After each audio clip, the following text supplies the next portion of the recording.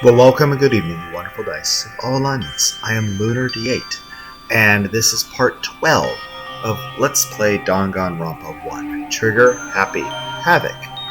When we last left off, Makoto and Kyoko were leaving the garbage area back to the rest of the place. We're climbing up an extremely long ladder. I still question why a school has any of these things. So, clicking back on the screen, OBS should be fine, everything. Yep, we should be fine. So, I want to double check OBS again. Yep, it's good. Hey, one more time. Yep, okay. So, back to the ladder climbing. We climbed into darkness. Hey. How did we survive falling? I wouldn't expect you to. I mean, if you fell, I don't think I'd be able to keep my... I'd probably try to catch you, but I'd probably lose my balance and both.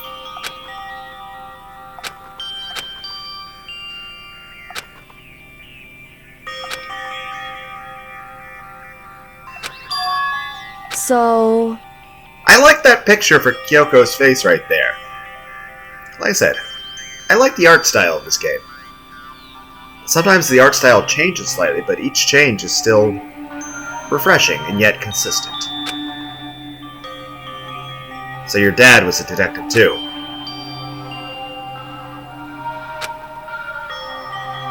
Wrong.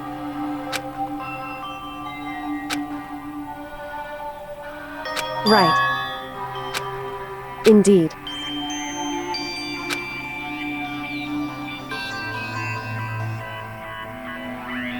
Basically, you're... what, House from... House show? You don't care about doing what's right. You don't care about... You just want to solve puzzles. You just want to, like... It's just what interests you. That's cool, I mean... I can support that. I mean, I read lots of books without interest of good or evil, just... It's just interest.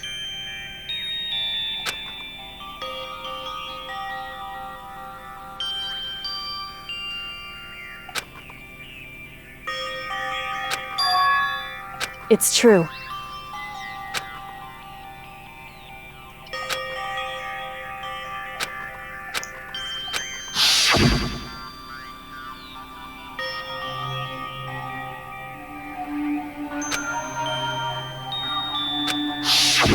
However,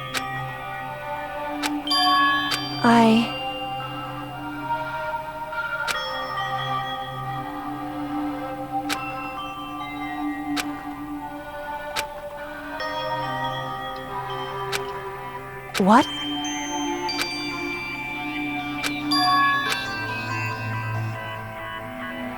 Wrong. However,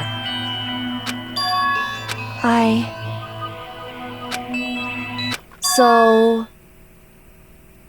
Okay, why? Yeah? Okay.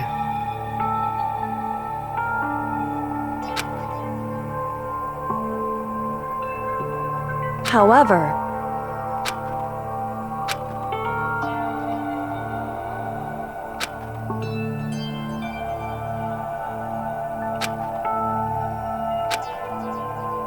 Right.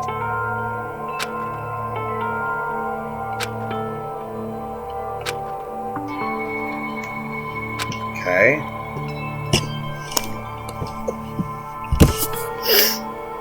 Gotcha.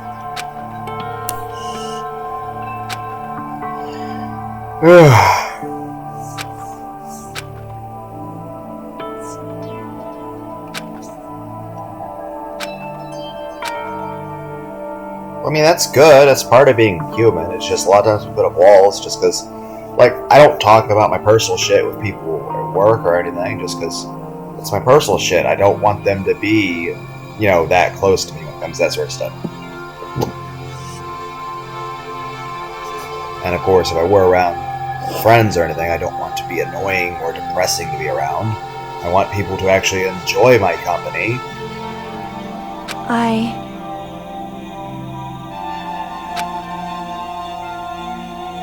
However,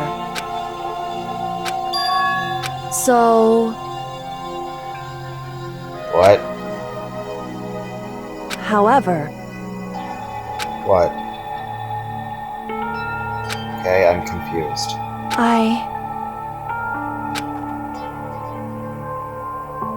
Correct.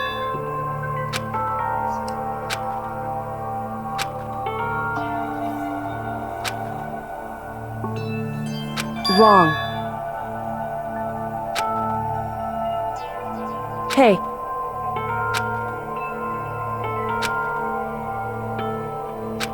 Well, emotions and it's time spent with people. A bond takes time. Love is like a plant. You gotta nurture it. You can either make love stronger or you can neglect it. And, plants die without water. Same is true of love. If you neglect love or abuse it, no matter how strong it is, it will die.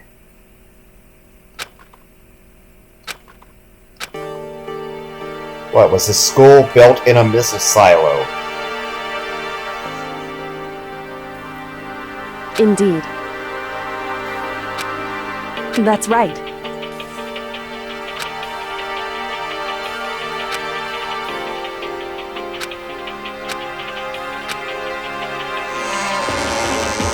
By the way, since Hifumi died, who's the one who's been doing trash duty? Whew.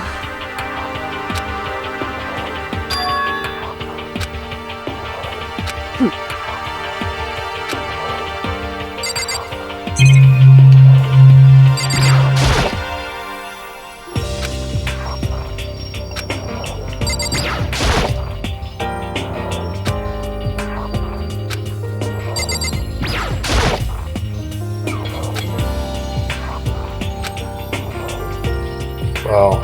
Listen. So then, in other words, however... Like, hey, Monokumo, wait. It's like, but you're dead. Don't matter. I'll kill you. You already carried out the punishment, man. You already had me executed. Fucking double jeopardy. You can't prosecute a person for the same crime twice, and you can't execute somebody twice. It's hell. It's even part of the Bill of Rights. Because at one point, what they would do is, even if somebody was innocent, you could just especially, putting someone through a trial over and over, you could always have them put to death. But more importantly is this, even if there was no evidence, and it was completely clear that the person was innocent, and there was no possible way of convicting them of the crime, you could still just keep charging them with the same crime over and over, and eventually you just render them completely destitute because, money and time and, reputation, you could ruin somebody, even if there was absolutely no evidence. Plus, you're endangering their life.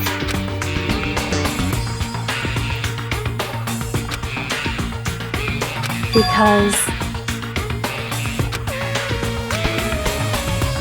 So...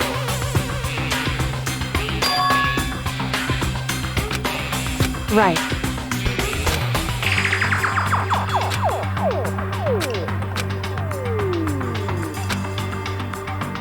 Indeed. Shall we go?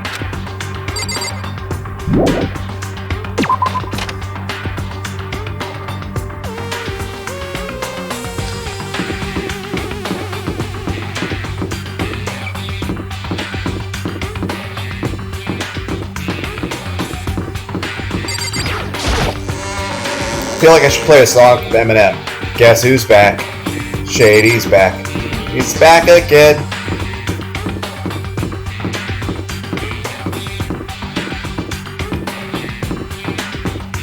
Makoto the Rapper.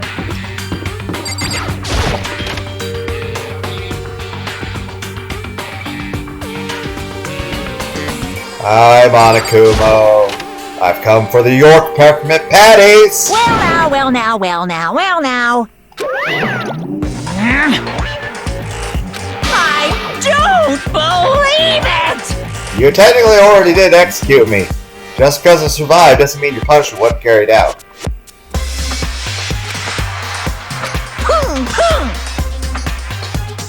I was punished. I fell in a hole. What? Just didn't kill me. Shing!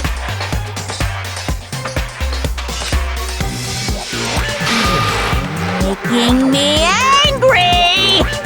You already punished me, so it's against the rules to do it again. Right. However, now,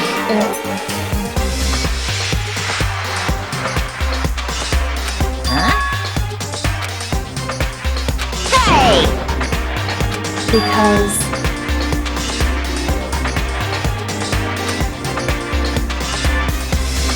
in other words, however,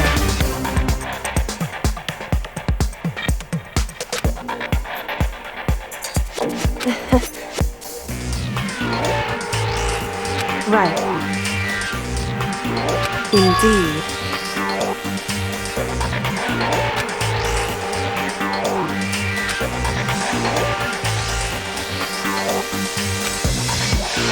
However,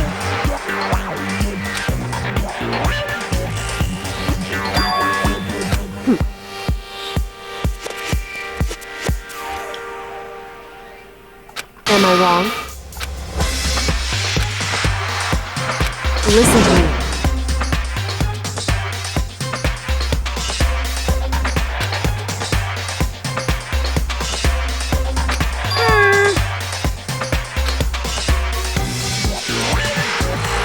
Well?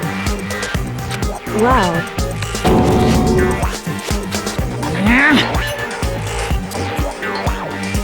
that doesn't matter. That's right.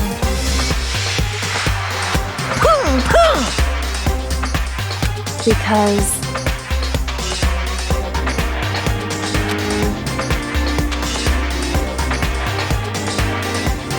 I'm pretty sure any normal person, don't you think like the crushy thing was kind of scary?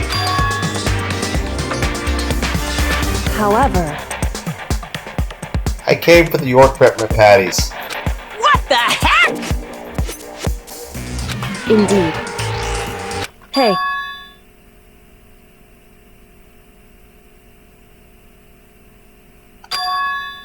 Indeed.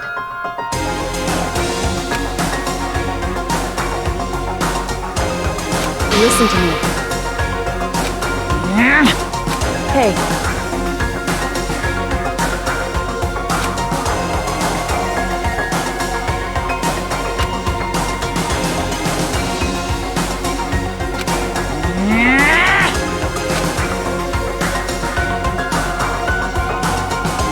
That's what we have to do. It's true. It's time for one last showdown. One final battle between hope and despair. Hey.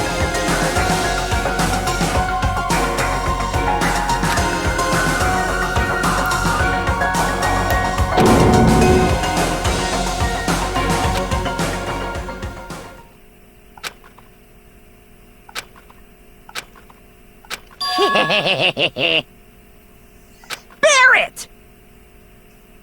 Because they're the kind of person that would set this thing up in the first place. Obviously, their motivations are slightly... What's wrong?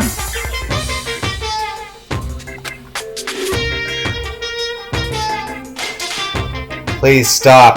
Please stop the puns! In other words, Wait, just execute me, please. Please, that's more merciful, man. You guys!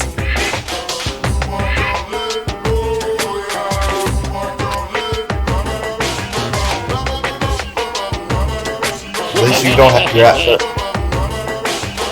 had one more thing. I can barely contain myself! Please stop pulling them out of your ass, man. Bear it!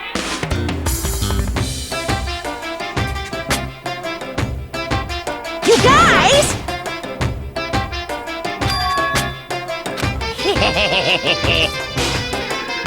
Thing is this, all these puns wouldn't be noticeable if I wasn't reading it in text form. I can barely contain myself! it's true.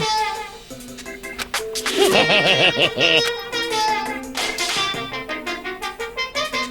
guys!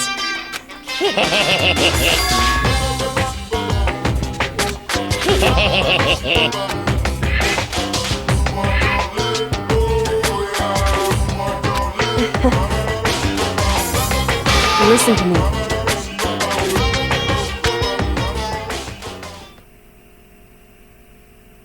Hey.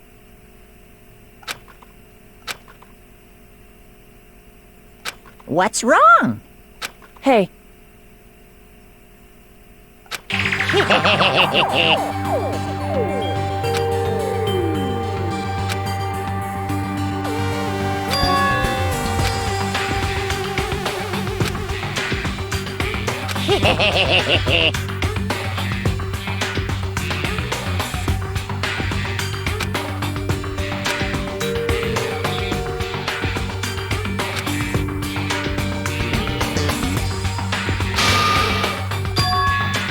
Listen.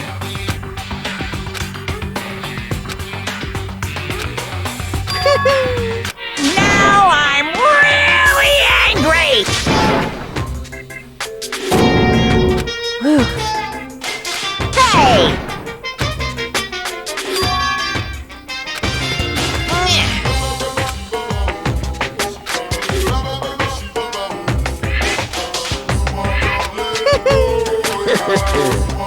Hey.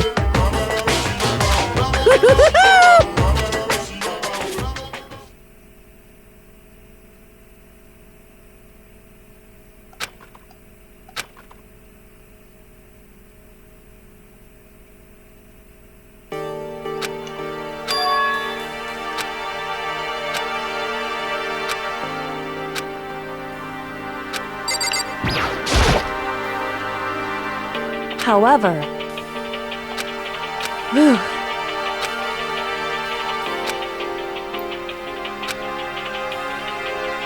So, because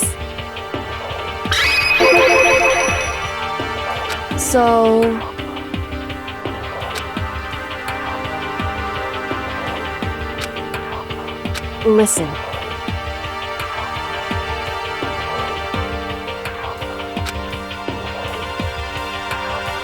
Indeed.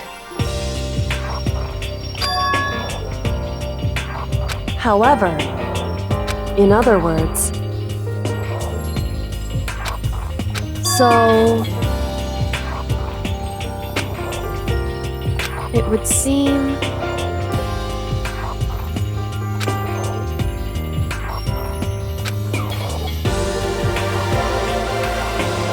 in other words,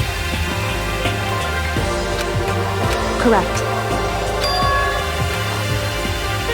Hey.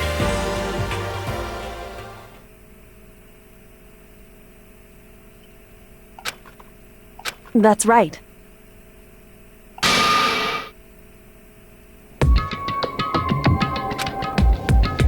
What is this, like the Heath Ledger thing? Joker in Dark Knight? You know, like, Joker's just trying to prove everyone's the same. I mean, technically, humans are capable of anything. It's just, one, it's a mix of our environment, a mix of what we choose to do ourselves.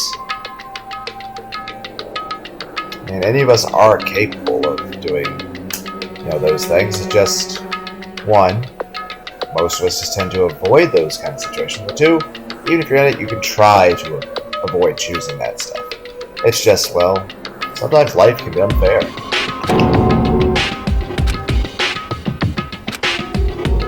It's true.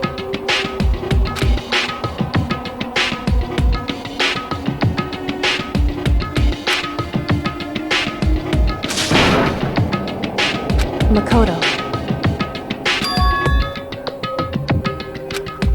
In other words,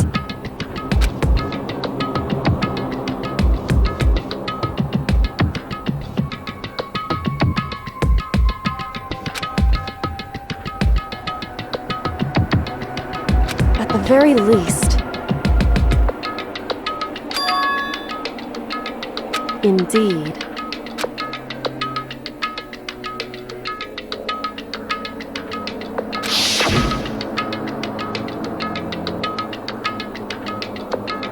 Yeah, that looks kind of painful. Right.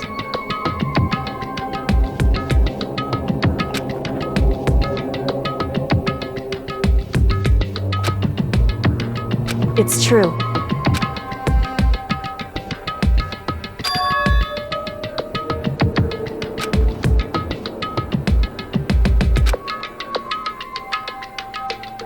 Indeed. In other words,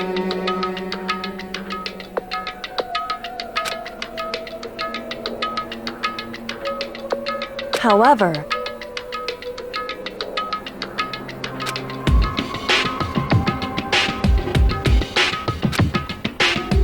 wrong. Whew.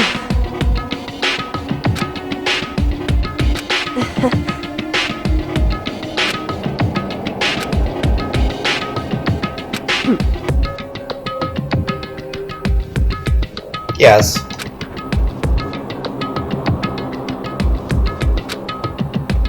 However, correct.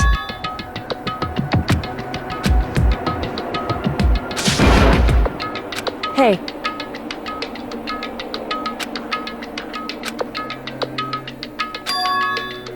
However, anyway, shall we go? Let's go find Hero first. I gotta tell him that there's a couple ghosts wandering the school. Hero. Hero. Hey, Kyoko, maybe we should get some chains and rattle them around, some bells and sheets. Actually, let's go to the store first.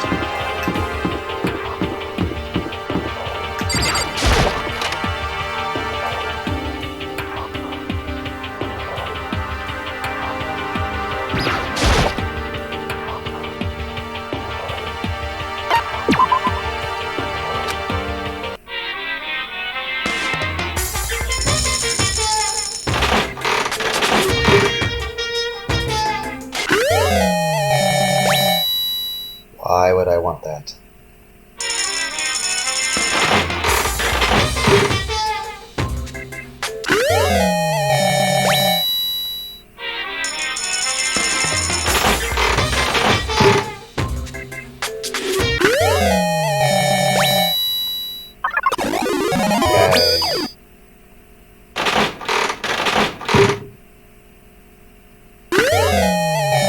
So many fucking scissors, and yet I don't think I have a chance to give any of this shit to Coco.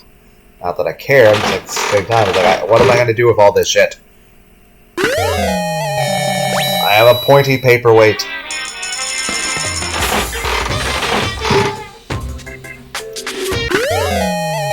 What the fuck is that?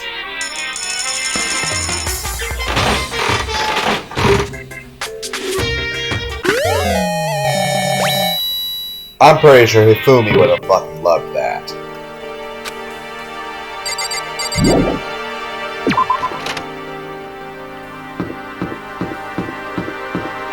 Could you imagine how much time it would take to grind for those items? Yeah, I don't care enough about any of those scenes. I'm sure they're out there on YouTube. Nighttime. Who's closest person? Yakia? Yakia! Hey. Damn it.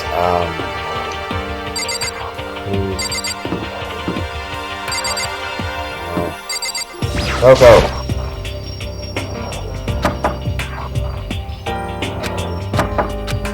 Hey. Hey. Ina.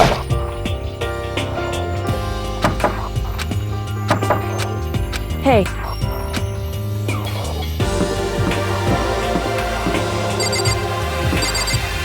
Hero.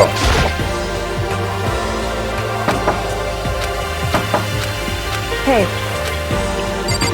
Lunchroom?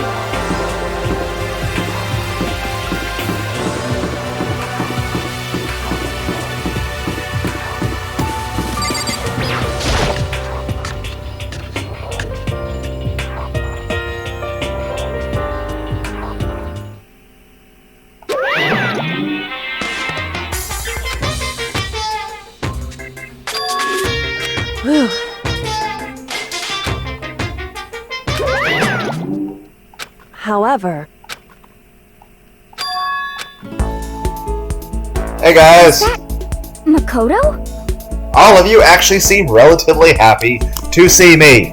Also, the center of the screen right now. Those are perfect. Those are absolutely perfect. You guys! It is! There's no two ways about it. That's Makoto. Huh? You survived? Jeez, you're like a stubborn little cockroach, you know that? I'm just asking to make sure, but you're not a ghost, right? I am. The only way to satiate the hunger of the ghost is York peppermint patties, though.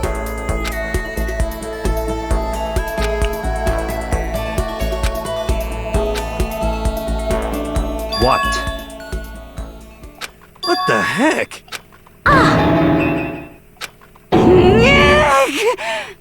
You are not one to talk.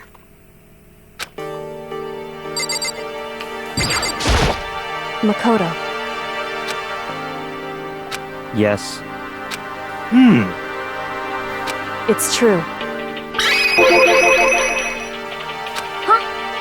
In other words, Huh? How about that? wrong. I see. Huh? That's right.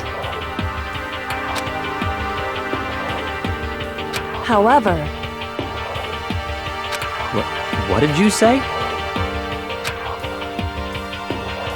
however,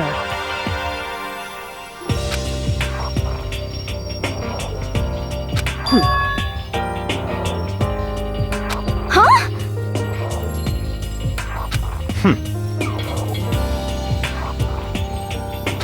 correct.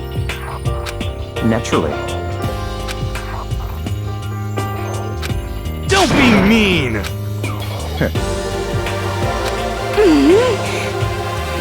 About that.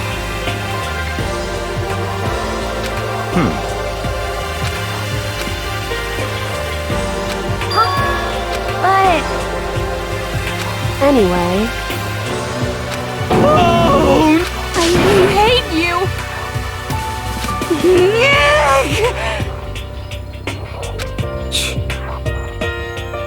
anyway, Interesting. But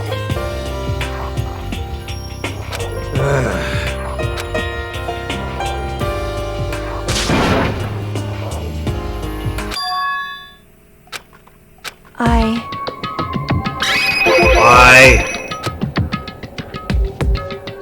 indeed.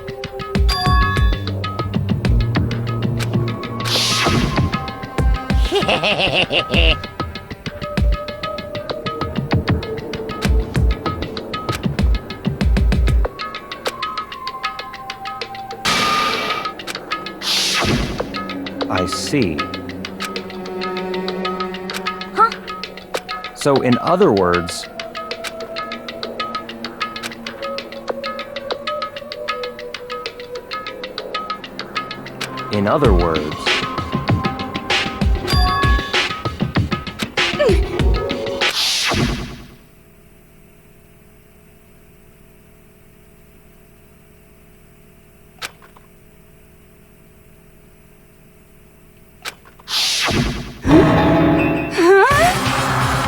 that's right.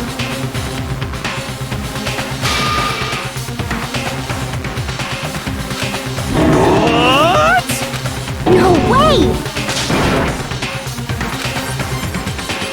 Indeed.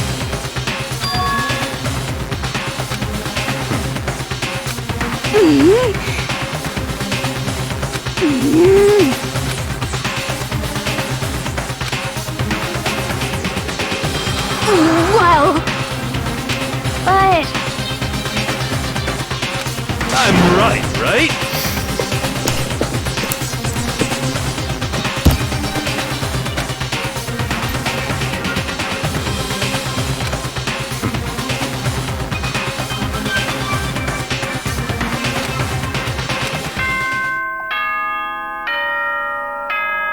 Yeah.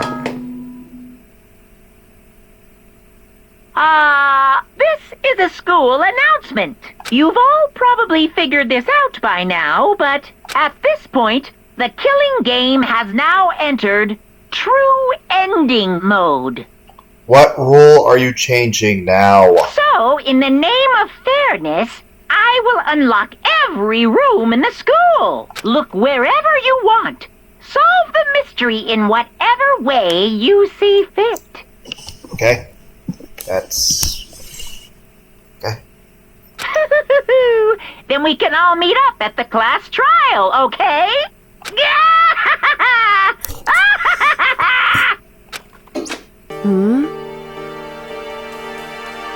That's fine. In the name of my family. I feel like that name's quite common in a lot. Like both Byakuya and Togami are used in a lot of animes and video games. Goodbye. Okay. Hey.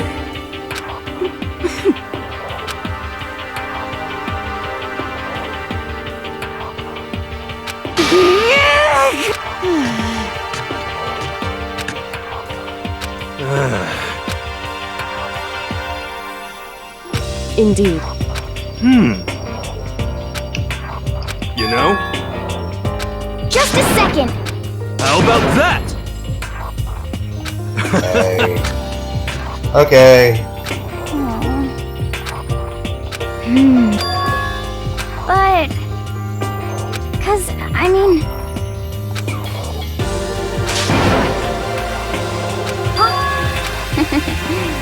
But... okay.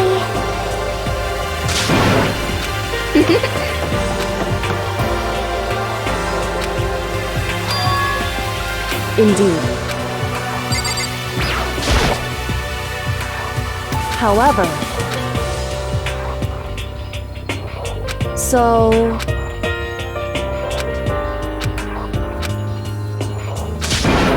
So then... Correct.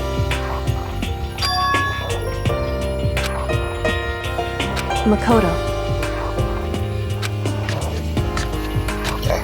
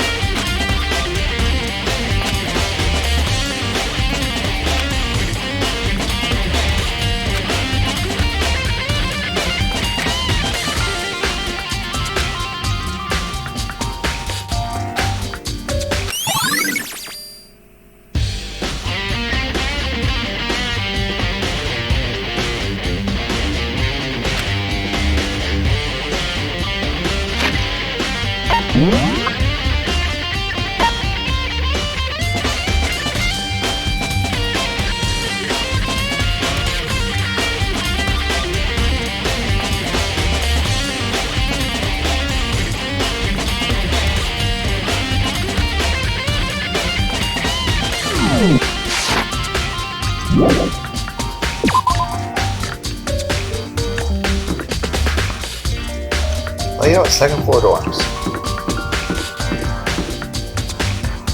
Wait a minute. What up?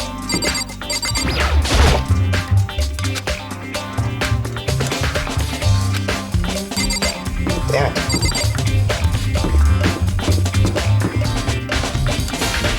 Warehouse. I was like, what is this?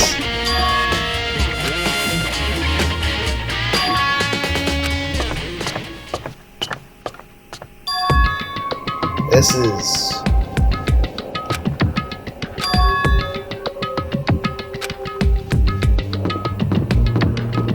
There's bathrooms and one room.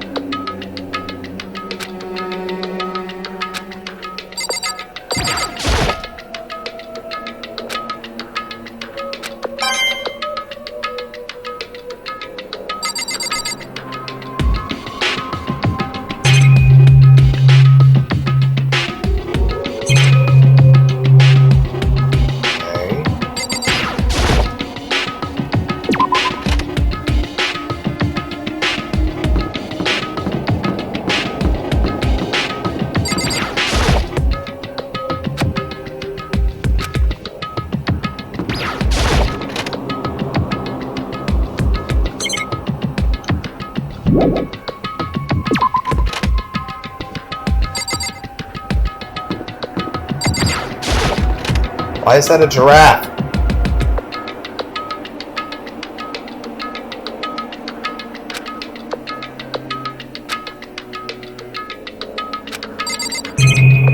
Holy shit.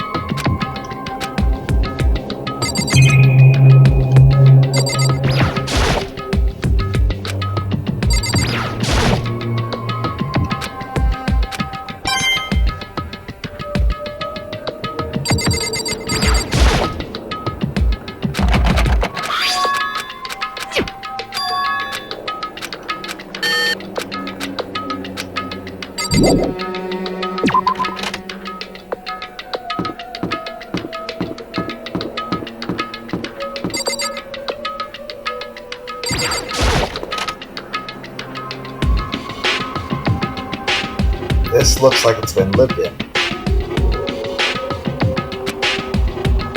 Correct.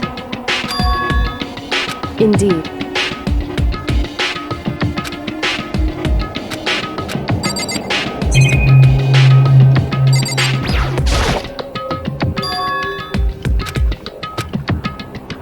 So, indeed.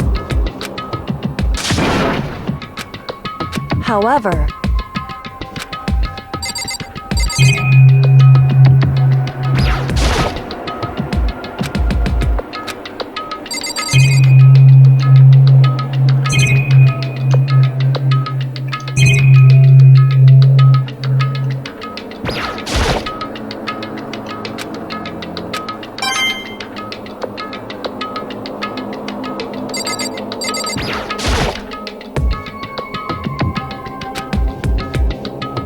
it would seem...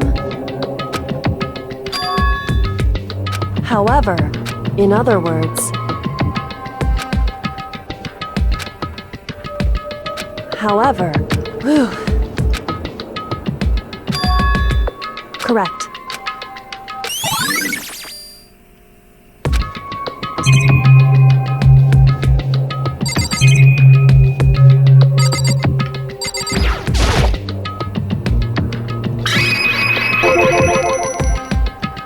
Indeed.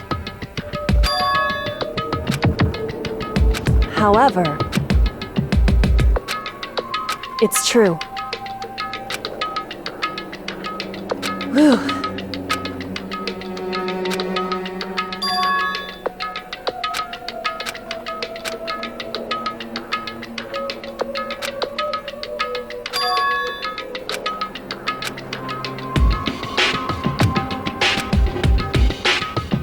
What?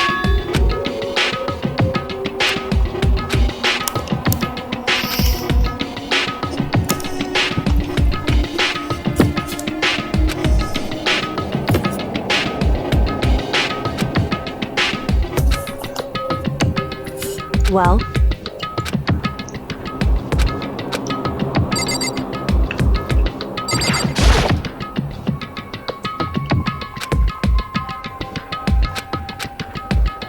Hey.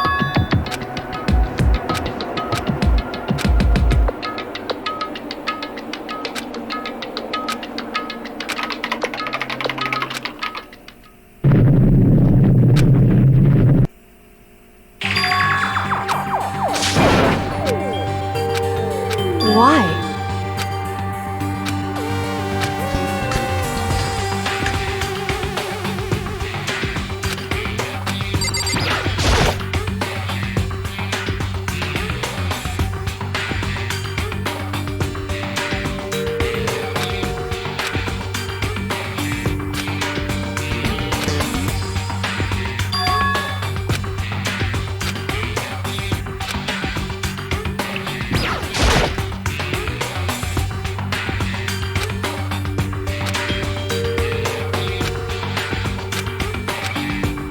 Makoto. It would seem... Oh, come on, what could I possibly see at this point that's that bad? Anyway... What? It's not like a severed head, is it? What's in the box?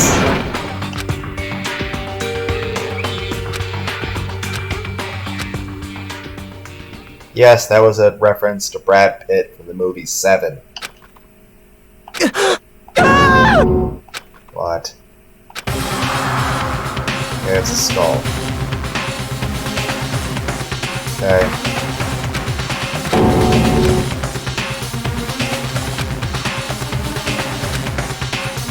I see. Is this your dad?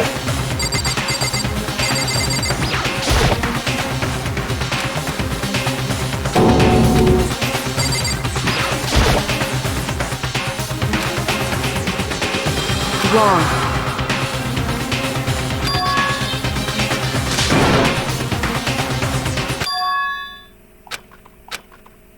Correct.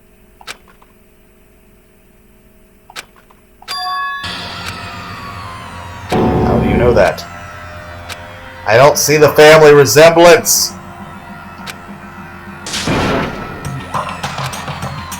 So...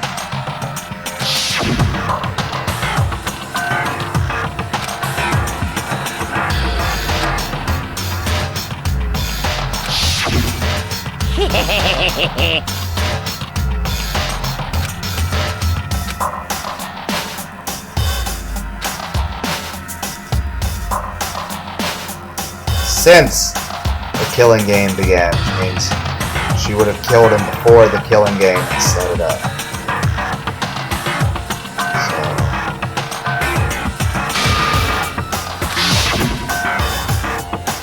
Kuro's dead. So, we at least have the explosion confirmed that.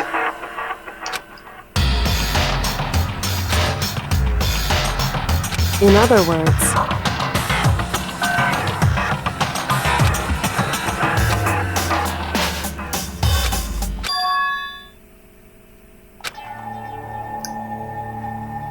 Not gonna force you to hug me, but like, if you would like a hug, you can have one if you want.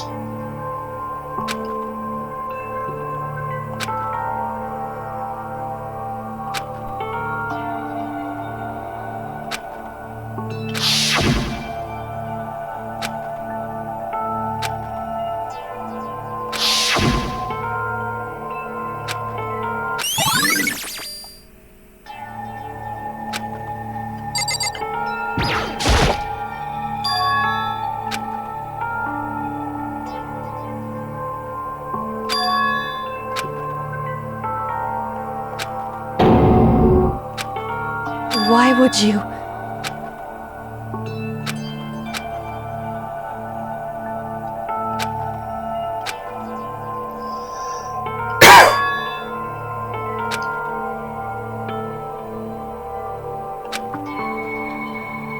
Well, I mean, yeah, how could you not care about your child? Why?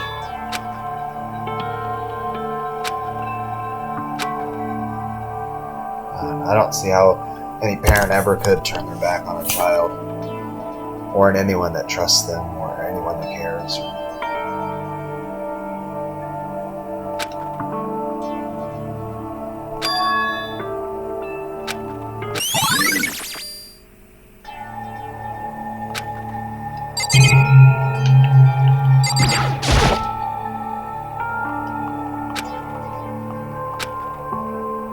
Hey.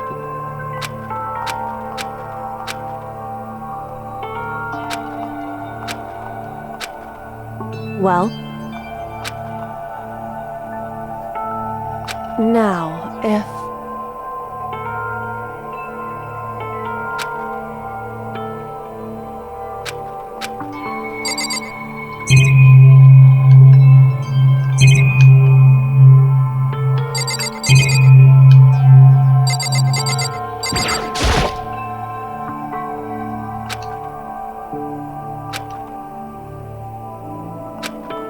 Hey, because...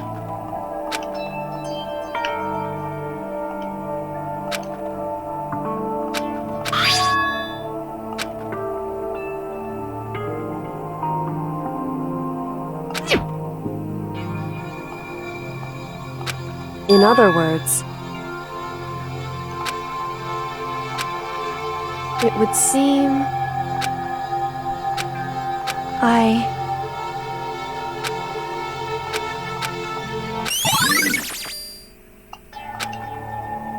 Hey. So... Hey. Correct. Just a sec.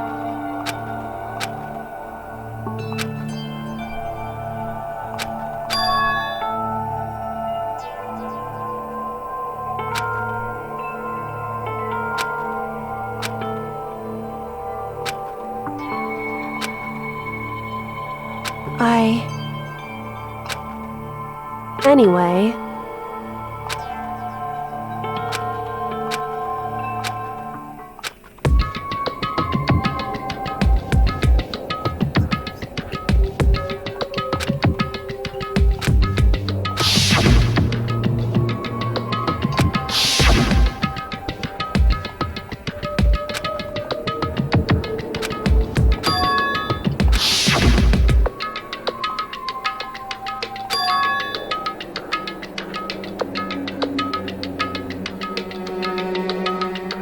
So what, like a World War III thing happened, they put us here to try to save our lives, but then somebody else killed them and took over this for shits and giggles?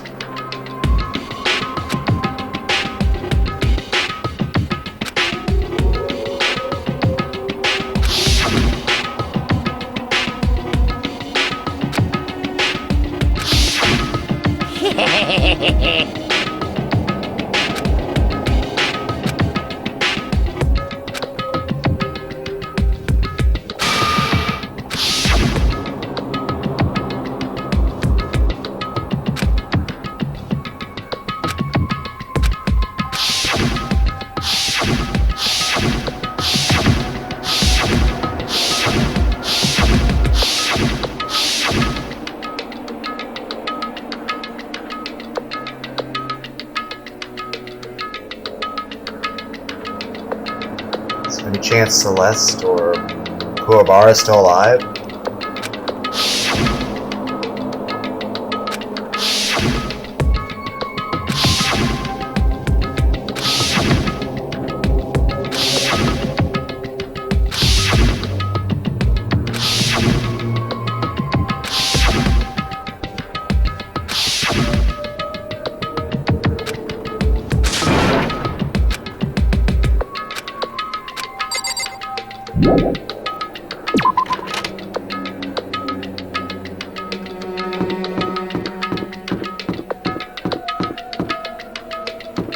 Yes, I need the map to not get lost. Yes, it's just a long hallway.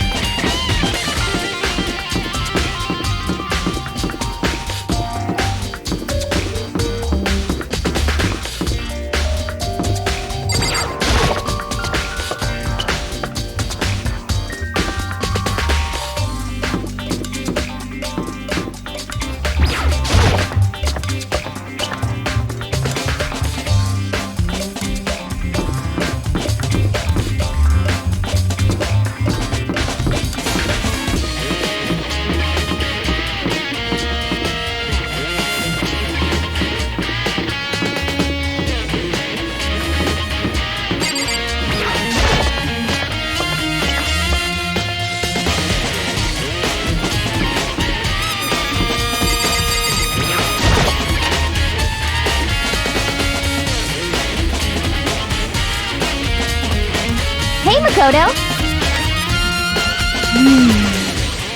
Yeah.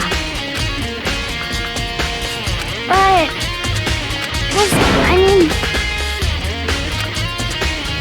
Great! I'm worried if I open this, I'll die. You open it for me? What about me?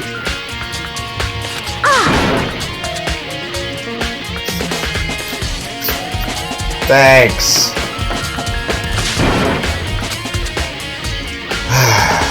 Appreciate it.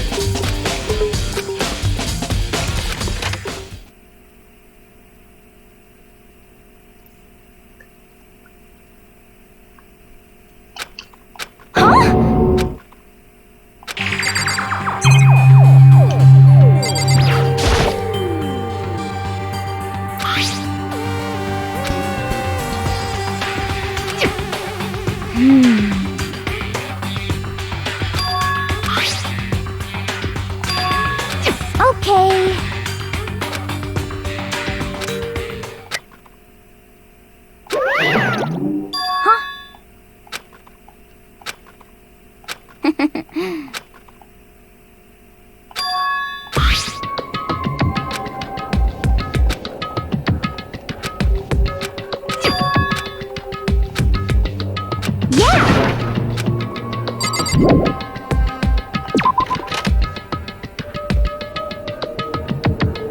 Okay, so at least know how they're controlling them on it at the moment.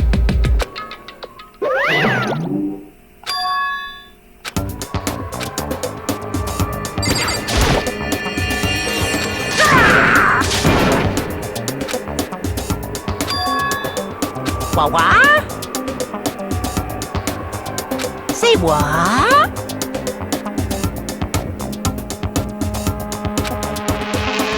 Hello. Found it. Too bad.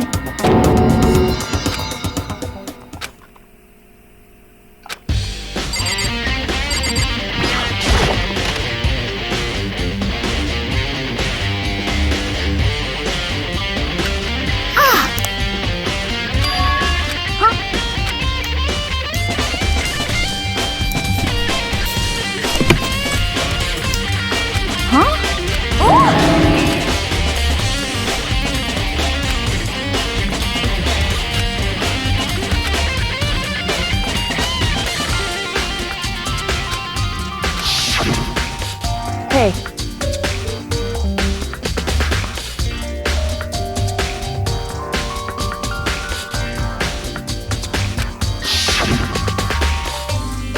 But...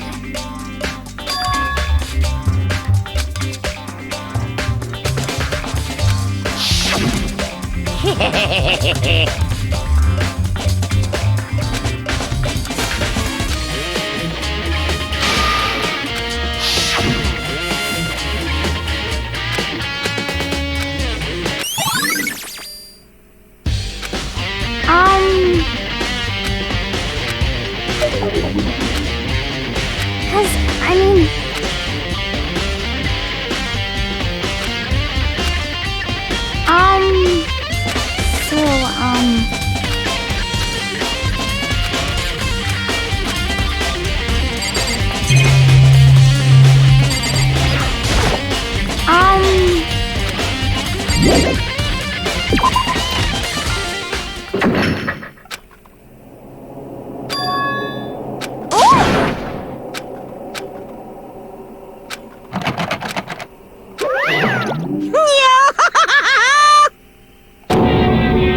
Just a second!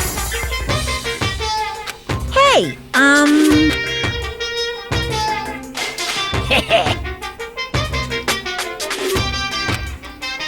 Yep. Yes, indeed. You're a liar!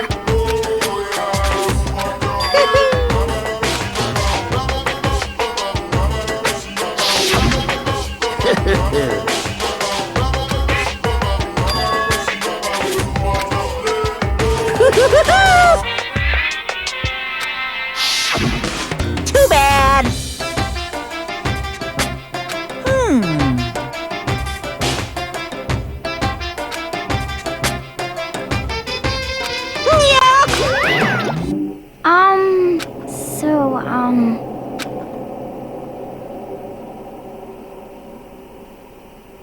Huh?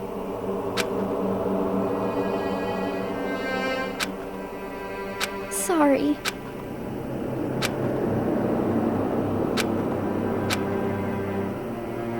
Okay. You got it!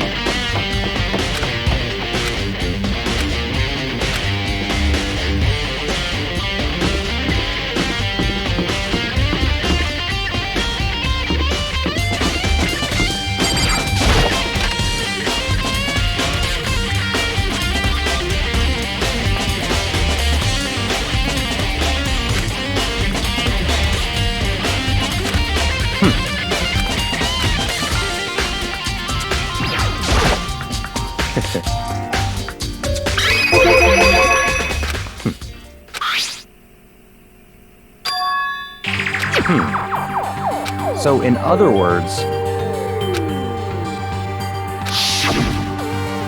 I see.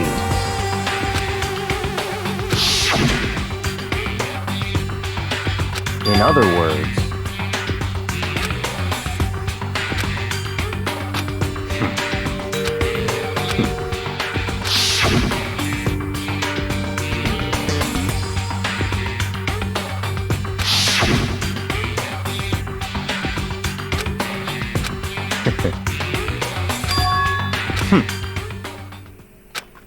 so, in other words,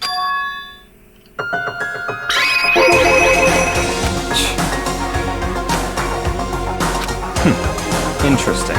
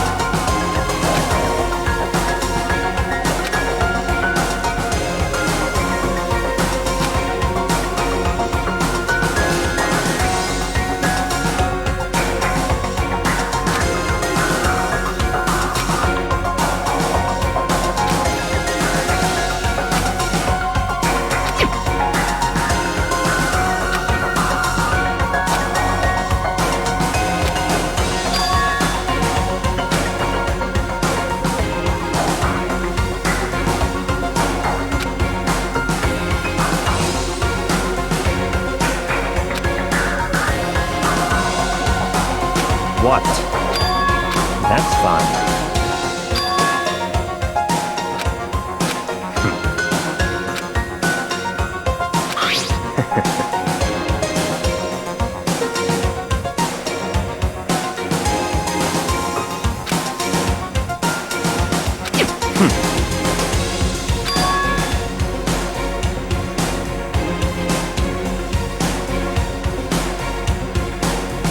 £97.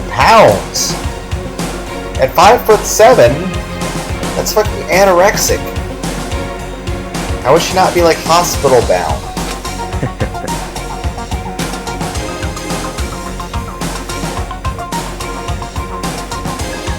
Stop talking.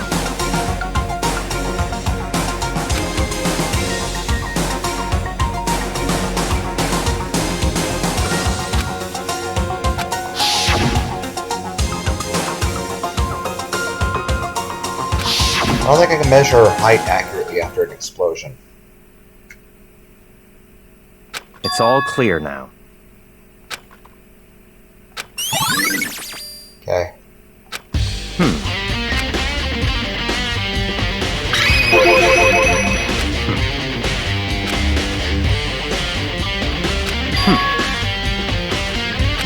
In other words,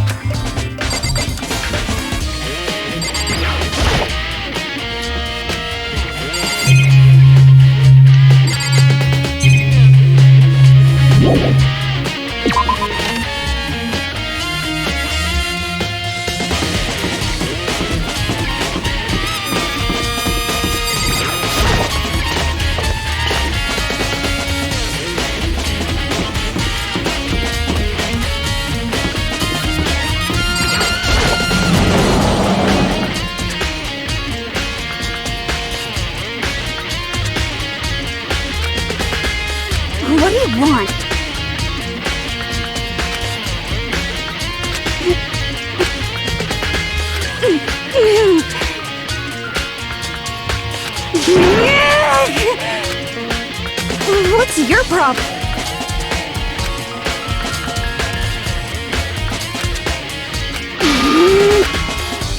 Oh, yeah.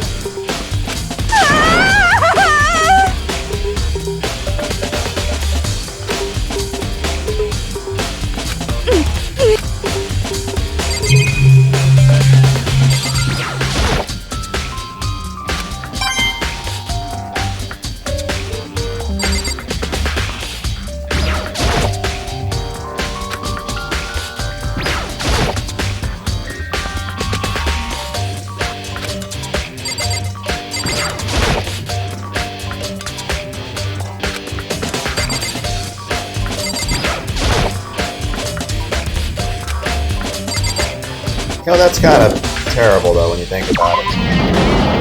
Fucking dojo stuff opened right after Sakura died. They opened the thing that the person who just died would be the most interested in using.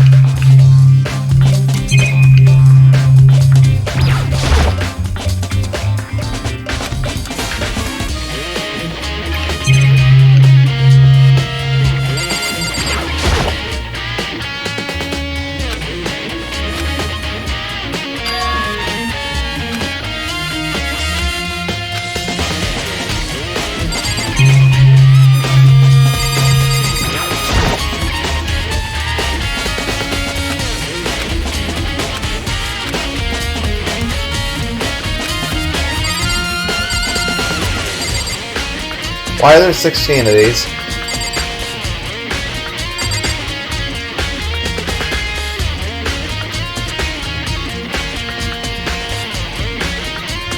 There's 16 students. There's 16. Why?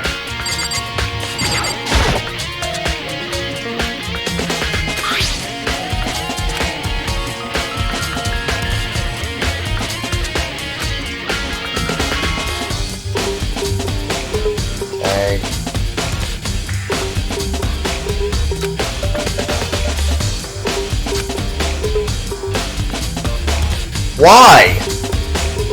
What, for organ transplants?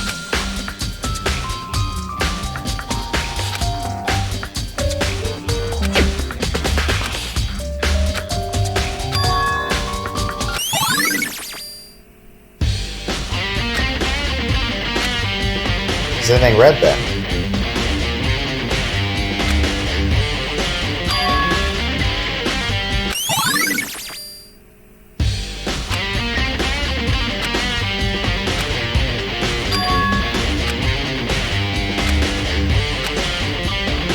Any of them?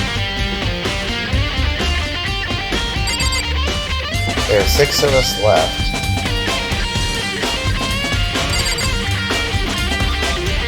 Eight. It's only 5. That's me, Kyoko, Hina, Moko, Byakuya, Hiro, and 6 and 7.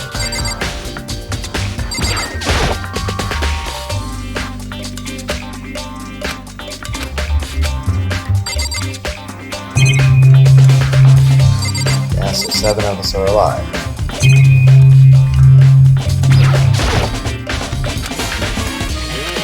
Hey, that tarp from the...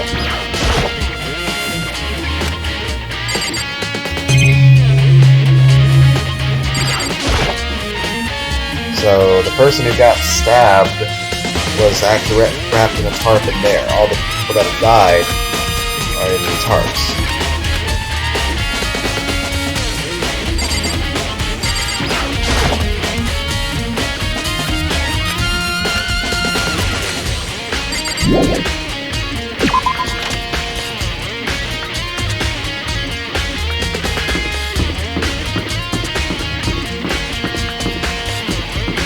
Which means the body that's up here was taken out.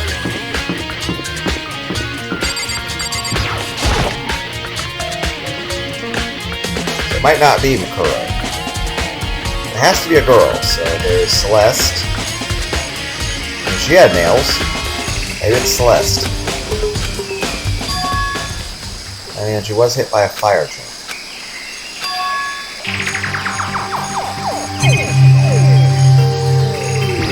Eat it.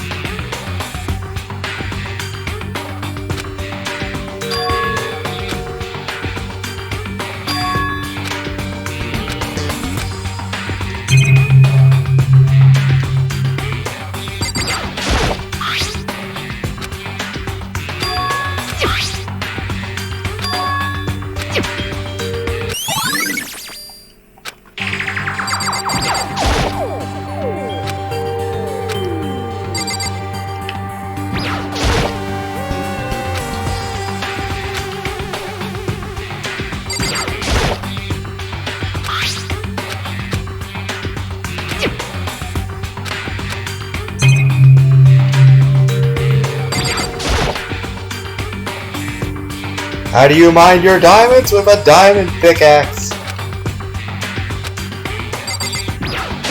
Ray still plays, been doing a lot of stuff in Minecraft, Lucky Blocks. He does a lot of shit to stream. I remember making a lot of jokes about Gray still plays in the Zonky Zero playthrough, which I will never return to. I played it up to a certain point, and I'm like, nope.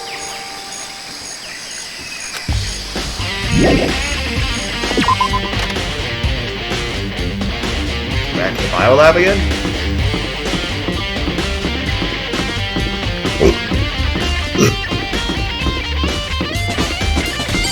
Now, if the body's in here now, I mean... Nope, it's still empty.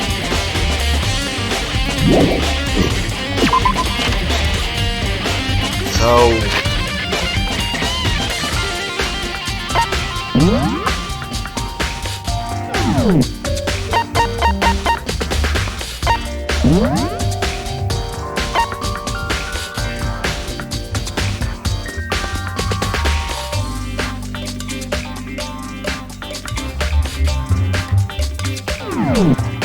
Where am I supposed to go now?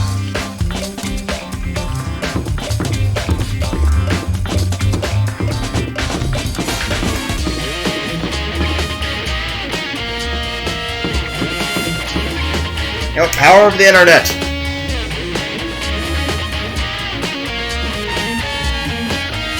I don't know where I'm supposed to go. I don't want to search the entire game. That'll be boring and it will take forever.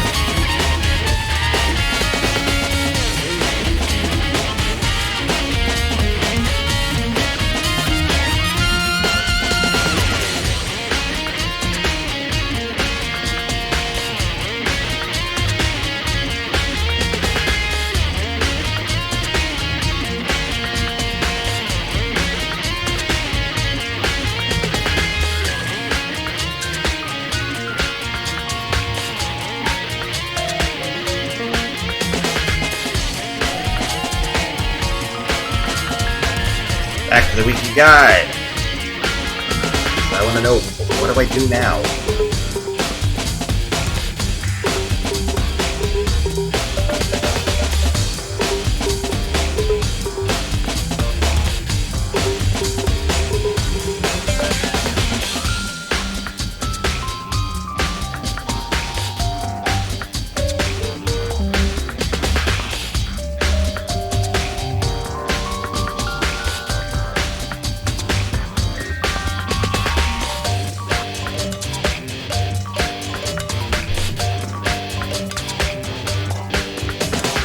Apparently there's a locker room right next to the headmaster's thing.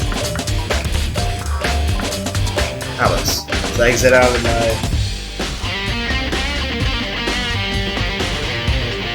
I feel like I gotta go pee. I'm trying to hold it, okay? Anyway, headmaster's thing. Floor down. Apparently there's a locker room next to it.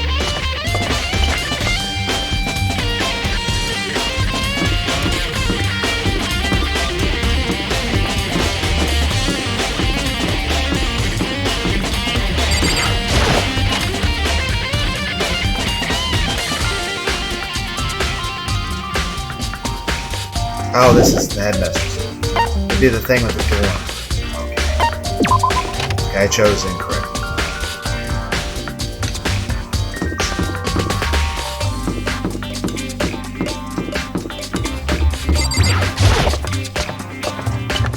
Oh, the handbook! Right, the emergency handbook. I can open lockers with it. Right, makes sense. That's the whole line.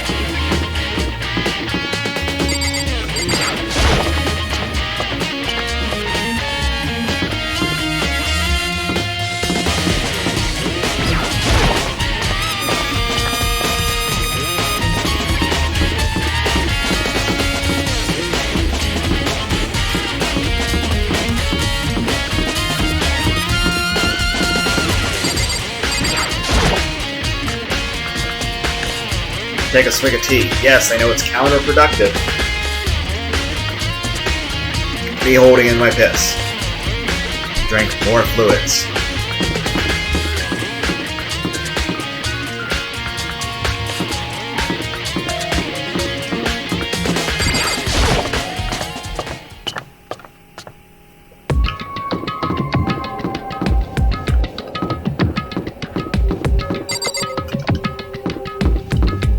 Why is there an eye there?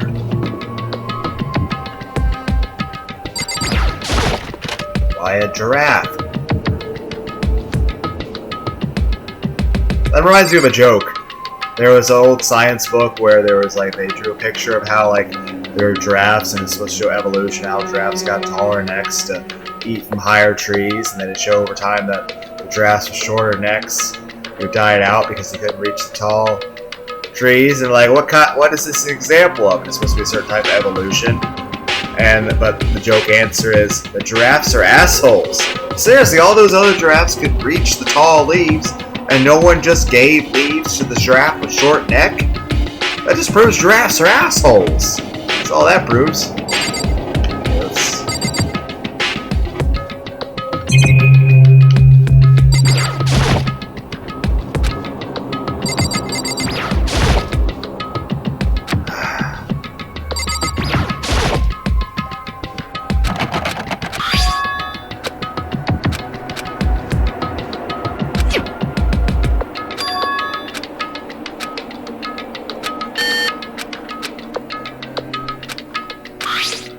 Yep.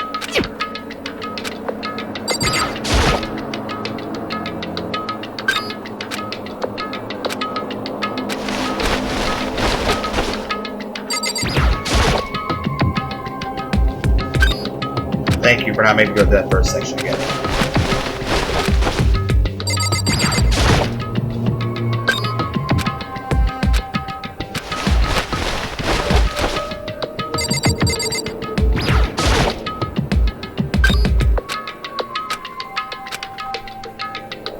Okay.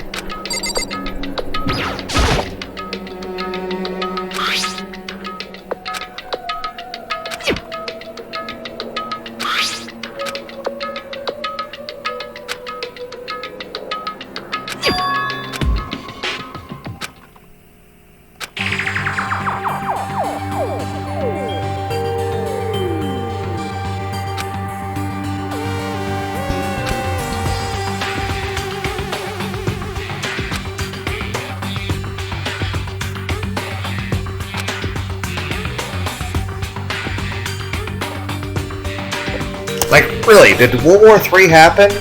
And that they're like, hey, we gotta keep you guys safe. So that you guys can rebuild humanity. But, you know, there's some other survivors that are just assholes. Yes. What, like Resident Evil 20? Like, virus shit? Like, what's happening? This game, I think, came out probably when zombies were popular? What happened out there? Is it a zombie apocalypse?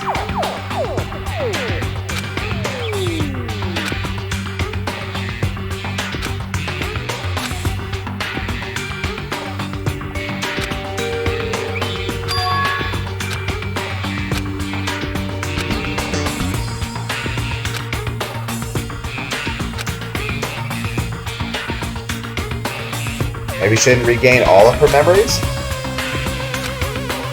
Or maybe Kyoko's not an only child. But it does seem like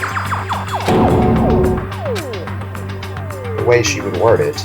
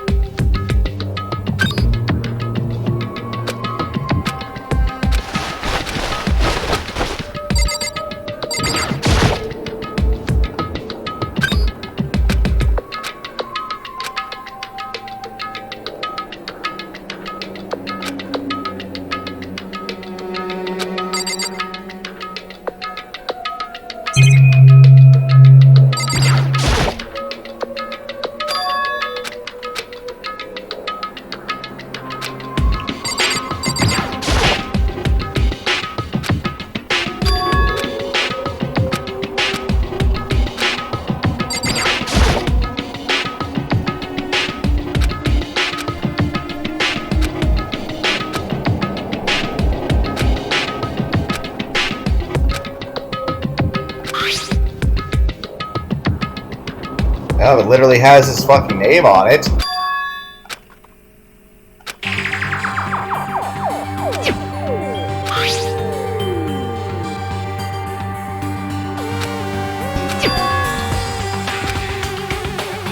He did say he got held back a lot, but...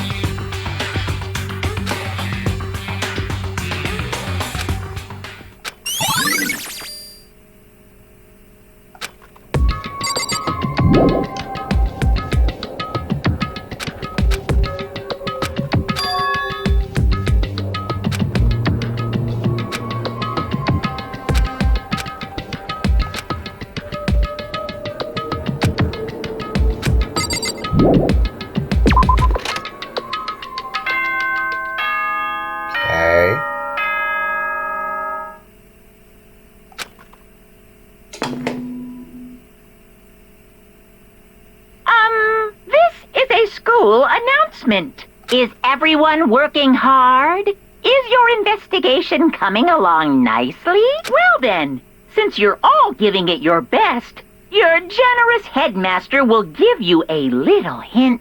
For those of you who are interested, please make your way to the gym ASA possible. I have never heard that said before. ASA possible. I am going to use that. I don't know when, I don't know how, because honestly, if I could predict when I'm going to be able to use that in a phrase, I'd probably be able to win the fucking lottery. Not that I play, because I don't really gamble unless it's video games, not real money.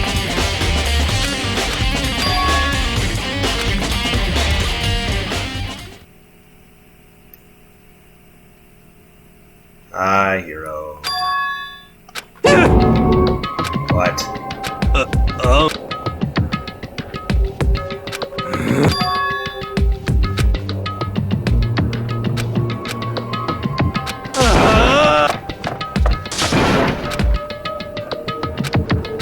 Okay.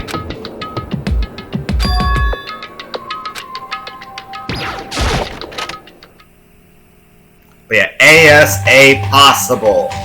I'm going to use that whenever the time comes. I'm going to remember that. In real life, too, I'm going to use that. Not just in these videos. But I'm going to use that from now on if I ever find it appropriate. But I'm going to try not to force it. I am Monokuma! Yeah, what?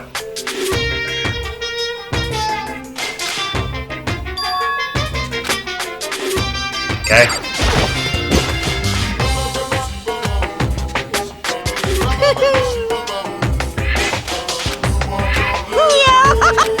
Okay, what? This music feels inappropriate, man.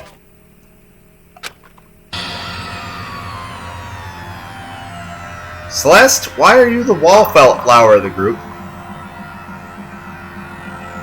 Okay, there's Murakuro. She seems like she needs to be more... Kafumi! It seems like you and Sakura were starting to hook up. You know what? Actually, good for you guys. Hiro got hung back quite a bit. Leon and Saya are... And we got Kuwabara. We got Taka right there. There's Junko. And again, I'm staring right at the fucking cleavage. And there's Chihiro. There's Kyoko, Toko, Byaka.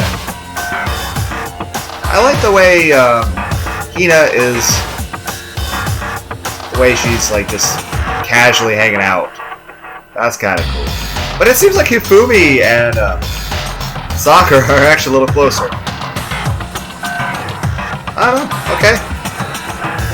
That could actually be a healthy relationship, too. I don't know.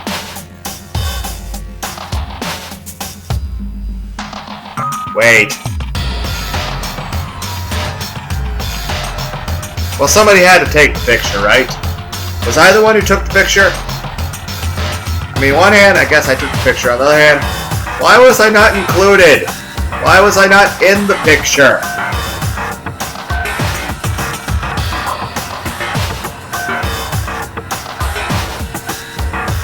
Why am I not in the picture? I feel left out. Like the rest of fucking life.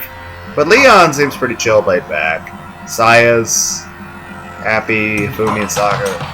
Hiro's same as always. Mercuro, I mean, I never really get a chance to talk to her. Kuwabara. Celeste is more wallflower. Junko. That skirt seems a little short. And the cleavage. Granted, I can't see her face, but again, other things are definitely drawing my attention. Kyoko seems... Toko and Chihiro and, you know.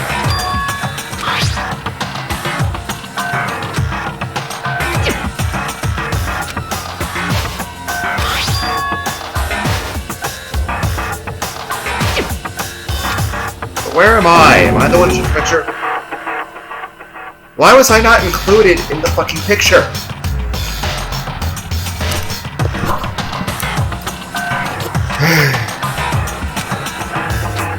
Why am I not?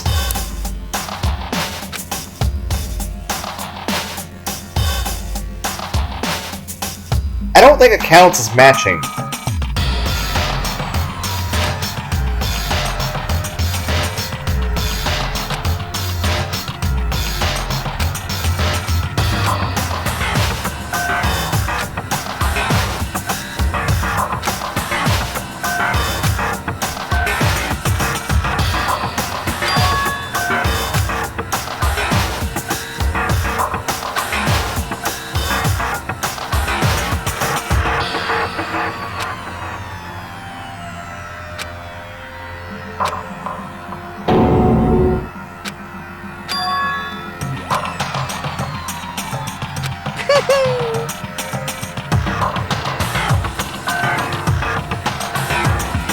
You know,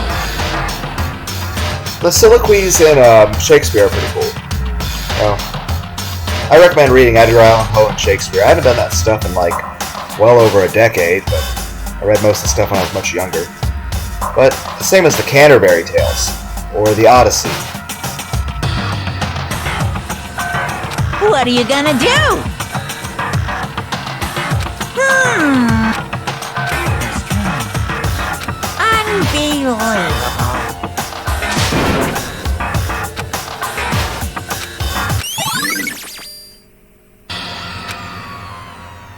Okay.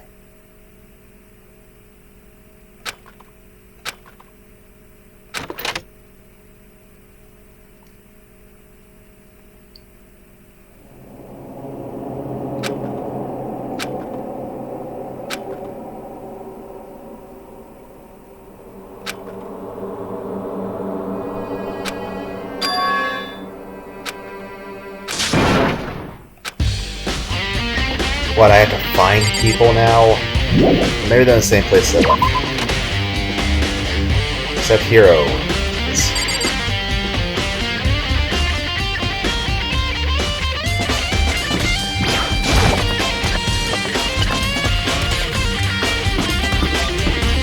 Okay, you would be in the library, Yakuya, so...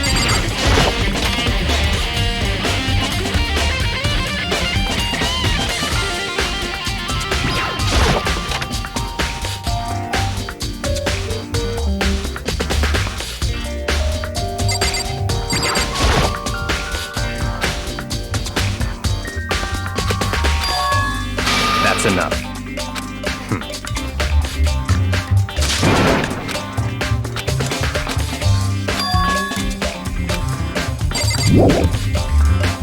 Okay.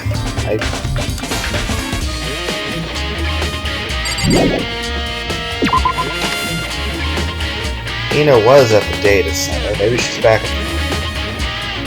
No, that would make sense.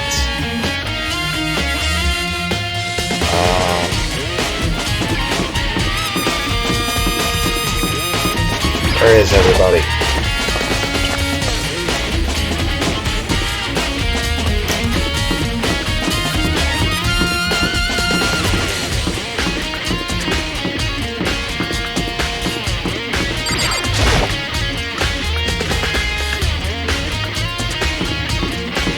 Is anybody in here? Are you eating? I mean, you can't be in the data center anymore because we got kicked out. By kicked out and then we left. Yep. Donuts.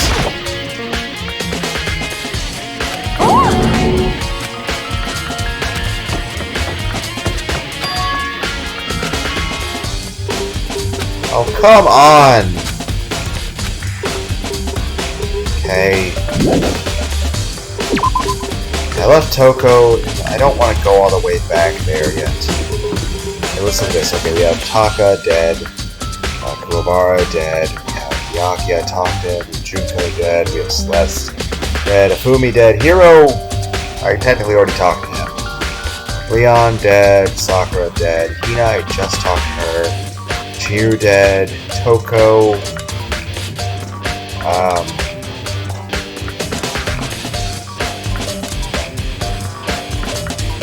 Saya?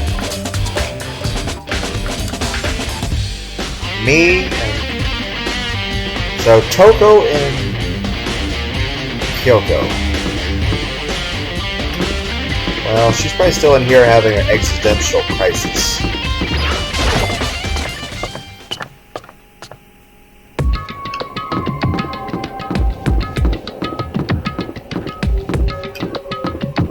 But then again, she had to go to the library in order to see the picture. But let's check here. Maybe she came back here after that.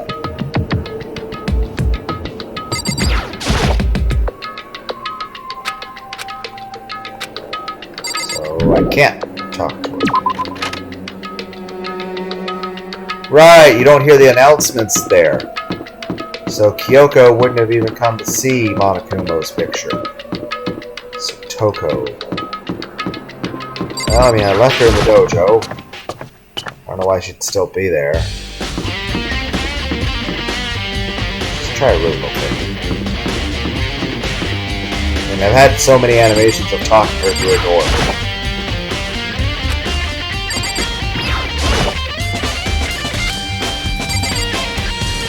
Go to people's doors? Well, you're dead, right? So, I can go in your house, right? Oh, okay, fine. Dojo.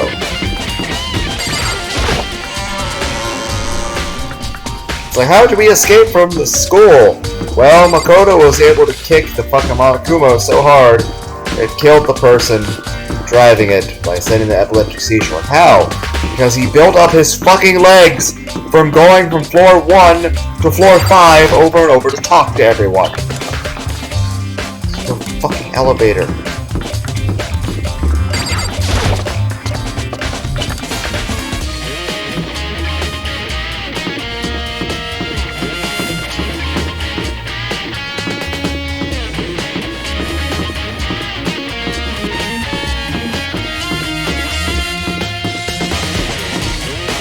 That's not stairs.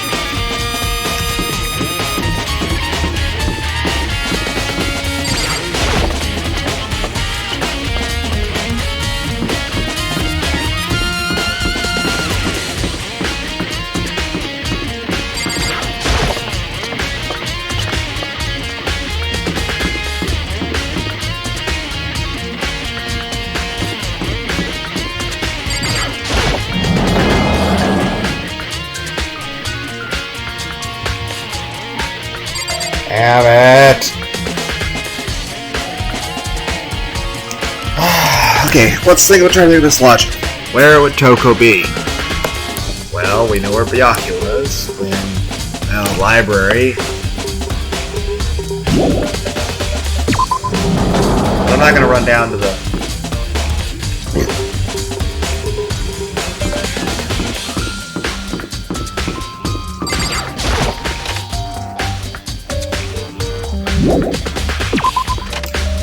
Okay, back to the power of the internet. Because this will be faster than me going around checking every single fucking room.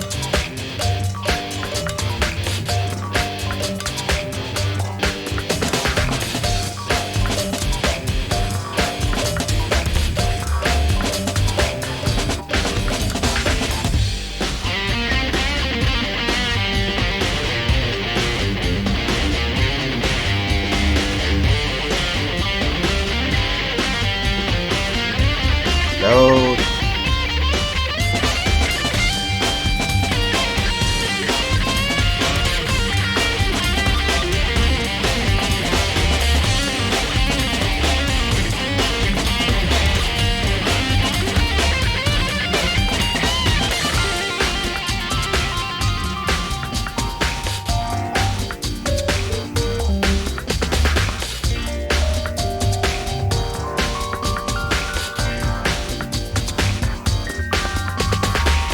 So I have to go to the garden?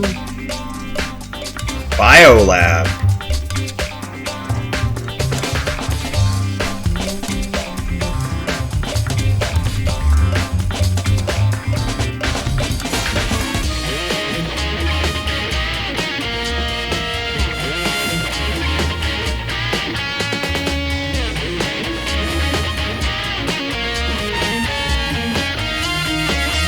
The AV room.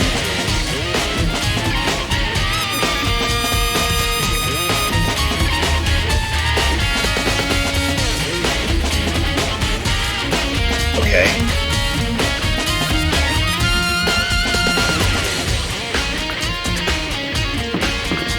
So apparently I have to go to the garden and talk to Hiro, and then Toko... Okay, I have to pee. I can't hold it. I'll be back.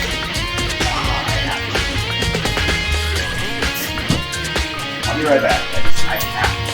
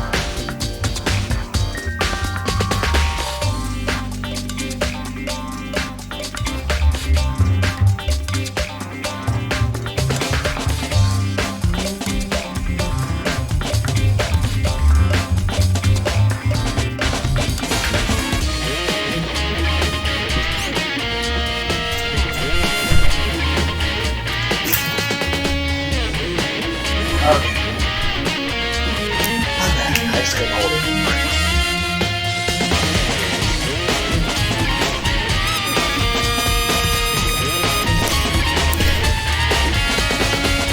But apparently Toko and Zero's in here, and Toko and Kyoko are both in the biolab. For some reason. Hi, Hero. We have lots to talk about. What about your book?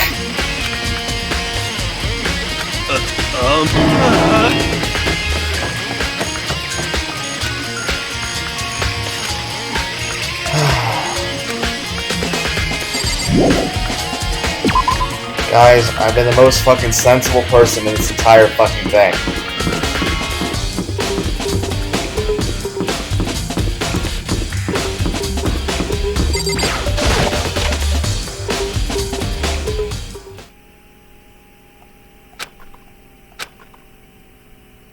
Toko! This is not a good place to be sleeping. Wake up!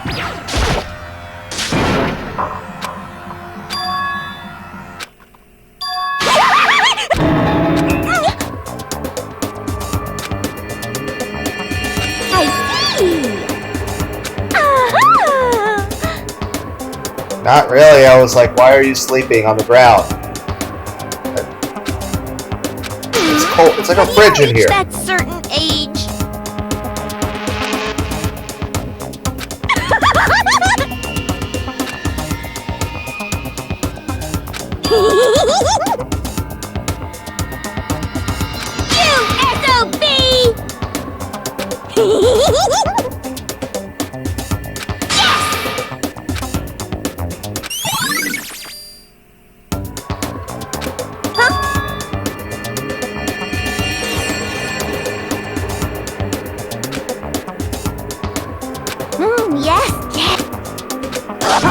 I'm on fire!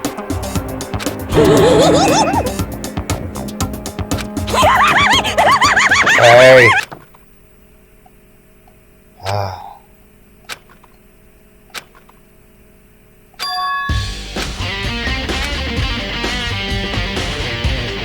Well, at least it's the same number of things, so she opened one of the things that are closed.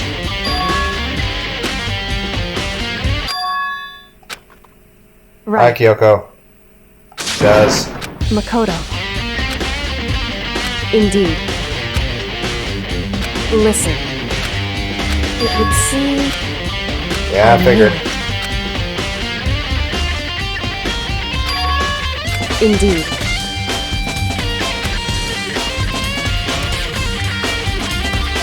It would seem...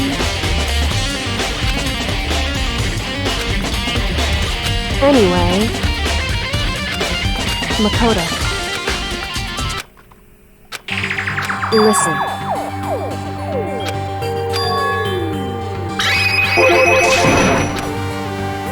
I see.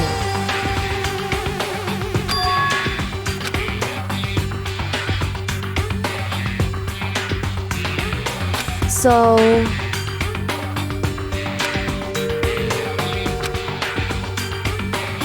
Makoto. So then...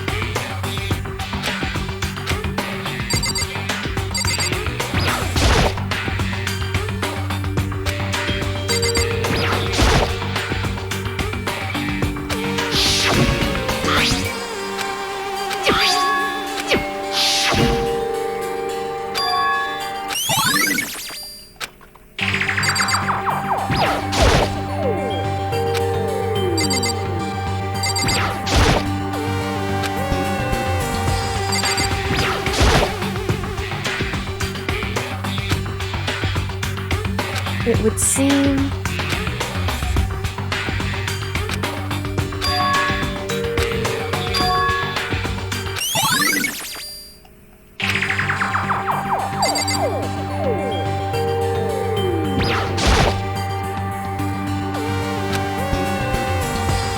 It would...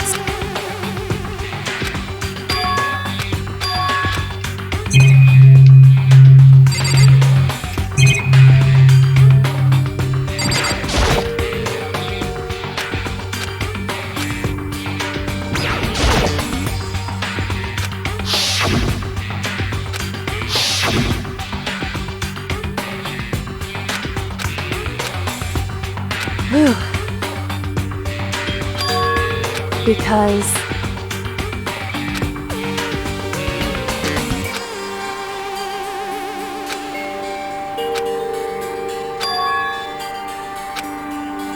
Whew. Indeed. Whew. Indeed. Indeed.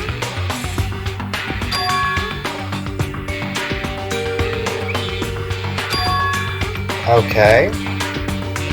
Well, they said there was old scarring, but...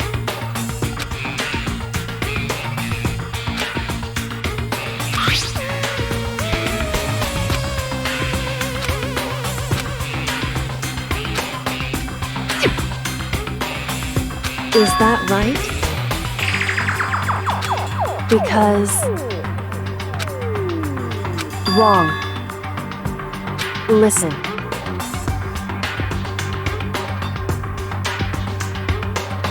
However...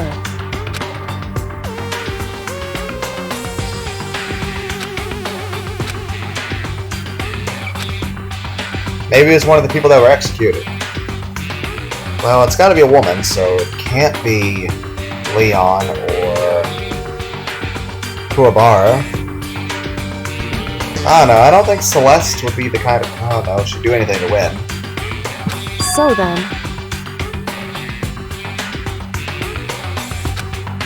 At the very least...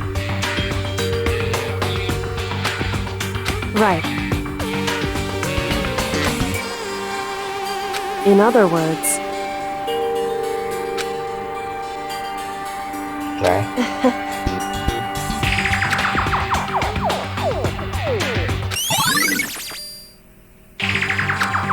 Hey.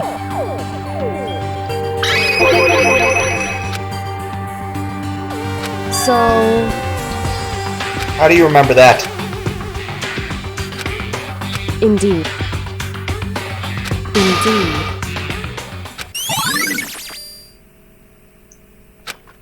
And...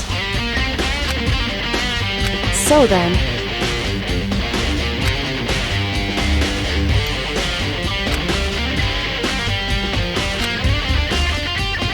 Why?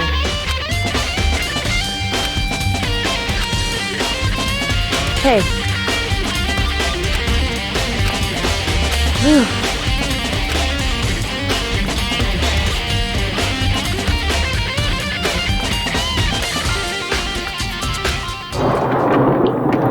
So then...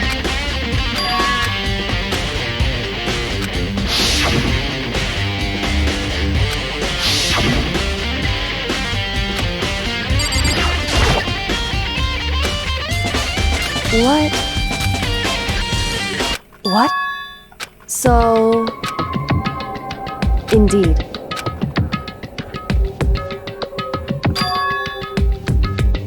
I see. And?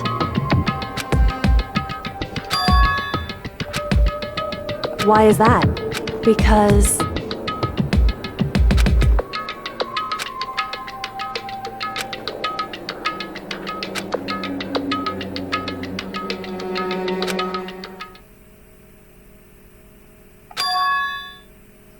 What? If that's true... What video? Makoto.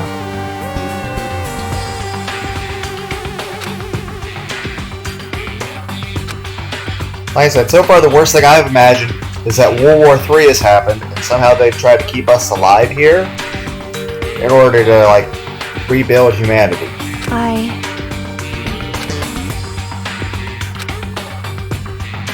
So... Oh, okay. Makoto. Good point. Urgent interviews. So... Anyway...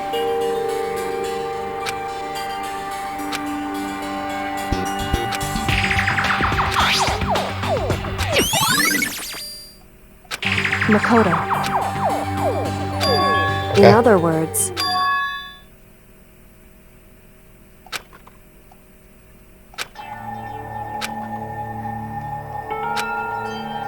However...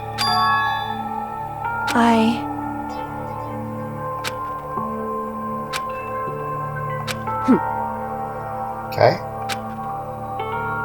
Why?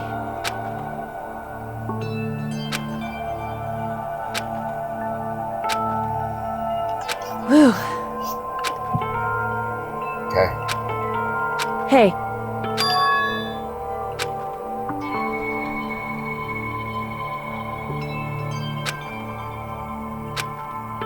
Makoto.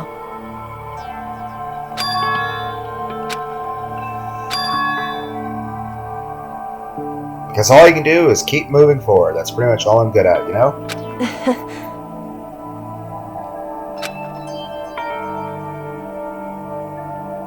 That's a very good philosophy to live by, though it can be very hard. So then...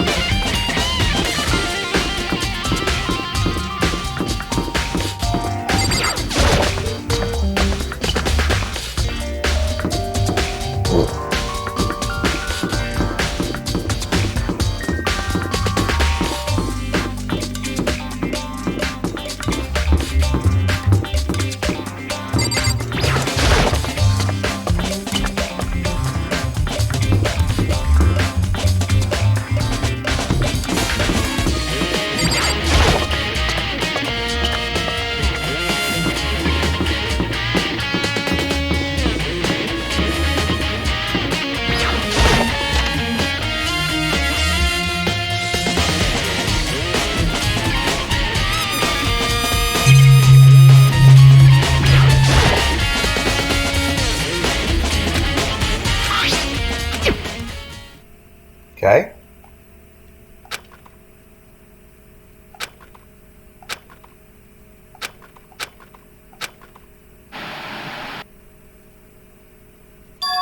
Oh, Saya!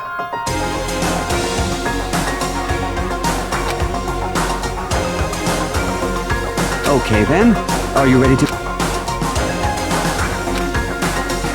It's probably Kyoko's dad, actually. I do apologize, but I hope you don't mind if I record our conversation. I'm a little slow, you know. Why does Kyoko's dad sound like me? I never really got the hang of taking notes while having a conversation.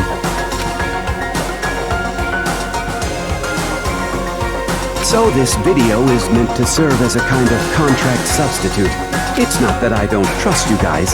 It's more like insurance. So please don't worry too much. Now then, let me get straight to the point. Well, I can recognize the scene that's in the headmaster's office. There is a chance that you may have to spend the rest of your life here in the school. Can you accept that?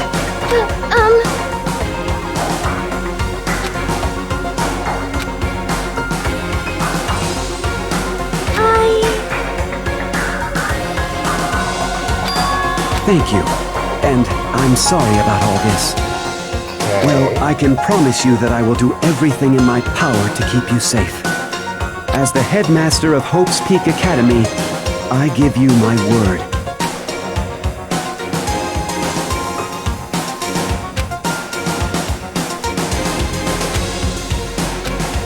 What, just Saya, or I get to see everyone else's?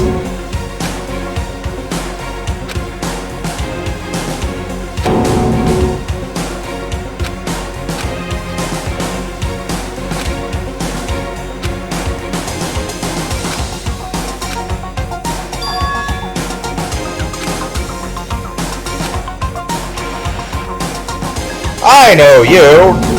So that's the I understand thing. So, Makoto, before we begin, yes.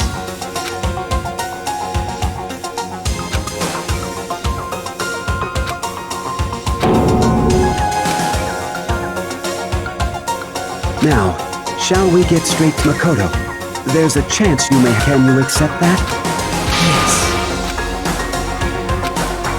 I'm sorry I'm putting you through. Well, I mean, you don't have much of a choice, do you? But I promise that as long as you're in this school, I will do everything I can to protect you. As the headmaster of Hope's Peak Academy...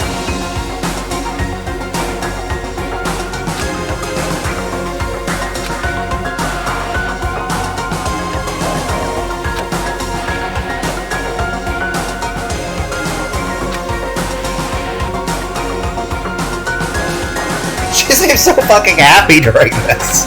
It's fucking serious!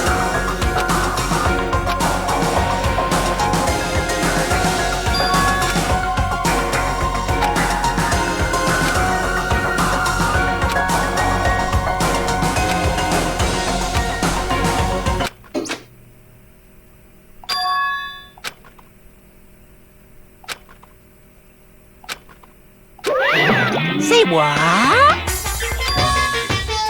Too bad.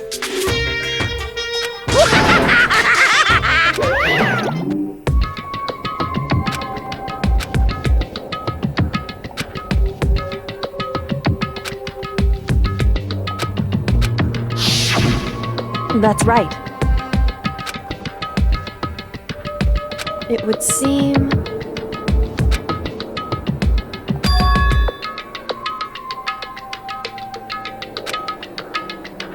Hey.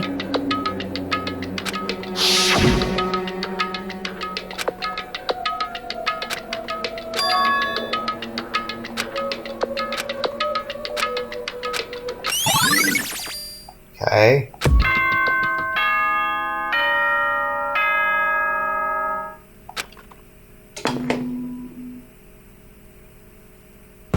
For anything that has a start, there has to be an end. And if the end comes, then that means it's time for a fresh start. There is no night that doesn't have a dawn. Although that dawn is totally pitch black, there is no storm that won't eventually end. Of course, then that leads to drought.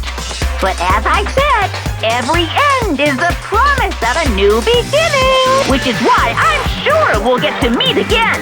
Because the end is only the beginning. Anyway, let's get started. The beginning of the end of the class trial. Everyone gather once again at you know where.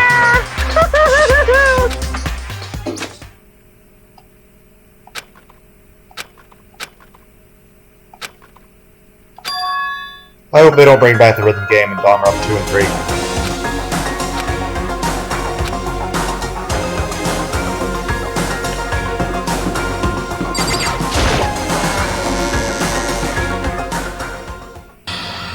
Makoto. Listen. However...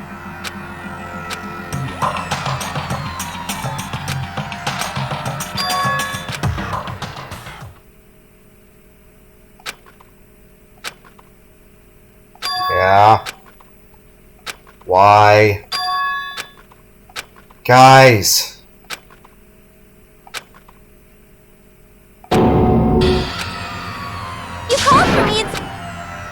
Oh, I'm on fire! Yes! My beautiful... Okay.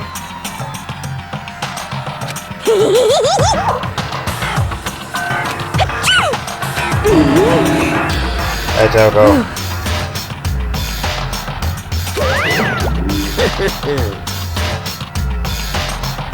Well now. Thrills, chills, kills! That's fine.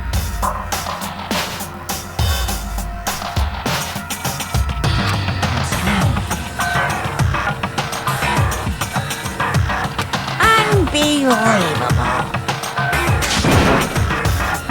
Today, I'm feeling white. Stop talking.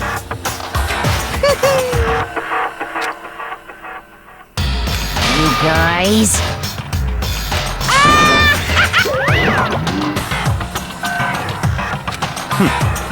In the name of my family.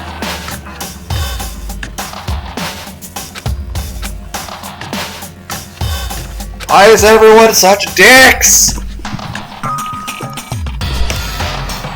You have suspicions? Talk to me! Like a normal person!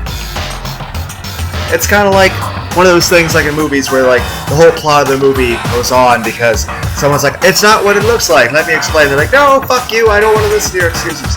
Like, literally the problem can be solved in 5 seconds by just listening to each other and talking like normal people.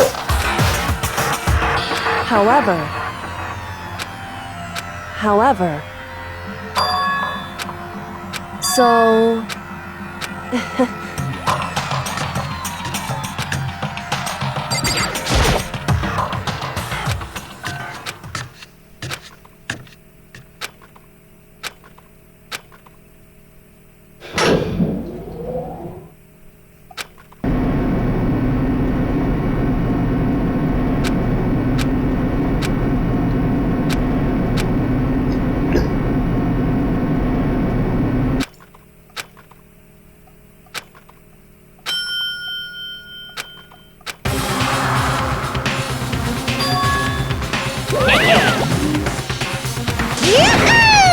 So it changes every time.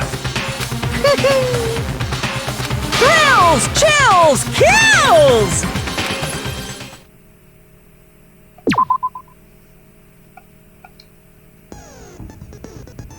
I have no new skills.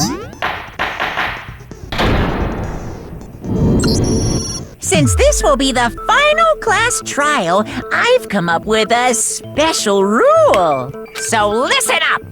If you can figure out Mukuro's killer and go on to solve the mystery of this school, you guys win! But if you can't, then I win! And of course, waiting for the loser is the super exciting, super heart-pounding punishment! Are you saying that if you lose, you'll execute yourself? Yep, sure will. And that's final? No loopholes? No wiggling out of it later? Of course not! Bears never go back on their word! I gotta go into the fucking woods and confirm this with bears. Never mind all that. I just have one question for you. Oh, you're taking this serious, huh? Are you feeling okay? Is the mastermind only one person? Don't bother. I already know the answer. You're all the mastermind, aren't you? You're all out to get me! What? I'm right, aren't I? I knew it! Are you... What? How is this an art... What are we arguing?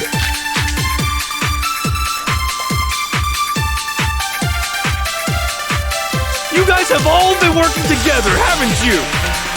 I have evidence, so I know I'm right! Hey, you stole my line. You're all out to get me. I'm sure of it. What? I have evidence of my own. What a coincidence. I too have evidence to present. Evidence that proves everyone other than me has been working together. Oh, each of us was shown a picture where we weren't in it. Hold on, this doesn't make any sense. How can the three of us each have that? No, that's wrong. Monaco must have shown Hero a picture It's not where he just wasn't you. in it. I have evidence too. What? You too? The evidence you're all referring to is this group photo, right? Well, yeah. Huh? Wait, but Yeah, look you're at not in this. yours, and I'm not in mine. With the picture you have, I'm in it. But I'm not.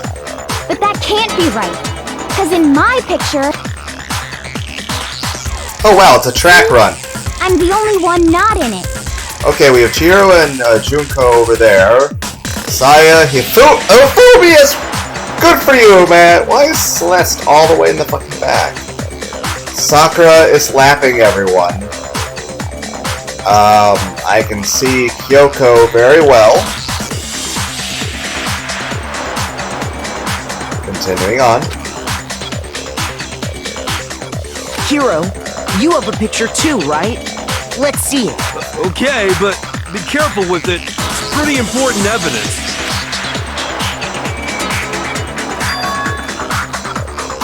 Ah, she's eating her donuts. You know, Sakura and Hifumi are like really close in every picture. There I am. Kuwabara is sleeping. Toko's drooling behind Byakuya. Cool. So the secret in these pictures has been revealed. Secret or whatever, I don't care.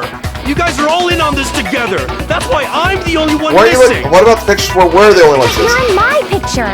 You're the ones trying to trick me. So the whole purpose behind these photos was to get us questioning and fighting with each other. The mastermind laid a trap to make us each think everyone else was working against us. Huh? I laid a trap? Yeah, I actually thought you gave everyone the same exact picture, which is just me not in the picture, so that everyone else would suspect me. A trap? How rude! What grounds do you have for such audacious accusation? Why is your head hanging?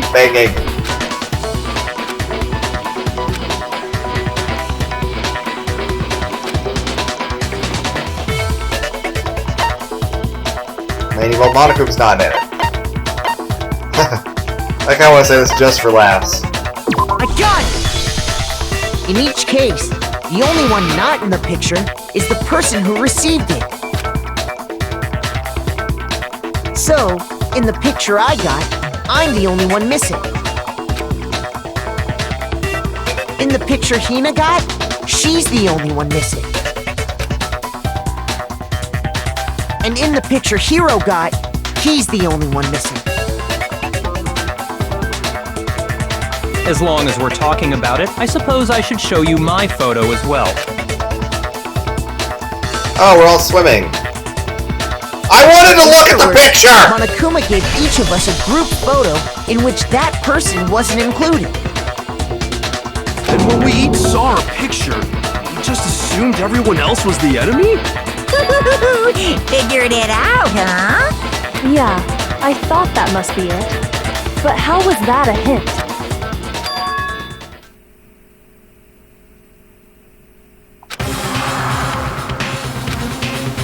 Listen, can I see everyone's group photo one more time? It's not directly connected to what we're talking about, but I'd like to double check something. Sure, no problem. Yeah, I don't mind.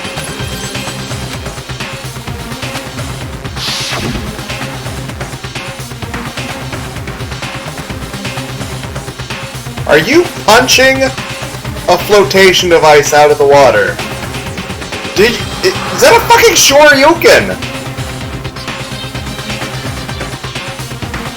Saya's swimsuit is very flattering. Why is Celeste so far back in her outfit and everything?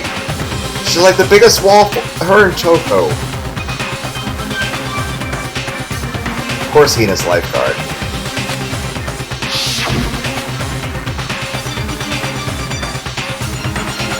Yeah, Celeste is all the way in the back.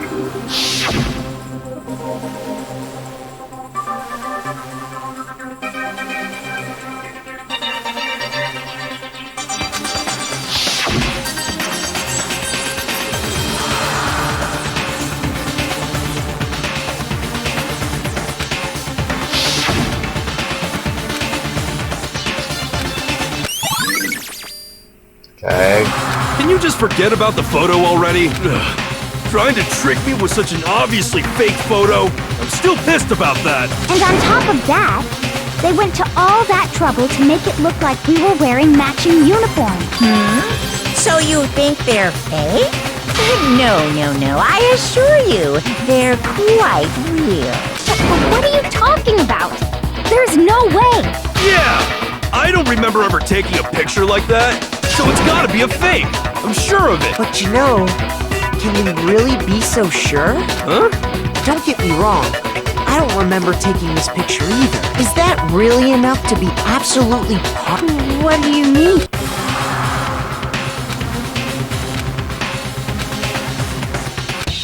We have amnesia. We all have amnesia. Am I spelling out amnesia? I'm spelling out amnesia. I need it in.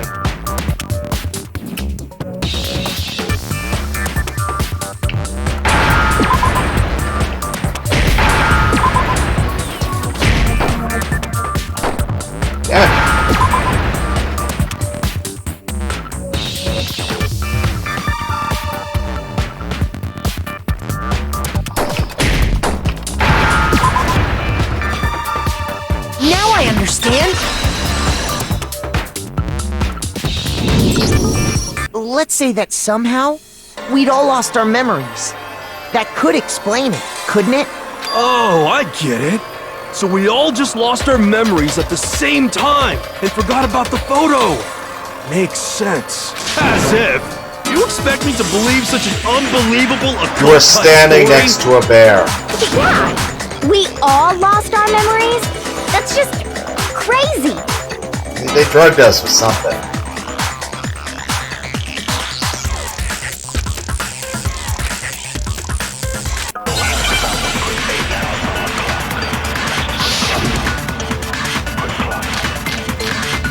Interview DVD.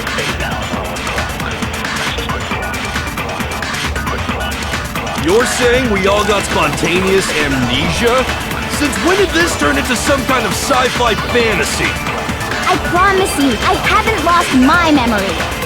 Ever since I got to this school, I remember everything that's happened. No, that's wrong.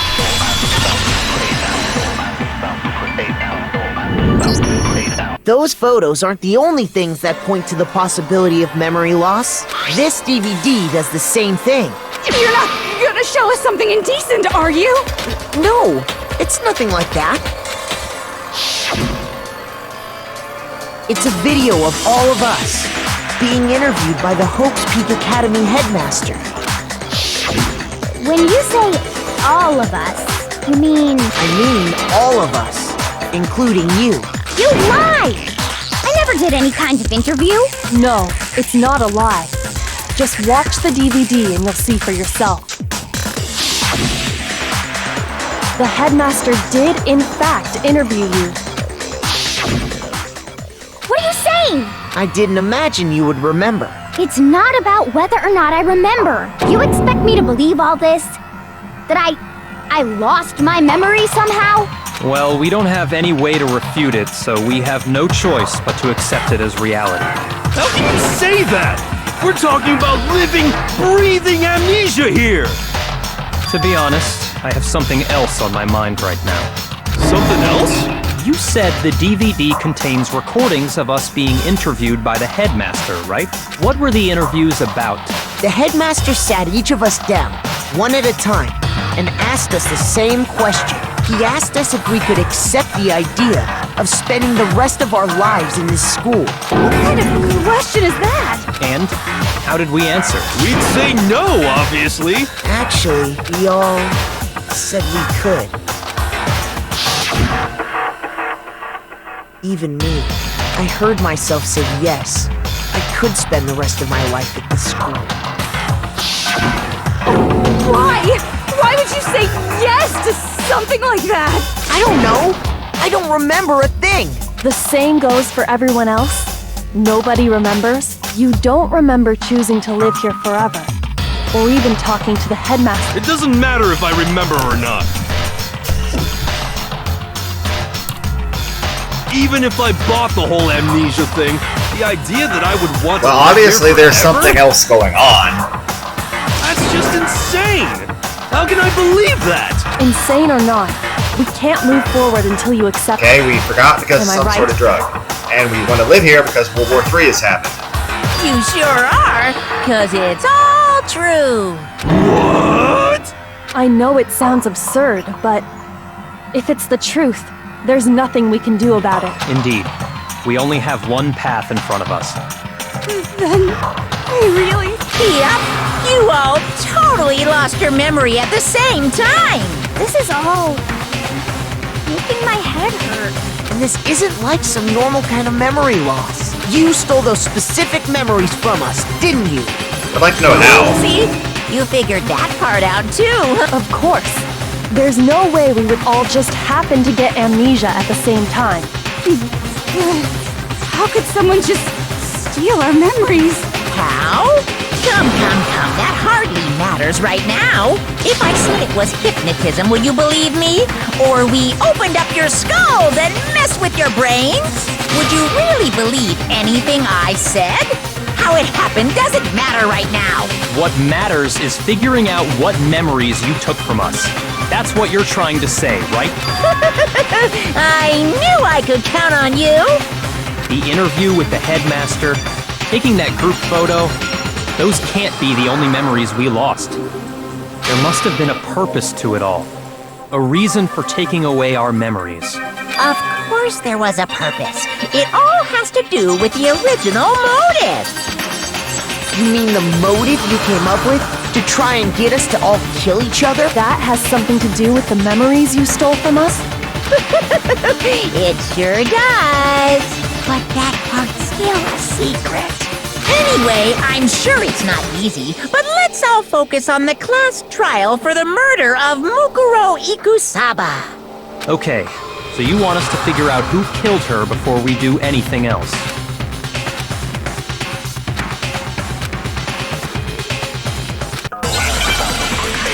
Okay.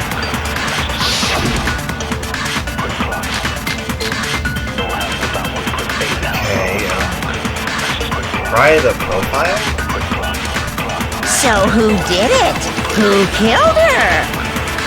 Whoever did it is the same one who's behind everything. That much I'm sure of. Okay. When you think about it, is the mastermind really here in the school? Of course! They have to be here somewhere. What makes you so sure? What does make me so sure? Exactly! You're just making stuff up! There's no way the mastermind is here! The mastermind is probably a million miles away! Because masterminds always lurk off in the background, right? Okay, I gotta do that.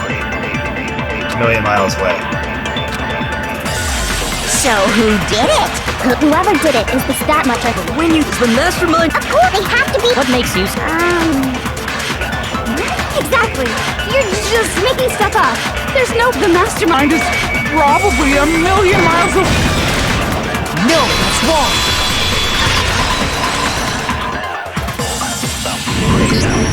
There's no question that the mastermind is somewhere within the school. How do you know? Did you find some evidence or something? In the back of the data center, I found a panel that controls Monokuma. The mastermind must have been using that to control him all this time. So there can't be any doubt. The mastermind has been inside the school all along. There can't be any doubt. In which case, there also can be no doubt that the mastermind is one of us. But we're all here. What? Why? Recall what Makoto told us Monokuma said to him earlier. But we're all here, so who's controlling the bear? It's gotta be one of the people that are dead. So if the mastermind is in the school, we have to assume it can only be that 16th student. How'd they manage to survive all of this? So we're the only ones here? It's not me! I'm not the mastermind! Well, it's not me! I blame Makoto! How can we be... Of course you do. What? Why me? Cuz! It's super weird how you're the only one who survived being executed! Oh, I get it! The only way he could have survived is if he was actually the mastermind himself, You guys right? literally solved here. Nuts! You got me! Wait! What are you trying to say? Everyone, calm down. The mastermind's true identity will become clear soon enough. Just as soon as we find out who killed Mukuro. That's a good point. Rather than wasting time bickering, we should put our minds to work solving this mystery. Yeah, well, how much time have we already spent talking about the murder? He's right. What more is there to talk about? If you want something to talk about, I think there might be one thing. We haven't fully established what Mukuro's fatal injury was. Huh? But I thought we figured that out. She died when she got hit in the back of the head. No, that isn't actually what killed her. It was something entirely different. Wouldn't you agree, Makoto? I got it! All of the wounds covering her body. That's what really killed her. Hey, now hold on a second. You did read the Monokuma Did file, you? right? It made it pretty clear. Those wounds were made at least a few days ago. so they can't possibly be what killed her. Consider this. What if the murder itself took place at least a few days ago? What? What if, when we discovered her body, she'd already been dead for several days? If that's true, then naturally the wounds that killed her would appear to be however many days old. That doesn't make any sense, because she had all those wounds before she ever came. Huh? Isn't it obvious? She was the ultimate soldier, right? So that means You're wrong. she denied me before I could even say anything. What?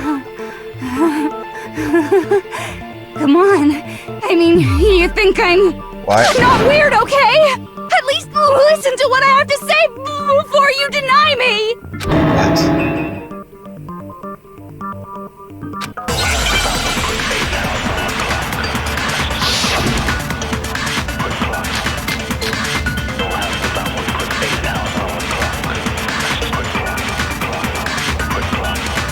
Mukuro was the ultimate soldier. She must have been in 100 different battles. So, when you think about it, obviously, she got all those wounds in battle. No, that's wrong. Why did you have to spin it like that? No, Mukuro didn't suffer those wounds in battle. The file we found in the headmaster's room said as much. Despite the time she spent in battle after battle as a member of Fenrir, when she entered this school, she hadn't sustained a single injury. To be denied so completely. Actually, it's kind of refreshing. Maybe it's because of all of Master's training. What the fuck is going on? So we can be sure that Mukuro suffered all those wounds after coming to this school, in which case, they could be the very thing that killed her. As a matter of fact, it's hard to imagine any other possibility. When examining her body, I found that her stomach and head wounds came after she was already dead. Unless anyone has any better suggestions, I think we can say this with confidence. The wounds Mukuro sustained all over her body are what ultimately killed her. Okay. But if that's what killed her, then does that mean she's really been dead for who knows how long? That's exactly what it means. When we found her body in the garden, she'd already been dead for several days. So then, what about the little matter of what happened last night? Makoto, you said you were attacked in your room by a masked assailant. If Mukuro had already been dead for several days, Then it was whoever certainly killed it couldn't have Mukuro. been her. So who was it that attacked you?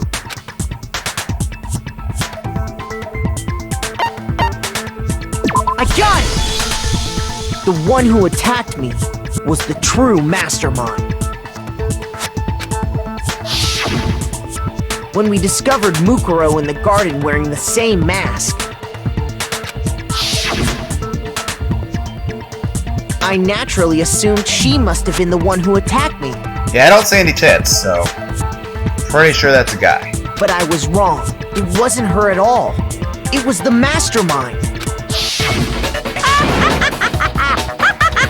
By the way, Monokuma, why did you try to kill me? What are you laughing at? Oh, don't mind me. I'm just getting a little impatient sitting here listening. I think I'm gonna jump in. Let's start off with a nice, easy question. Your assumption that I attacked Makoto is just that, right? An assumption. You can't really know who was under that mask, can you?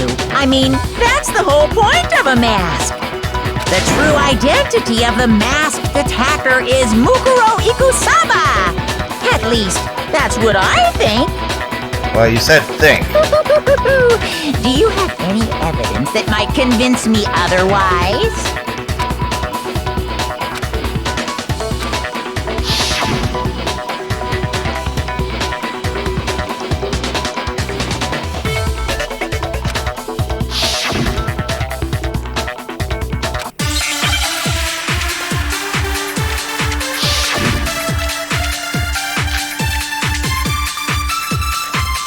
You never never saw their face, right?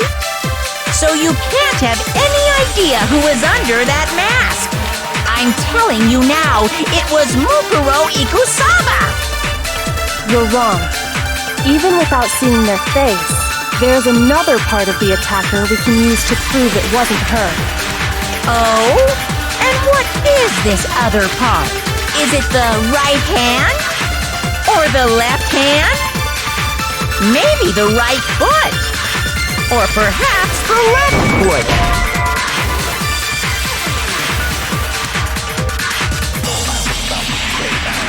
Shoot! Okay. You never saw their face, right? So you can't have... I'm telling you now, you're wrong. There's another part of the... Oh? Is it the... or the left? Maybe the... Or perhaps the left foot? Or could it be... the hips?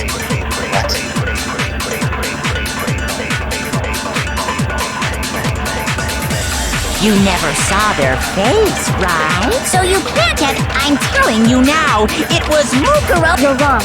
There's another part of the... Oh? Is it the right... or the left hand? Maybe the right foot? Or perhaps the left foot? Or could it be... the hip? You never saw their face, so you can't have any idea. I'm telling you now, it was Mukuro Ikusaba! God damn it! I already tried to shoot the fucking bitch.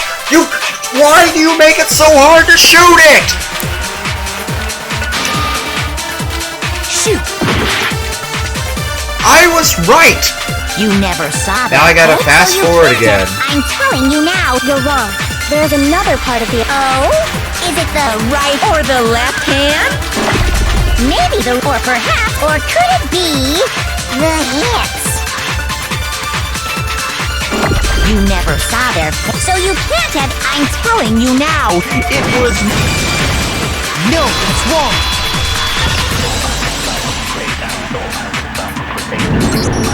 Mukuro had a tattoo on her right hand, if I remember correctly.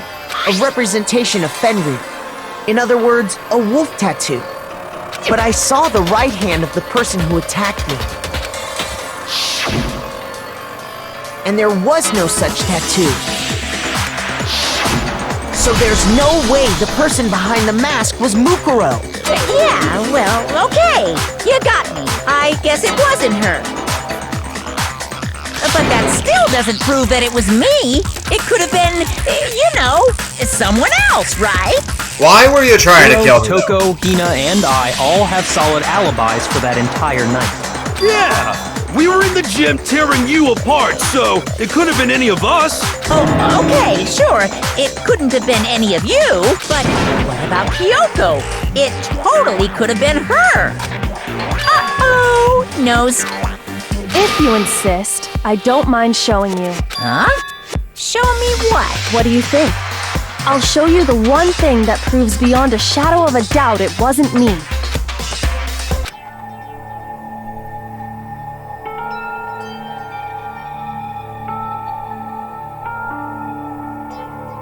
Oh, right, because I saw the killer's hands. Your hands! Awful, isn't it? It happened when I was first learning to be a detective. I was inexperienced. I thought you didn't want anyone to... If it means we get another step closer to unmasking the mastermind, it doesn't really bother me.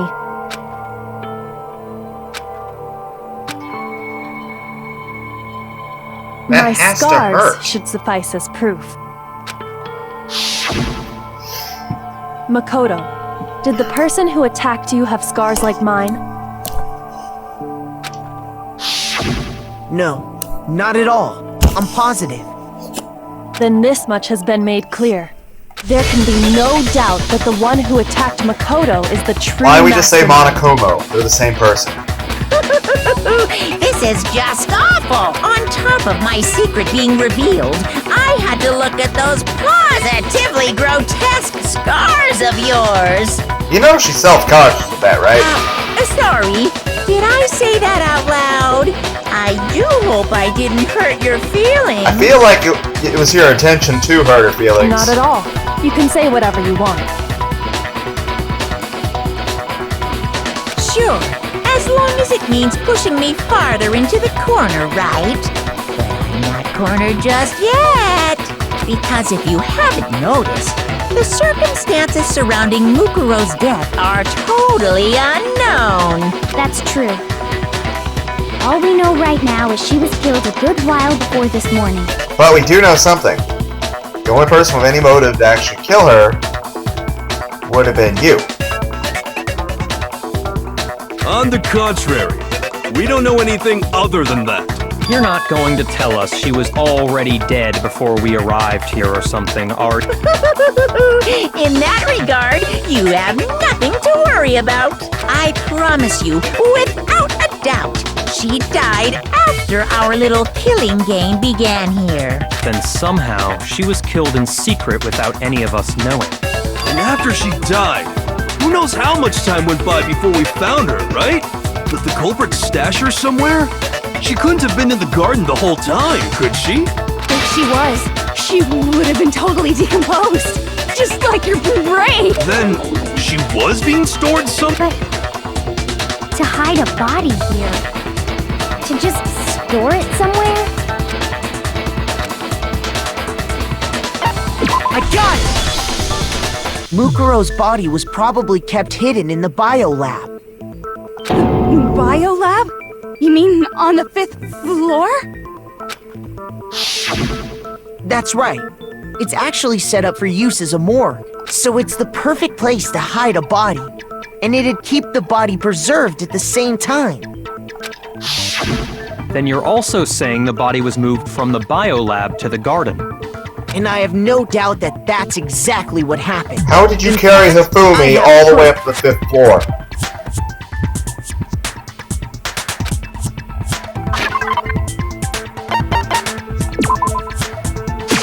I got it! What makes me so sure the body was carried from the biolab to the garden is the tarp that we found in the garden. When I was checking it over again, I noticed something. I noticed that some text had been stamped on one corner of the tarp.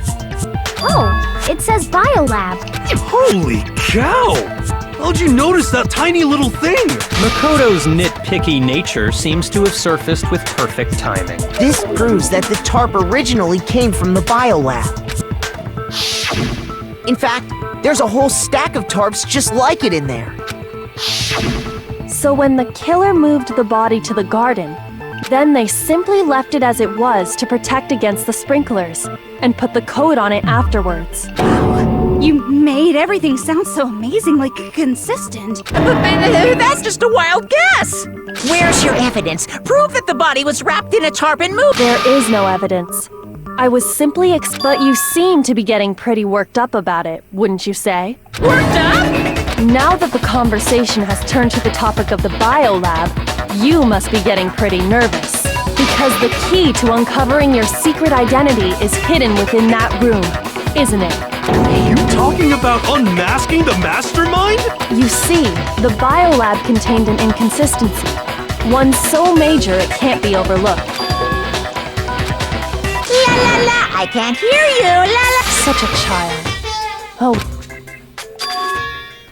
Hey, by the way, Makoto, what about that one thing? What one thing? What do you think? I'm talking about your family. What? Why are we going with this? Don't tell me you forgot about that video message. So what do you think? Are you sure your family's still okay? Why are you bringing that up now? Your mom, your dad, your little sister. What do you think has happened to your family? Are they really as safe as you might have assumed? Stop talking about that! calm down, Makoto. He wants you to get upset.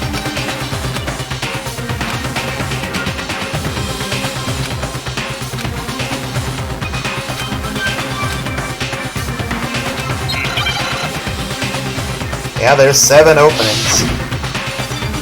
No! Are you sure about this? That's impossible!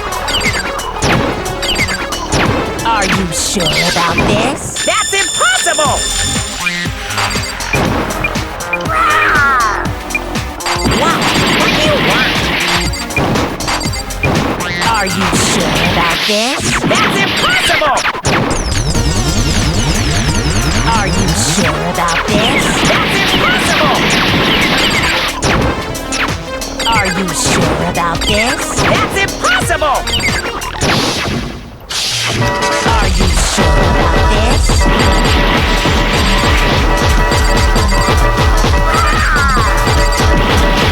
What do you want? Are you sure about this? That's impossible! Are you sure about this? That's impossible! I'm not listening! This should prove it. Okay.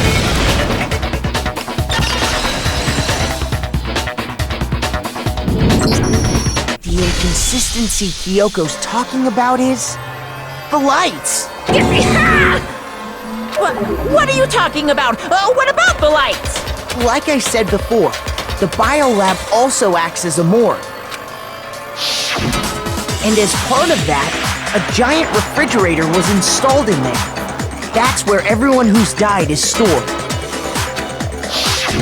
And it was set up so that when a slot had a body in it, a blue light would turn on. In other words, if the blue light is on, that means there's a body in that slot.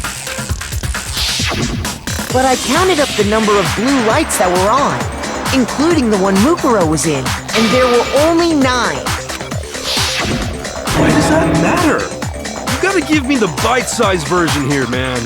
One of the dead people is still alive.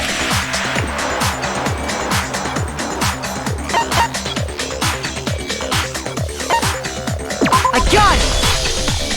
10 of the lights should have been on. Any other number is incredibly suspicious. Suspicious? Why? That's simple.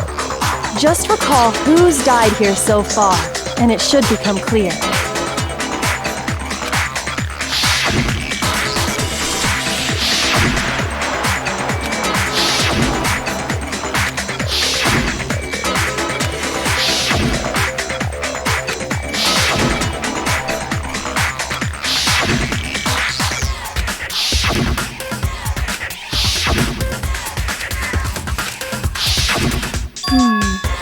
So 10 people in all?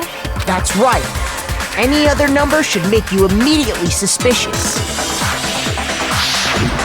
But according to the lights in the biolab, only 9 people were being stored there. You're saying a dead body just up and disappeared? I got it! The mastermind destroyed one of the bodies to get rid of evidence. But if they wanted to do that, they would have destroyed Mukuro's body, since they actually killed her. And yet, her body was left alone. Then, whose body disappeared? It may very well be that none of them disappeared. Well, if that's true, then why doesn't the body count match? Including Monokuma's executions, there have apparently been 10 deaths, but there were only 9 bodies. That's the point I'm trying to make. I'm completely lost. How can the number of victims be less than the number of murderers?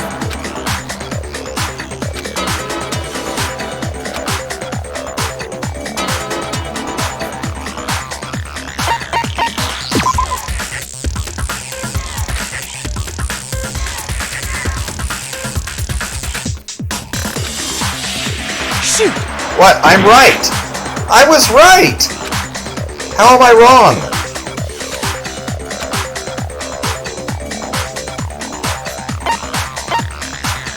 I got it!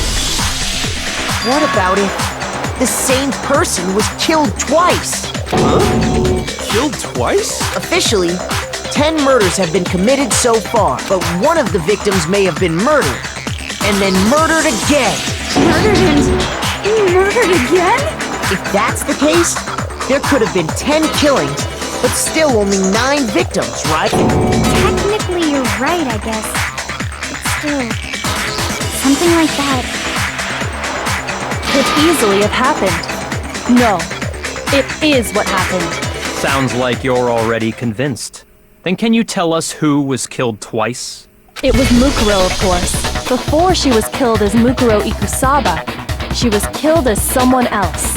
And that's why the body had to be stored in the biolab until the moment we found it in the garden. No, that's crazy talk. She was killed as someone else? Come on! Besides, who could that someone else even have been? All you have to do is look at those bodily injuries of hers, and that will become obvious. Nothing's gonna become obvious because Kyoko's totally delusional. Just don't make me do another rhythm game.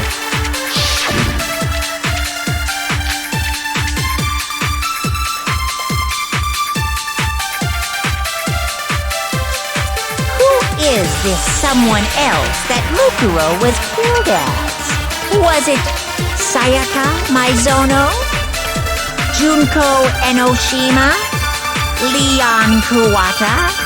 Why was that one yellow? Fujisaki? Mando Owada? Did they turn yellow briefly? Kiyotaka Ishimaru? Hifumi Yamada? Celestia Lu... whatever? Or maybe Sakura Ogami? No. There's no way anyone was murdered twice!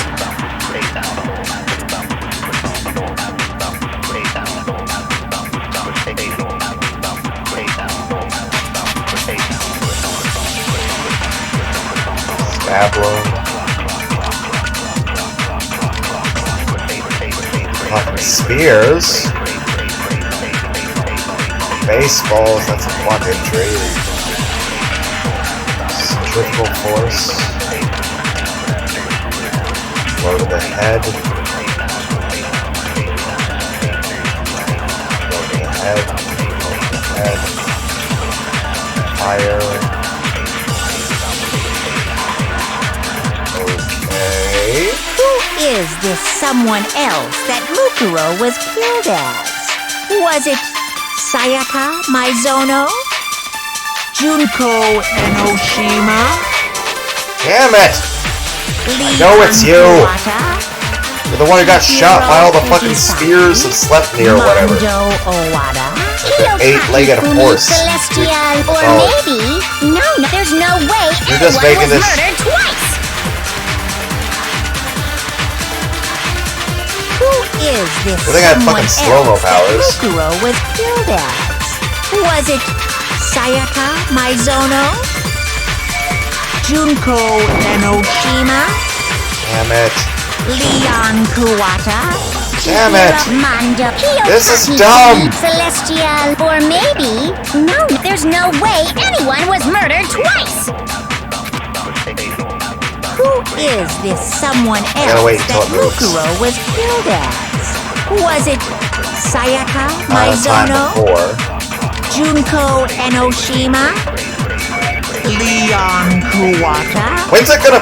Come on! Mando, This is so Kiyotaki, dumb! Celestial, or maybe... This is artificial there's no way difficulty. anyone was murdered twice!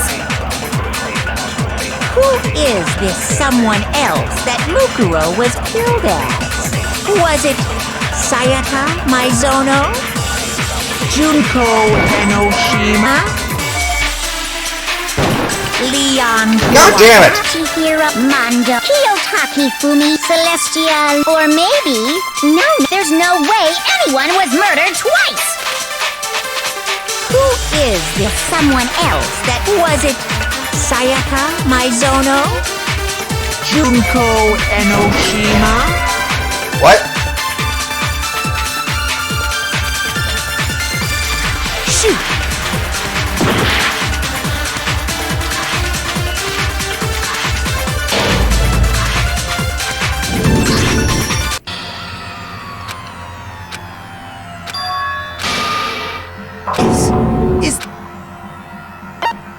I refuse to give up yet!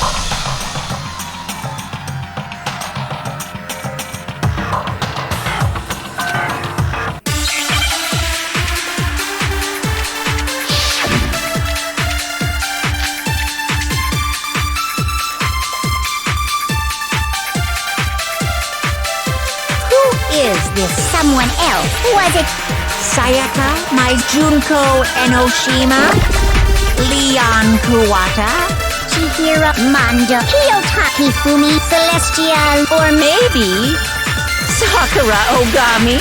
No. There's no way anyone was murdered twice! God damn it! What is wrong with you fucking...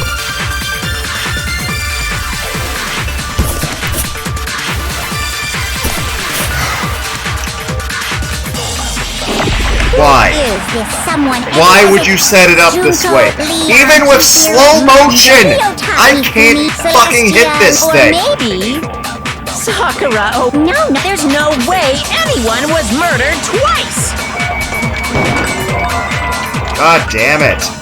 Why do you do this? Who is this someone else that Mukuro was killed This is at? fake difficulty!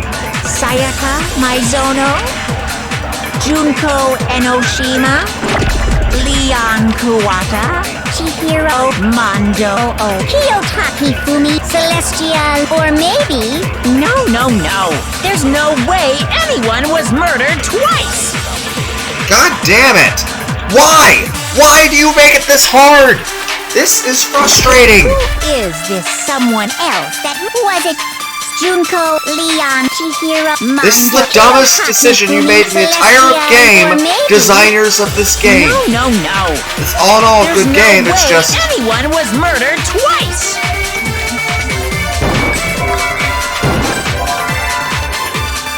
How am I supposed to fucking hit it? You worthless... Sayaka, Junko, Enoshima, Leon, Chihiro, Mando, Let's try to shoot before those Fumi, mobile Celestial, shots. or maybe... No. There's no way. Thank you. No, that's wrong. Oh my god. Junko, wasn't her fatal injury pretty similar to Mukuro's? What do you mean? Well, remember what happened to her? She was impaled by a bunch of spears, all over her body. And Mukuro died from a number of wounds across her body. When you compare that to the stab wounds Junko suffered, Then the similarities match? Yes, and those are the only fatal injuries that match up. That explains why those two bodies are actually one and the same. so let me see if I have this straight. Junko, or someone going by that name, was stabbed to death with multiple spears. Then her body was kept in the biolab for however long before being dragged out again. Only this time, it was presented as the corpse of one Mukuro Ikusawa. It all matches up, right? Those wounds Junko Also suffered explains the fucking could fake easily nails. be these same injuries. It's really true? Mukuro and Junko are the same person? Wait, so then... What does it all mean? It means that there haven't been 10 victims, but 9. Which also means that among the people we thought were dead, one is still alive. And that's the true identity of the mastermind? Who is it? Who's behind all this? We already know the answer to that. It's Mukuro. She's still alive. She took Junko's body and made it look like she was the one who died. So Mukuro is still alive. She's gotta be. Total silence? Then I must be right. I'm right, aren't I?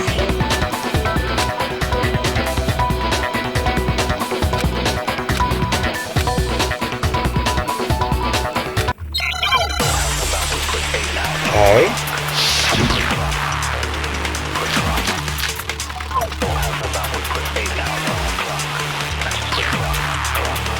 I have no idea. The body we found in the garden. It wasn't Mukuro. Then she's still alive? That's right. She made it look like Junko's body was her. So the Mastermind's true identity is Mukuro! What do you say, Monokuma? Do you give up?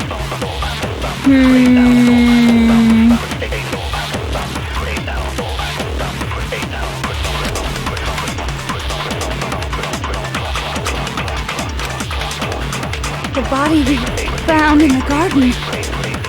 It wasn't Mukuro. Then she's still alive? That's right. She made it look like Junko's body was her. So the Mastermind's true identity is Mukuro. What do you say, Monokuma? Do you give up? What? How is that a thing?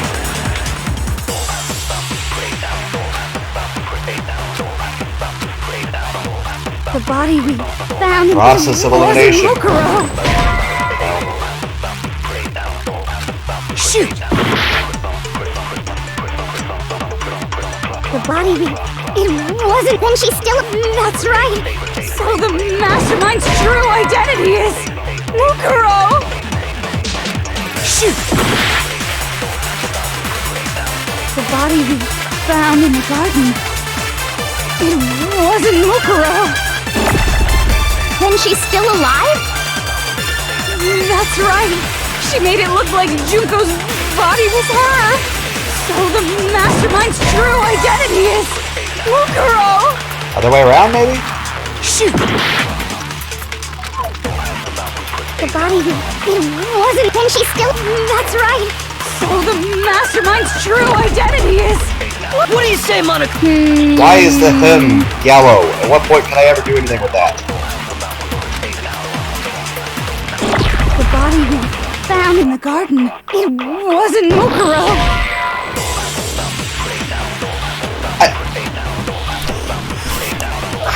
That doesn't even make sense. Shoot!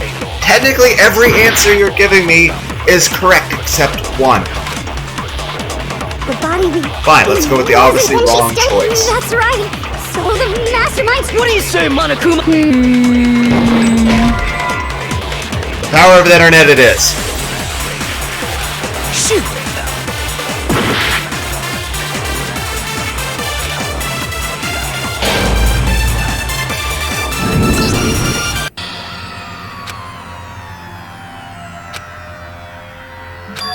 Yeah, if it wasn't for the internet, we would never finish this. Is this really the end for all of us? I refuse to give up yet! Yeah, back to the wiki guide. I don't know.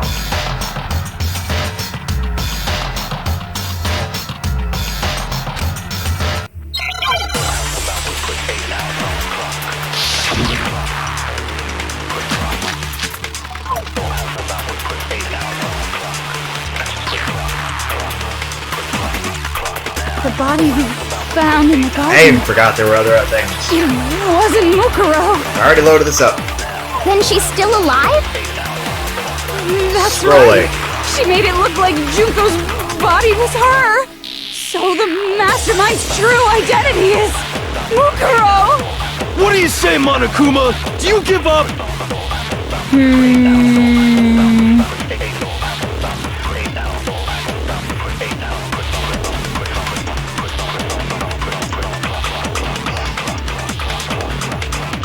What?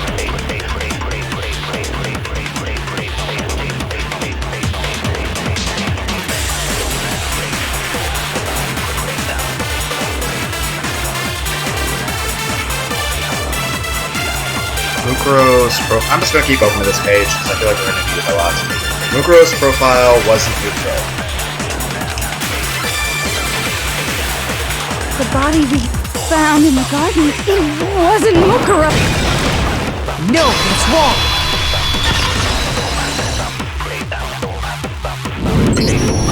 No, the body we found in the garden was Mukuro. That's one thing we can be sure of. The body's appearance and measurements are consistent with her records. Right, Kyoko?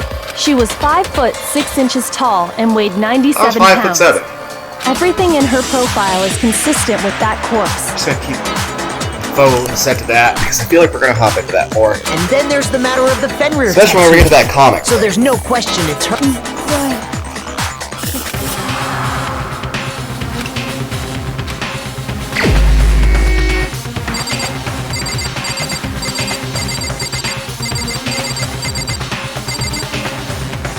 I want to. Shoot!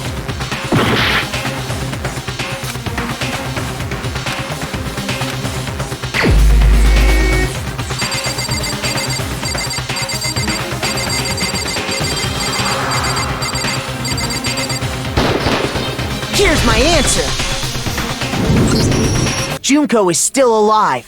It's the only possibility. Are you sure about that? Huh? I admit, since Mukuro is undoubtedly dead, Junko does seem to be the only other explanation. But we saw her get impaled. She died right before our very eyes.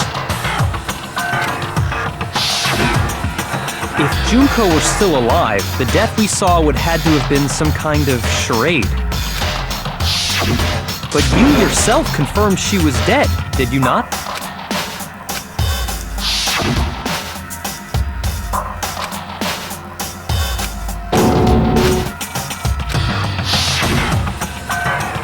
She was dead. There's no question. Junko was. So, It must be wrong. then you're withdrawn. I know you gave it your best shot, but too bad. I guess your conclusion was a dud. Too bad, too bad. This case hasn't been decided just yet. Oh? You haven't given up already, have you, Makoto? No, of course not. There's no way I'd give up that easy. That's all well and good, but how do you intend to solve the problem standing in your way? Junko absolutely died. Mukuro absolutely died. Then both of them are dead, right? There can't be any kind of survivor story. I think we need to look at this from the opposite direction. Huh? Let's assume Junko is still alive. If so, how could she have survived?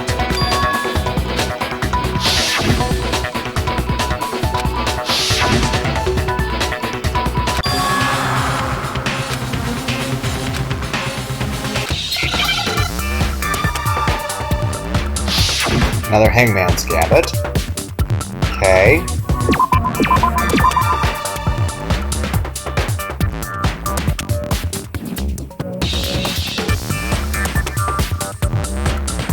The amount of no. Internet powers activate.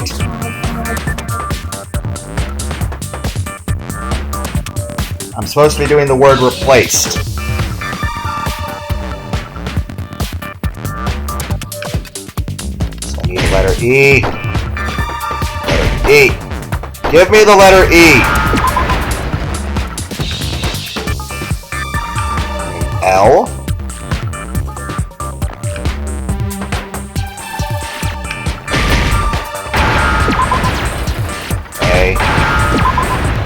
E, E, E. There we go. Now I understand. That's it. What if she switched places with someone else? Switched places? That's right. Before the spears could kill her, she got someone to take her place. Specifically, Mukuro Ikusaba. Then that would make it Mukuro's corpse that showed up later.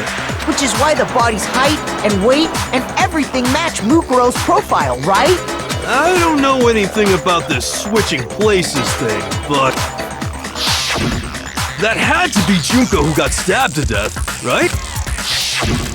Yeah, you're saying they switched? When could they even have done that? Well, I mean, had to been before that happened. And I'm totally staring up her Right when skirt. she was about to die? Like she used some kind of ninja replacement It had to technique? been before they got there. I mean, how many days were we at this point? I don't think the thing with Leon thing, or had it happened yet? Good point. There's just maybe the whole idea is wrong.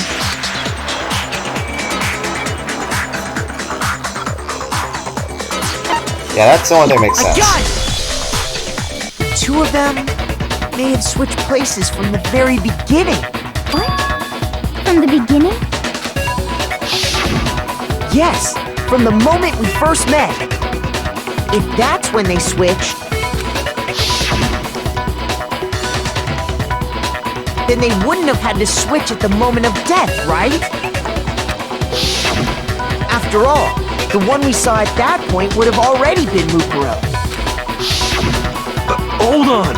So, you're saying the Junko we first met was actually Mukuro all along? Then we'd already met her? I had, like, a normal conversation with her. When we first met, none of us knew who anyone else was. I mean, just because you're in the military doesn't mean that... I mean, it's a very difficult job, and it's something I could never be capable of. But I have friends who are in the military. They're just perfectly normal people that carry on conversations just like everyone else. I mean, it's not like I talk about my job building Terminators when I'm out trying to socialize with people. Not that I'm very social anymore. But again, that's unrelated to my job. And yes, my job's stressful, but I don't let that impact how I am toward other people. You know, people are more than just their job and the So clothes on their Mukuro back. could have simply told us her name was Junko, and we never would have known the difference. That would easily allow the two of them to switch places from the very beginning. Wait, but Mukuro had a tattoo on the back of her hand, right? Well, not all of the... Junko never had any tattoo like that, did she? She could have hidden it with foundation or something like that. If she did, it likely melted away in the explosion, exposing the tattoo after the body was extinguished. Plus, there were the fake nails found on the hands of Mukuro's body. They were the same fake red nails she was wearing when we all met for the first time. But if she really did use foundation... Correct. Even if there was no tattoo on her hand, I couldn't say for certain it wasn't Mukuro. So I'm glad nobody noticed that glaring hole when we were trying to figure out who attacked Makoto. But too bad for you, Monokuma. You can't deny it anymore. Wait, so this whole thing was a setup from the very beginning? If that's true, it was quite an elaborate plan to be sure, making it look like Mukuro was Junko. The reason such an elaborate plan was possible is because the two of them were working together. So Mukuro, the ultimate despair, teamed up with someone like her. In other words, it would be fair to say that Junko herself was also the ultimate despair. What's wrong? Lost the will to fight back? I think he's just afraid. Afraid? What's that mean, afraid? Fear is only possible where hope is possible. I only have despair, so fear is an alien concept to me. Then why haven't you been saying anything? Because it's a bunch of nonsense. Junko's my secret identity? As if. Then why did you try and protect Junko's real identity? I tried to protect her identity? When did I do that?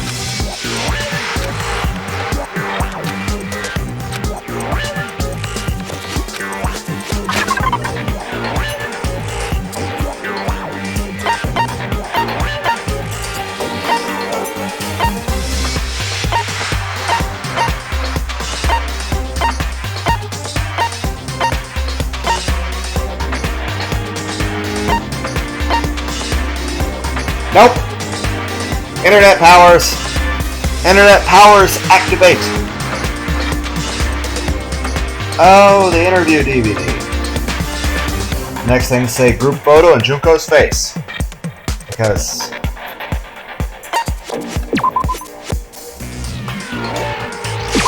I got it! While I was in the AV room, watching the DVD of our interviews with the headmaster.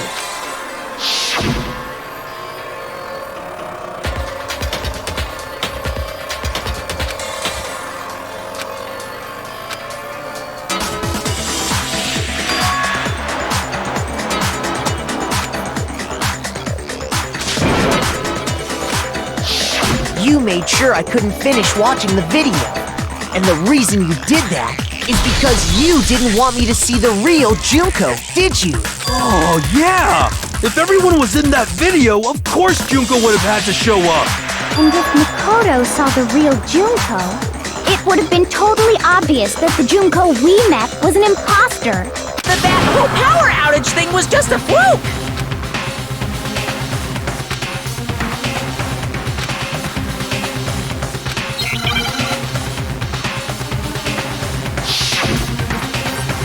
No, no, no.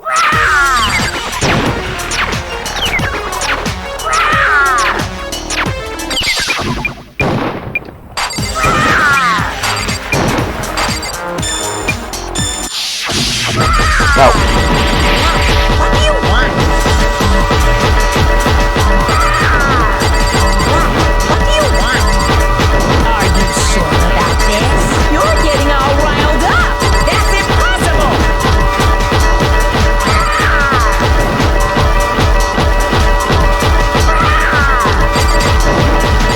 Shit.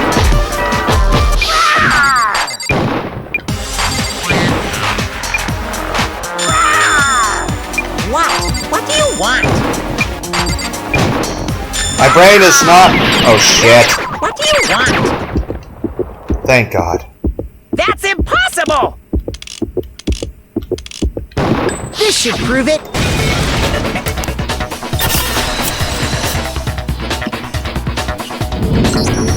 The video wasn't the only thing you tried to cover up. You did the same thing with this group photo. Oh, I noticed it just a little while ago, when we were all comparing the photos we'd gotten. In all the photos, there's a certain similarity, an unusual circumstance. What's so unusual about them?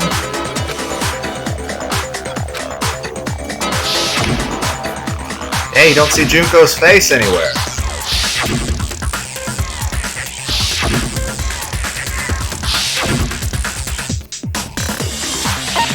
I got it!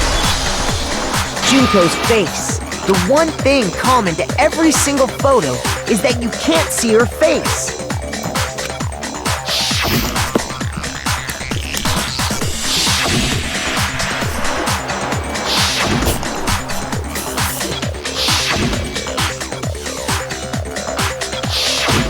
It's hard to believe her face would just happen to be hidden in every single picture, don't you think? And on top of that, in this photo you can see that Mukuro is clearly visible. So in other words, at that point, the two of them hadn't switched yet. With all that in mind, there's no doubt that the girl whose face is hidden here is the real Junko. Which is why you had to have pictures that didn't show her face. Because if we could have seen her face, then it would have clearly revealed that the Junko in the pictures wasn't the Junko that we knew. Xanadu! I believe everything Makoto said is true. Junko and Mukuro switched places before we met either of them. So she killed Mukuro, who had taken her place, making it look like she died. And the real Junko is still alive. And she's the one behind this whole murderous situation. This killing game. She's the true mastermind and the ultimate despair. Xanadu times 2! With this, the identity and the crimes of the mastermind have been exposed. No, wait! Hold on! Don't bother trying to deny it. There's no more room for debate. You don't have anywhere left to run. I'll prove everything, right now!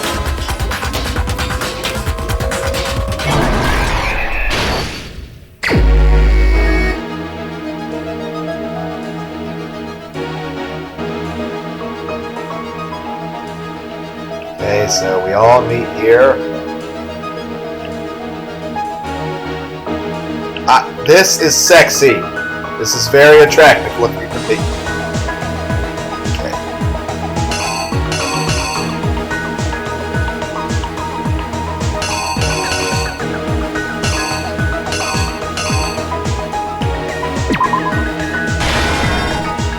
So we start off, everyone meets. She's very, very attractive. But she was actually moving for the whole time. Again, it's attractive. This is, I'm sorry. This is actually Lunar that died. Okay. Real Junko. Pick up the body.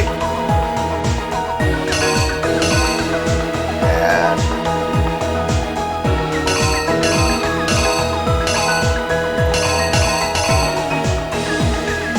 stored it away.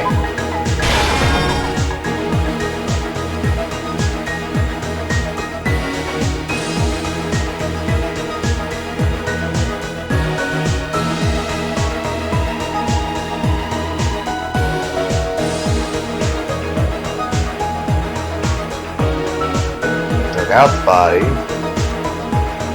laid it out on the garden, covered the tarp, ready to go commit a murder.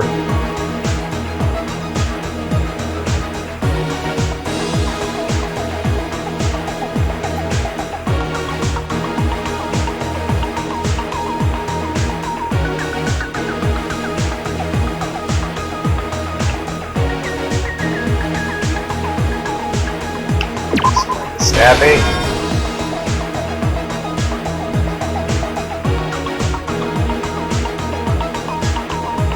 Came to save me.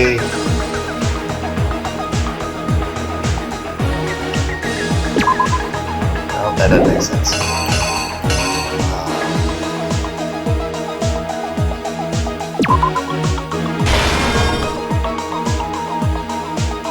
I'm sleepy. Mask here.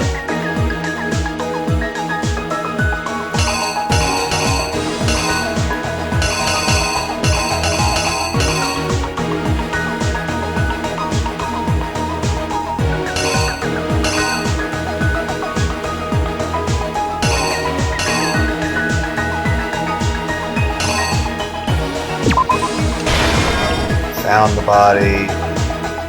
There was an explosion.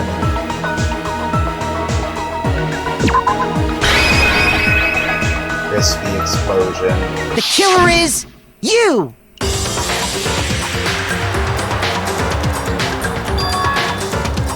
We met the ultimate fashionista, Junko and Oshima, right after we all arrived here. But that wasn't the real Junko. The girl we saw before us was actually the 16th student who had taken Junko's place.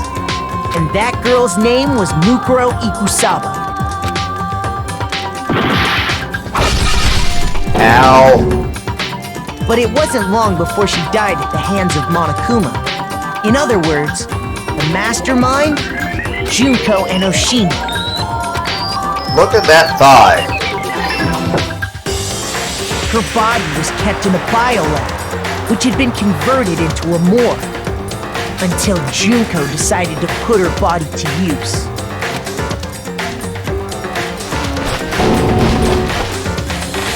Junko dragged the body out of the biolab, using the tarp to carry her to the garden. She fabricated the murder to try and frame Kyoko, who proved to be one big thorn in her side. Meanwhile, she wanted us all to think Mukuro was still alive and hiding somewhere inside the school.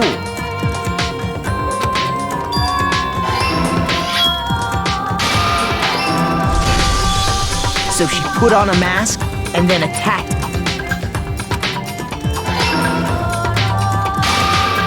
After making sure I'd gotten a good look at the mask, she left the room. Which means she purposely made Then sure she put the same Kyoko mask on knew Mukuro's that body. she was coming to attack him. This was all to make us think the person who attacked me and the corpse were one and the same. She wanted us to believe the murder had only recently taken place.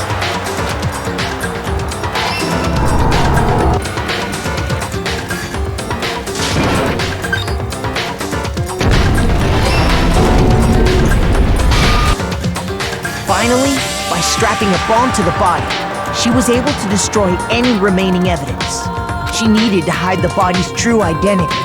She had to make sure we didn't find out it was actually the same person we'd met in the beginning. This is the truth behind Mukuro's murder, and the one who carried it all out is the true mastermind. The one controlling Monokuma.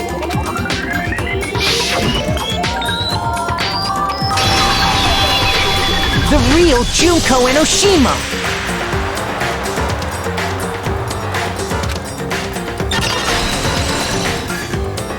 Yay. That's the whole story behind this incident. Well, I'm going to close my thing. I didn't have to. What do you have to say to that? I don't.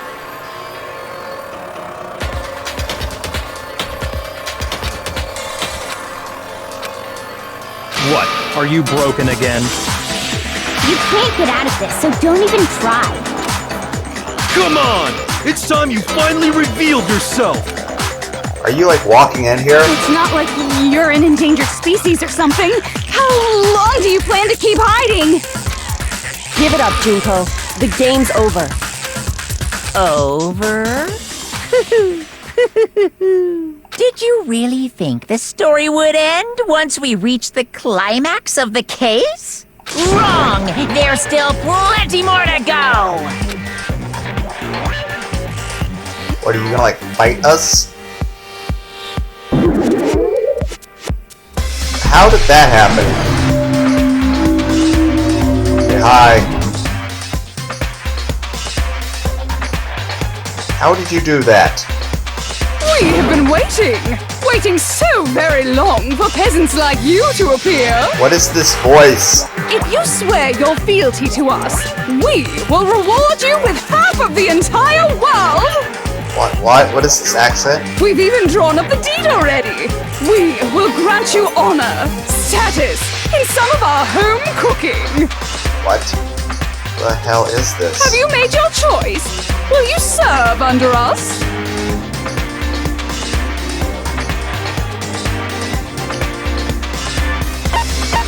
Thank you. Oh, did you think I was being serious? Sorry, I was just messing with you. It's been so long since I've had an audience. Even I'm not sure what kind of role I'm supposed to play.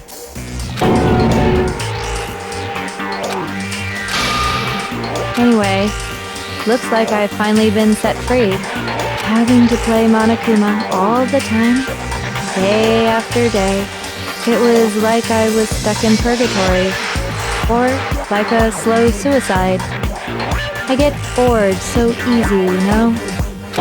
Your face! Huh? What about my face? What's wrong with my beautiful face? People have told me I'm cuter than 100 chihuahuas combined. What? I feel like this isn't the first time I've seen you.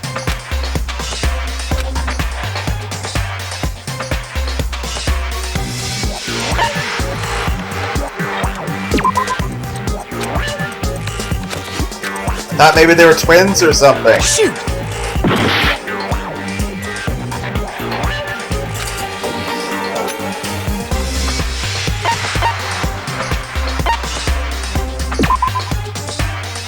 What? Shoot! Damn it! I got it! That's right! It was before I ever came to this... And... you were on it! Wow, you have a pretty good memory. I guess that's why you've made it this far, huh? So I was right. Then what you told me in the main hall when this all began...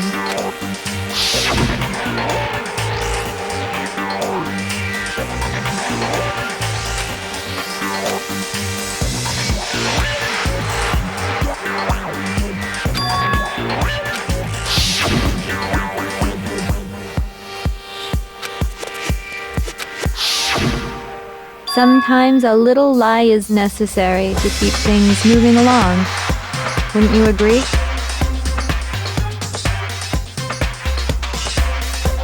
I am staring at so many things. That explains why she didn't quite seem the same. Because she was a different person all along. I'm me. And Mukuro is Mukuro. She tried her best. But there's just no way she could have passed as the ultimate fashionista. Two people can never become one as long as the walls of mind and body exist. Again, I don't mind you waxing philosophical. It's just the fact you put us in a death game makes me a little less patient with you. Not even if they're twins. Wait, are you twins? I know. I was just cliche, right? having a sexual fantasy. Embarrassed to admit. I didn't mean to actually be right.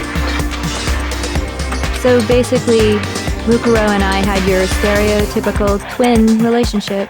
The older sister, tough and proud. That was Mukuro. The younger sister, You really smart be twins and cute. if you're That was... the same age. Me! Junko fucking Enoshima! Yeah? And together, we were the Despair Sisters, aka the Ultimate Despair! Whoa! She's a totally different person now! Like I said, I get bored easy as hell! I even get fucking bored with myself! But if you're twins, why do you have different last names? Oh, that again? You have any idea how many times people ask me that shit? Maybe it's new to your dumb ass, but it bores me to tears. Answering the same questions over and over? Just make up whatever answer you want. I don't give a shit. The truth's fucking lame anyway. But if she was your twin, that means you killed your own sister? And for reasons deeper and darker than the ocean. Ha! As if! Well, I suppose I'd better explain. Yes? Quistis from Final Fantasy VIII? For my plan to work, someone had to be able to control the killing game from behind the scenes. The so-called mastermind had to operate Monokuma, keep an eye on everyone, things like that. But after looking at the situation, I determined it would be impossible for Mukuro to perform such duties. Because naturally, she turned out to be the letdown of the family, leaving me behind to run off and join some band of mercenaries. Such a disappointment. So, I decided to play the role of director and have her join the rest of you in your school life. I could have let her work alongside me, but she would have been useless to me that way. Besides, 15 students seemed like a solid number to start with. Of course, the fact that she was the ultimate soldier posed something of a problem. She had what I call the three atrocities: atrociously rank, atrociously filthy, atrociously repulsive. I'm staring at so much. It was atrociously clear just how out of touch she was with the rest of society. Meanwhile, my ultimate fashionista status has an undeniable appeal that I didn't want to go to waste. And that's why you switched identities? Sadly, her inability to match my personality was even greater than I'd calculated. It was a lost cause. She was nothing more than a bit player, an extra unworthy of lines. That's kinda callous. Being the utter disappointment that she was, anyone would have expected her to get killed off right away, which is precisely why I killed her, to meet everyone's expectations. That can't be your only reason, can it? Well, no, of course not. I also did it to avoid becoming bored. I've never been a stickler for following a plan to the letter, you know? Okay, is this I can't remember how to pronounce this. Mikajo? It's the girl from Death Note that's into Light Gagami. If I planned everything out and knew just what was gonna happen, that'd be so boring. So I changed things just a bit and decided to use Mukuro to make a little point. In other words, Mukuro's death was a one-sided, premeditated act of betrayal, just as I suspected. When Mukuro was killed, she must have been as surprised as anybody else.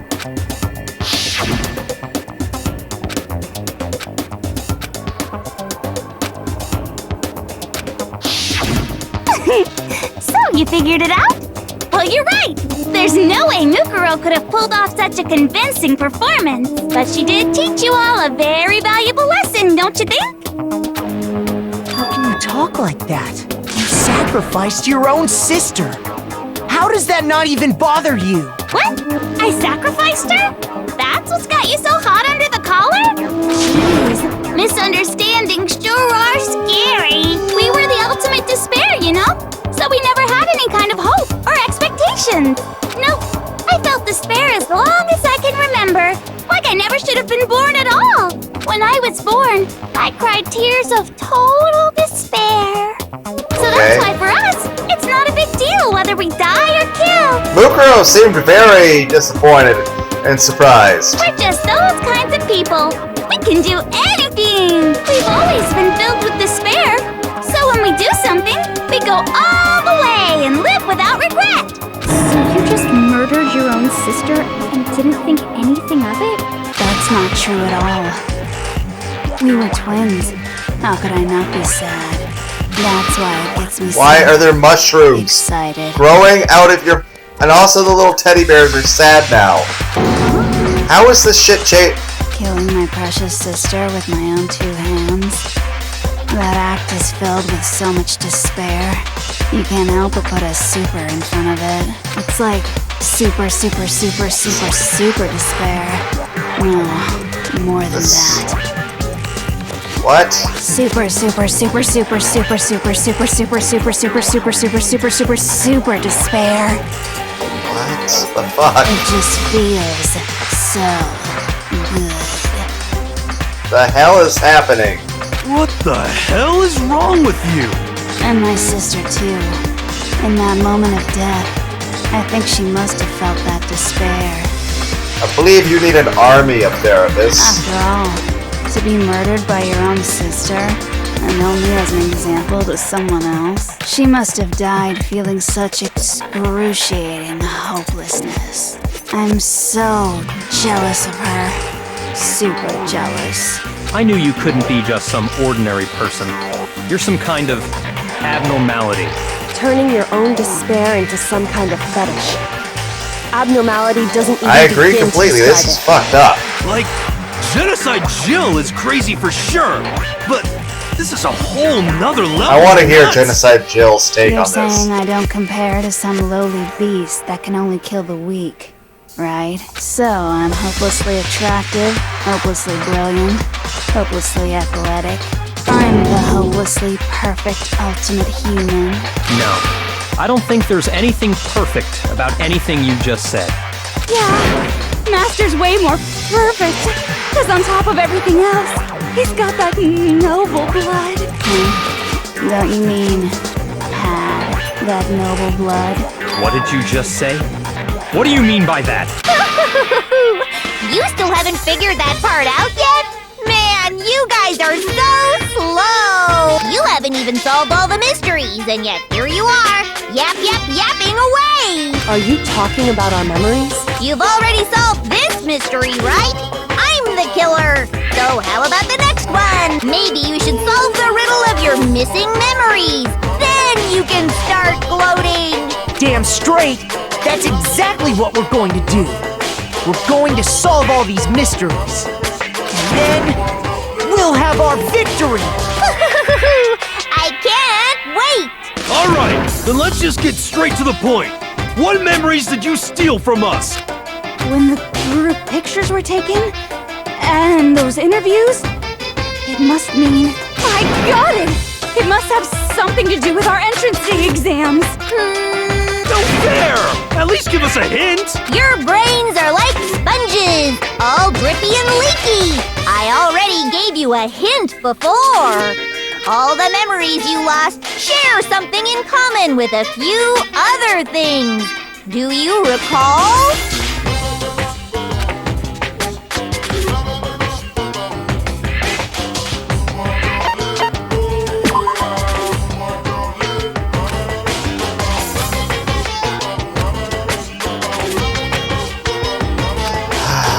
Shoot!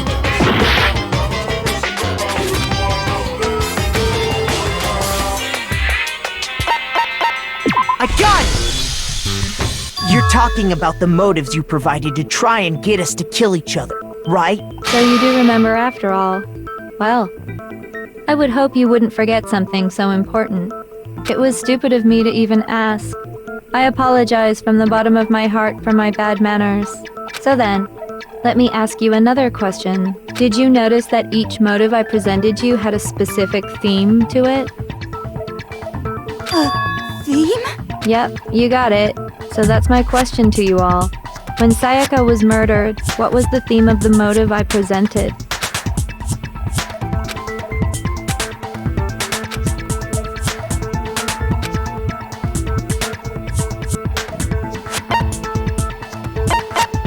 I got it! The driving force behind the motive you presented us with at that point was human connections. Ding, ding, ding. You got it. Remember those DVDs I gave you guys? Each video showed the total destruction of your most important relationships. For example, your family. For example, your friends. I ruined all those relationships and showed you the results. It was to motivate your desire to escape and kickstart your urge to kill. But still, what a cruel thing to do. You're the one that did it! Yes, well, I'm perfectly happy to accept your disapproval. Okay! Time for the next question! So, what was the theme for the second motive?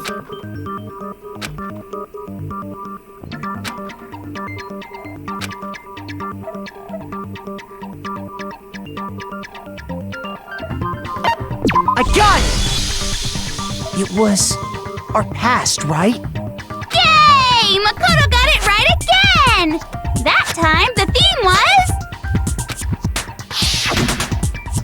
embarrassing memories and secrets! Yeah! And the whole reason Mondo did what he did was to protect his secret. So, how long do you plan on dragging this out? Relax, relax. Okay, on to the next question. So, what was the motive for the third murder?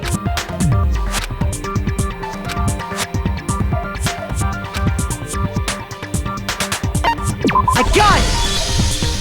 It was money, wasn't it? Greed. Seek and destroy! Hell yeah, you got it again! Goddamn straight it was money! Celeste killed Hifumi and Taka for a little personal gain. Her greed led to all kinds of death and destruction. What's the point of all this? Why are you making us go through this case by case? Don't worry, sweet cheeks. Just one more to go. Now, can you tell me the motive behind crazy-ass Sakura's crazy-ass death?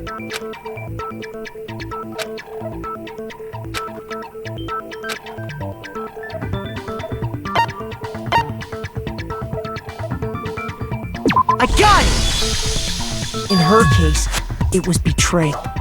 Precisely. You see, once I revealed Sakura's betrayal, that led to everything that came afterwards. Anyway, it looks like you answered all of my questions correctly. How painfully delightful. But what's the point? What meaning is there in asking those questions now? Relationships? Secrets? Money? Betrayal? These are all pretty standard motives, right? The most normal of normal. Totally middle of the road. But of course, those aren't the only motives that exist in this world. Why do you have a fucking crown when you're talking like that? In fact, there are as many reasons to kill as there are people on Earth. They compel humans to kill each other, bringing despair to the world.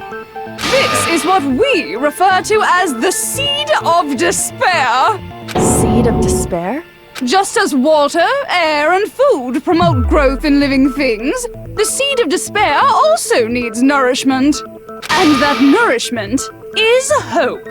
Despair can grow only in the presence of hope.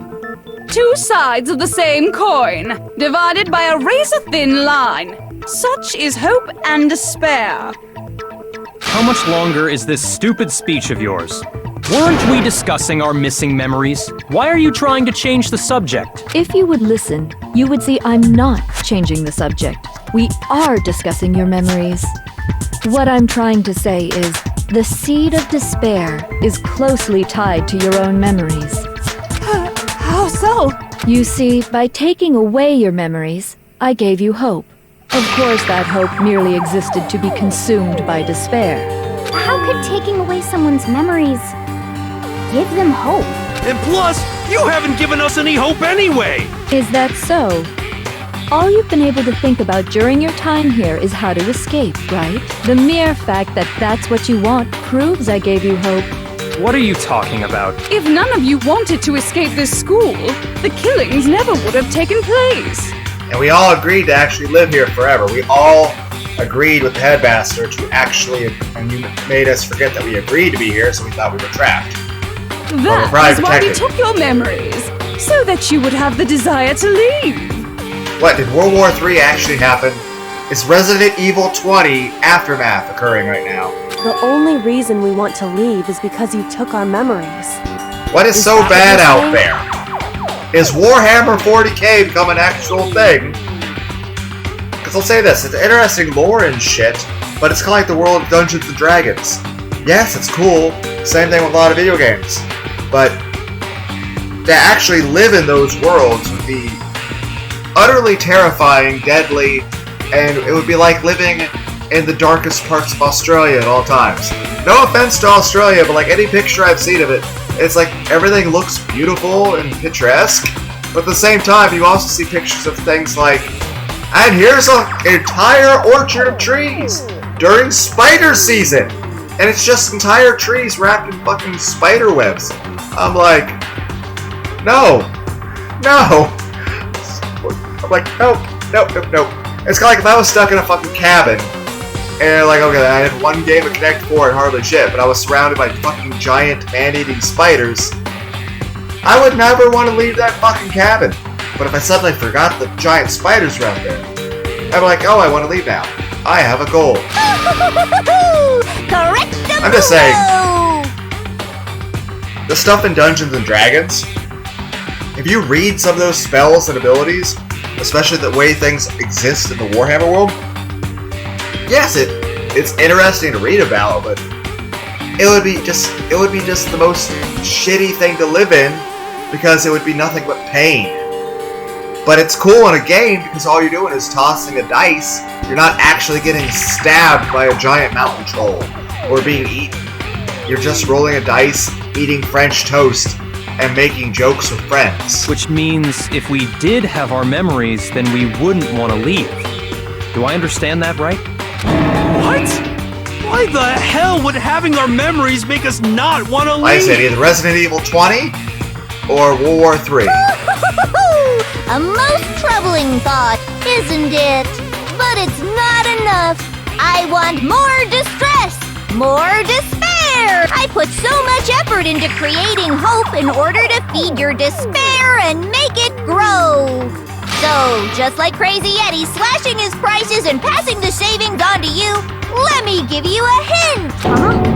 Really? Then hurry up and tell us. Okie dokie. Like they say, seeing is believing. I'd like for you to see the outside Did World War III happen? You mean the world be... So something really did happen out there. Now are you interested in what I have to say? You wanna see what? So the reason the police haven't come to save us isn't because they don't know where we're at, it's because they're all dead. Because someone needs to go save them. I wanna see too. See your faces sink into despair. You know what? As long as there's plenty of donuts in the fucking kitchen, I'm sure we can deal with World War III. It's out there. We're in here. Yakia, let's try to get started on a fucking Dungeons & Dragons campaign. Now then, open sesame! Behold, the world beyond the school walls! This is the outside world you've all been so anxious to claw your way back into. It also means the amount of irony, because here's the thing. The dojo soccer one I will protect is already destroyed. Money has no value anymore. All the human relationships we wanted to protect, you know, they're all dead already. All of the secrets we wanted to hide, anyone that would have cared is also dead. And what was the other thing? Nope, that's all things. Yeah. World War III? What the fuck? Thank you for just making a fucking joke of this. I was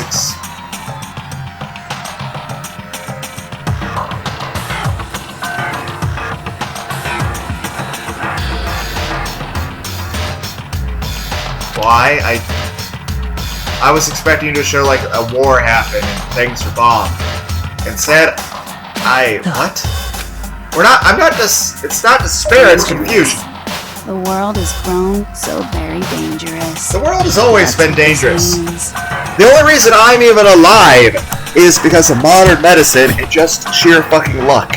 And maybe any other benevolent forces that exist in the world that have assisted me. But, I mean, the world is a dangerous place. I mean, it's the way it's always been. I mean, heck, you go back to the Bible, I mean, even before technology, I mean, people were already killing each other at the very start before we had, even if it's a rock in a field. What are you talking about? None of this makes any sense!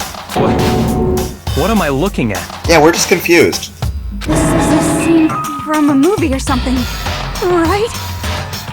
What you just saw, all of you should recognize it. That world is locked away within the memories that were taken from you. If you can't remember, please just try. Do your best to try and recall. Don't you need to, like, give us something, like the mushrooms in your hair? Or is that what caused Kick your brain in the ass! Cause it's up to that gray lump whether you live or die! I don't remember ain't a fucking excuse no more! Cause now it's time for the final class trial! Hey, what's happening? What's the argument?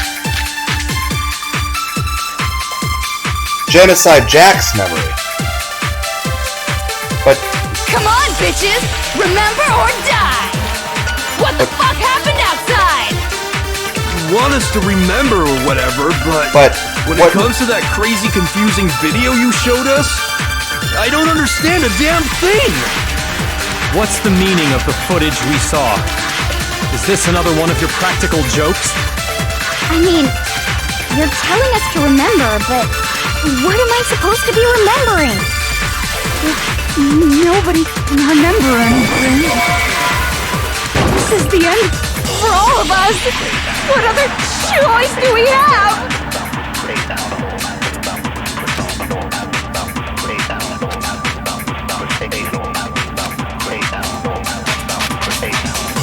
Come on, bitches! What the fuck happened? Want us to... When it comes to that I don't understand. What's the meaning? Is this another one of... I mean, what am I supposed... Nobody... Thank you. No, it's wrong!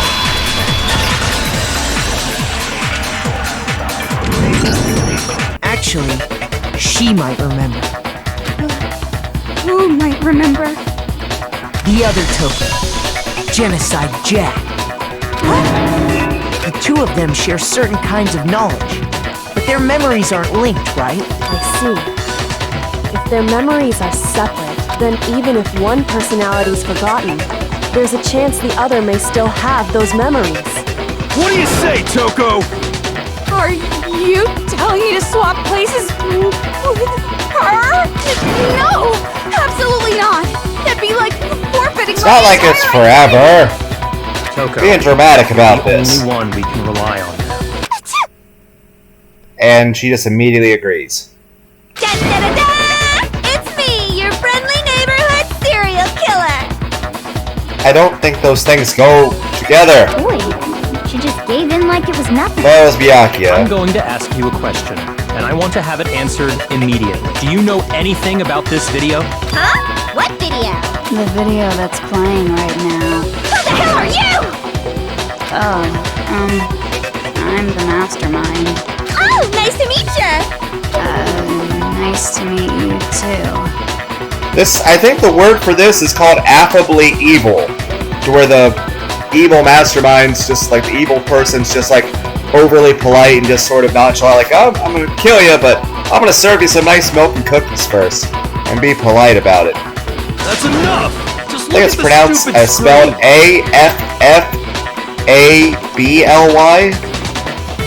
Aye, aye, Roger, you got I think it's a it. trope used in a lot of stories, actually. Sometimes played comedically, sometimes played straight.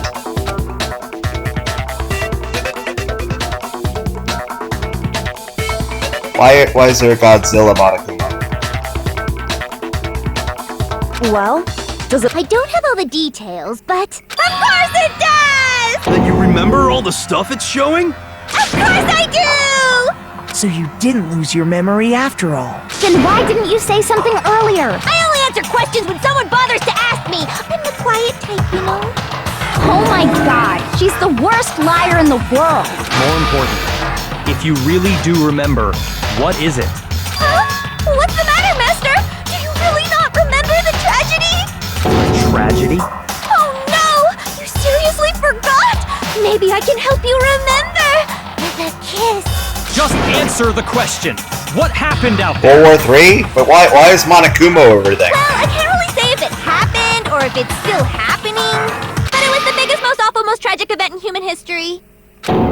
That's a mouthful that you candidly just offered as a quip.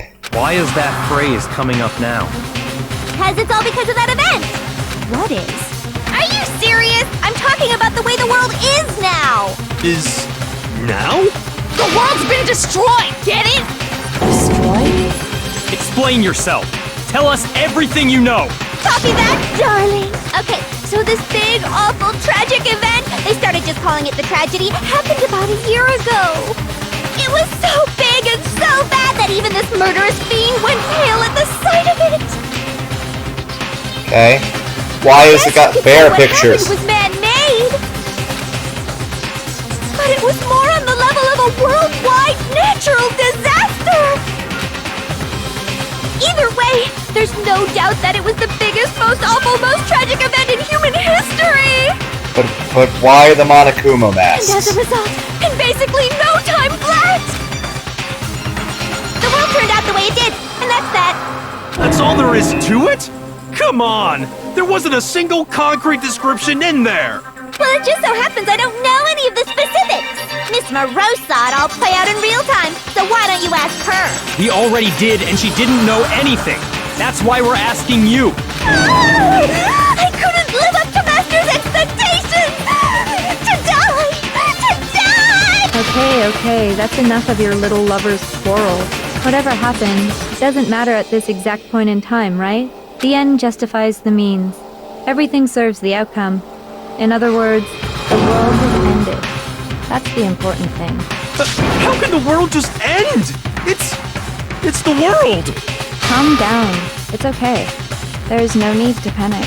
Every living person will be dead in 100 years anyway, so the world ending isn't that big a deal.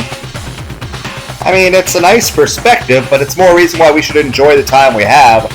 You know. Oh, come on. Now you're just being ridiculous. Well, as long as we're being ridiculous, I have another ridiculous story to tell you. It's the story of the Tagami Corporation, which has given Byakuya's life all its meaning. What? What did you say? I'm glad to see you took the bait. You bit into it like a middle-aged secretary at an all-you-can-eat cake buffet. What? Hey! So, what do you think happened to the Togami family? I have so many choices. Correct! Well done, peasant! But I didn't say anything yet.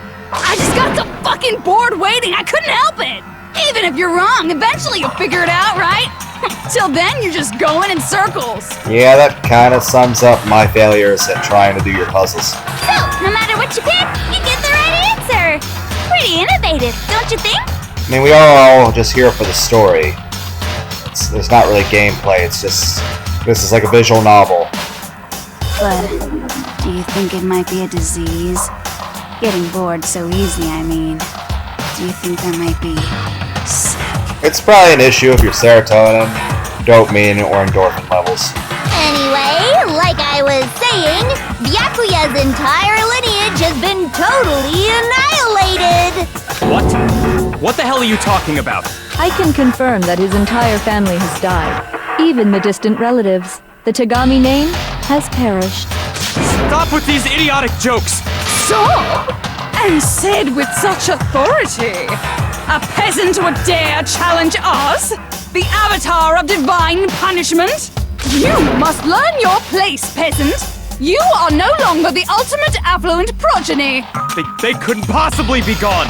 The Togami family is destined to guide the world! You can't guide a world if it's not there anymore.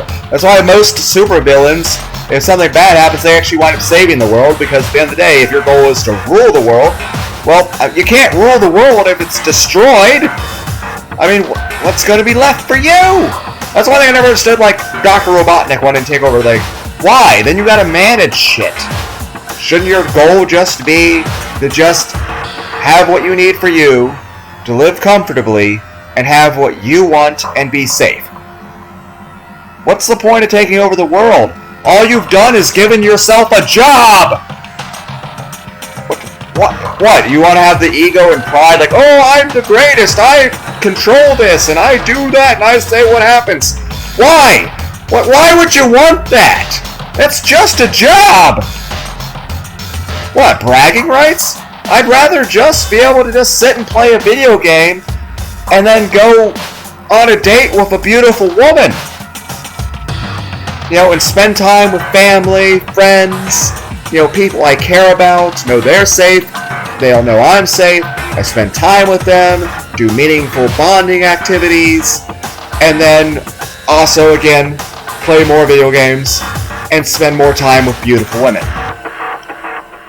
And also, if I ever feel tired, I can just take a nap and sleep until I'm full of energy again and go out and maybe lay on the grass and look at the clouds just go by and whether it's a gray sky full of tons of clouds or a blue sky with the occasional cloud, maybe have some soft serve ice cream and some Pepsi, maybe read a Dungeons & Dragons book and just look at cool art and amazing lore, and then just go hang out with people and have nice conversations about what lore of what monster they think is cool.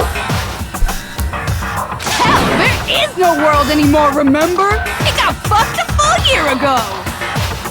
It's actually been like 4 or 5 years since I've gotten fucked at this point. So, need to actually work a little harder on that social interaction thing and talking to women.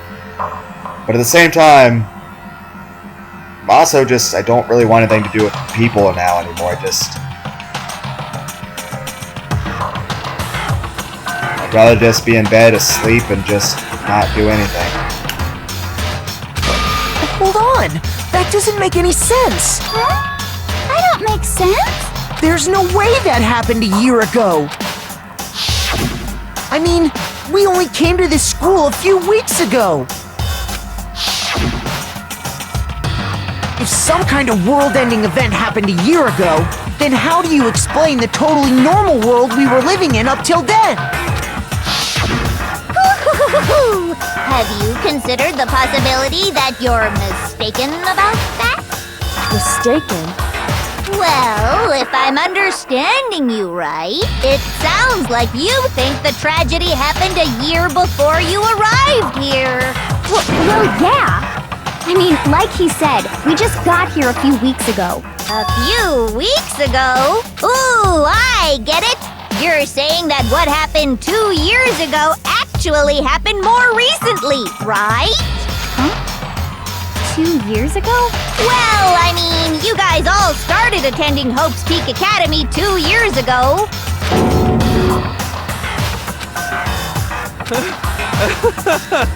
What? I understand why you'd have trouble accepting it, but in the end, you can't deny the truth. And the truth is, everything is cause and effect. Deny that, and you may as well give yourself up to God. So, you must surely understand all the hints I've given you so far, right? What are the memories I took from you? Come now, answer us! Answer with all your heart and soul! How are we supposed to answer? I just don't know what's going on anymore.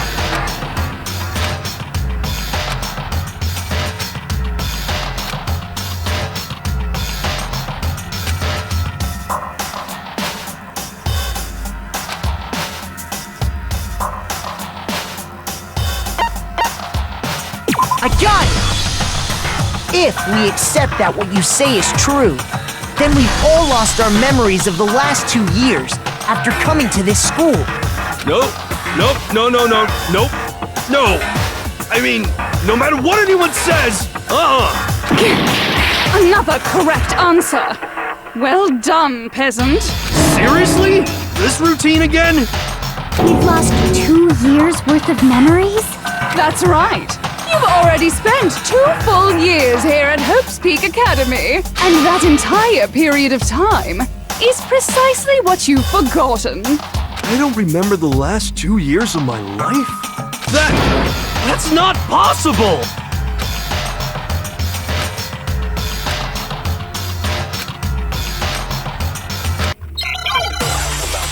Well, there is your book of studying material. Notebook.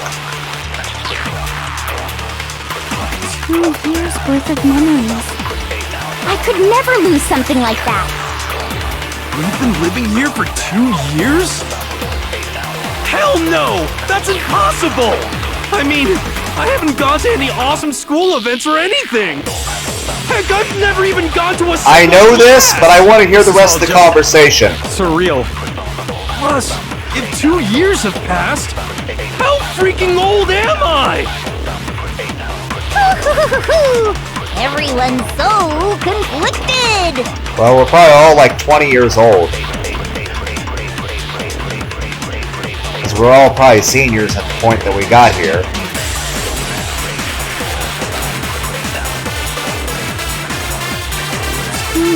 I could never lose. We've been living here for hell no! I mean, I haven't gone to any awesome school events or anything! Heck, I've never even gone to a single Go, shoot the bullet! Damn it!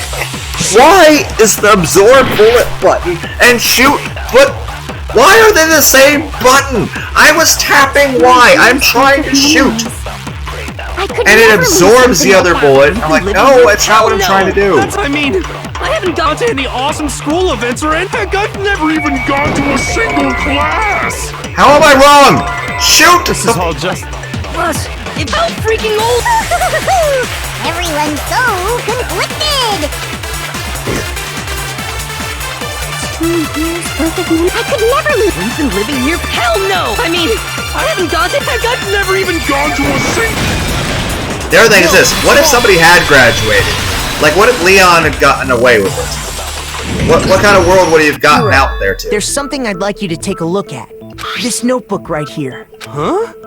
Hey, why is my name written on it? I found it in the locker room on the 2nd floor. If you don't mind, could you take a look inside? Sure, whatever you want. But I've never seen this notebook before in my life. Wizza, is something wrong? It's kinda similar. No, even more than that. This is absolutely my handwriting, without a doubt!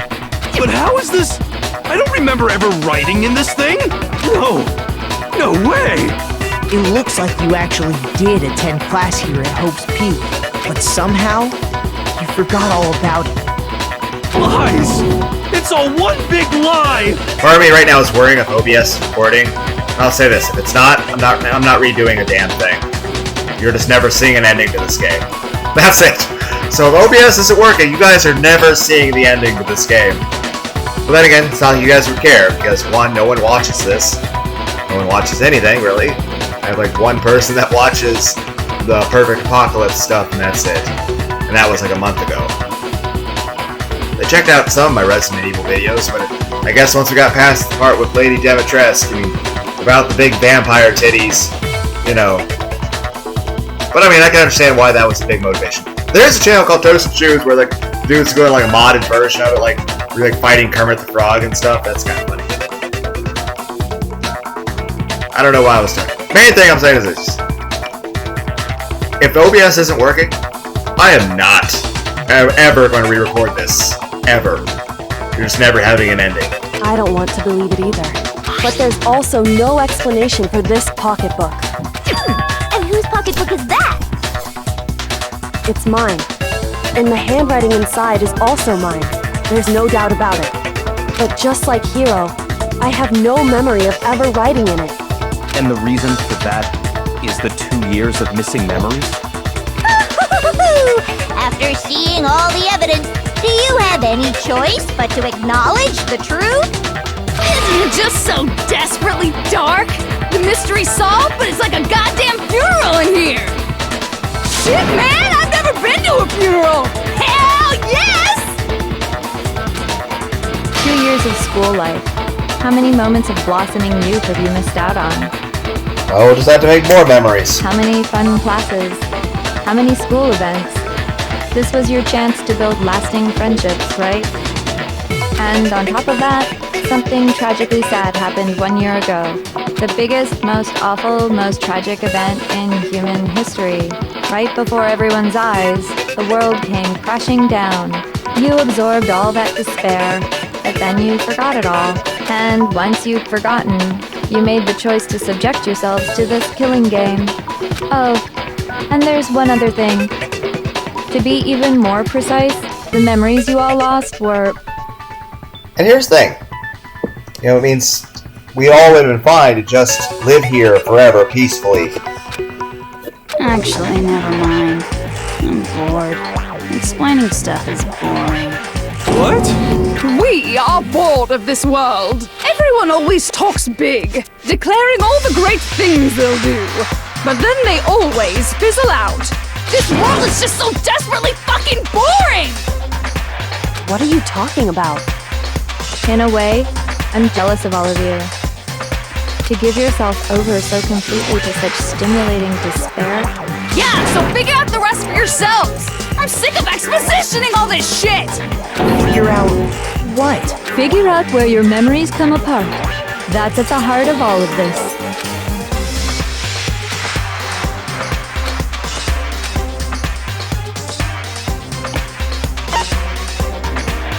I got it! The moment I lost my memories.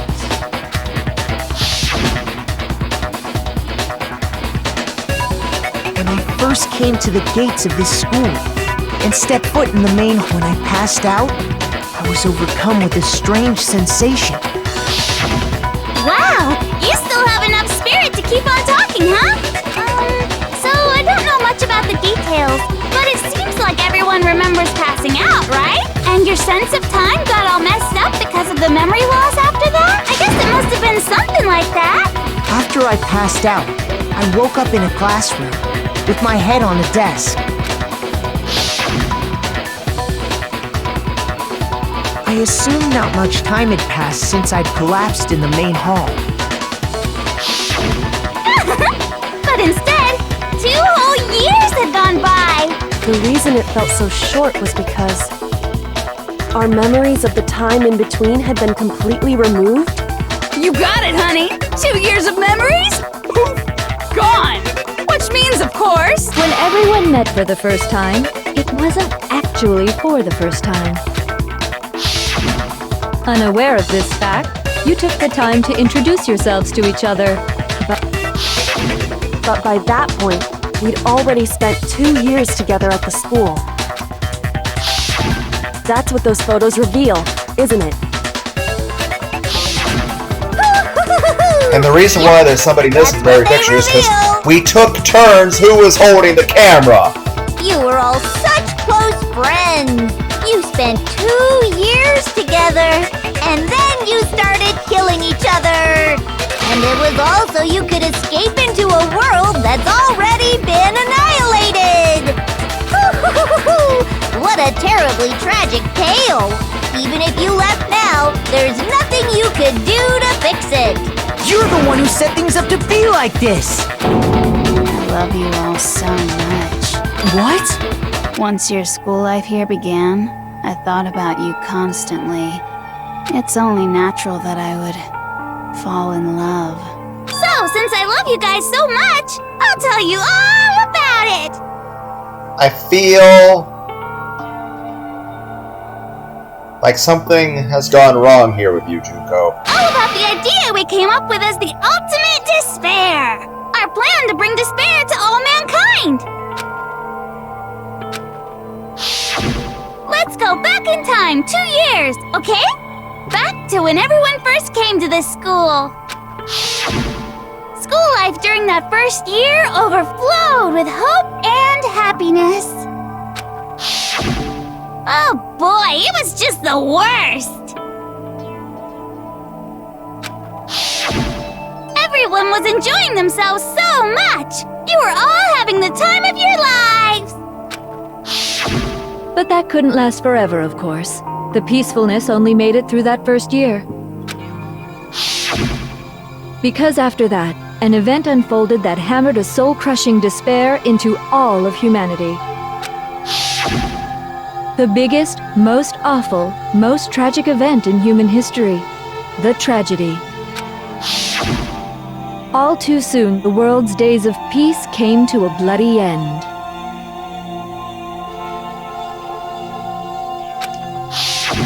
And as you can imagine, the school was no exception.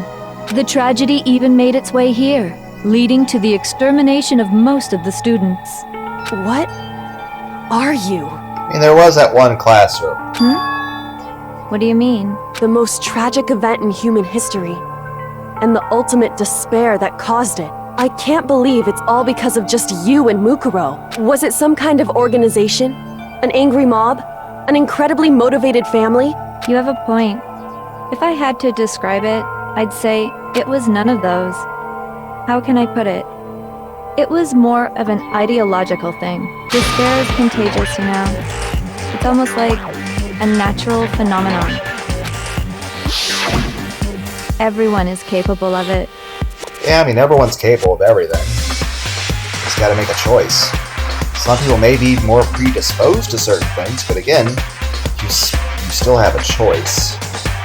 I know Nishi would say, humans don't have free will, but yes, there may be limited situations where how you can express your will, but at the end of the day, you ultimately decide what to do. And now the entire world has fallen into despair.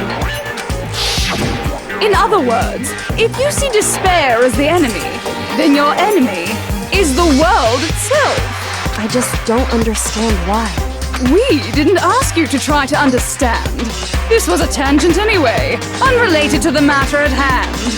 I also go off on tangents, Junko. Okay, so let's get back to the story. Hope's Peak had taken so much damage. You guys were the only survivors. The members of the 78th class of Hope's Peak Academy were the only ones left. And then, something super neat happened! Now pay attention, because this is important, and I'm only gonna say it once! So guess what? To protect everyone who had survived, Hope's Peak was transformed into a shelter! That's right! It was transformed into a shelter!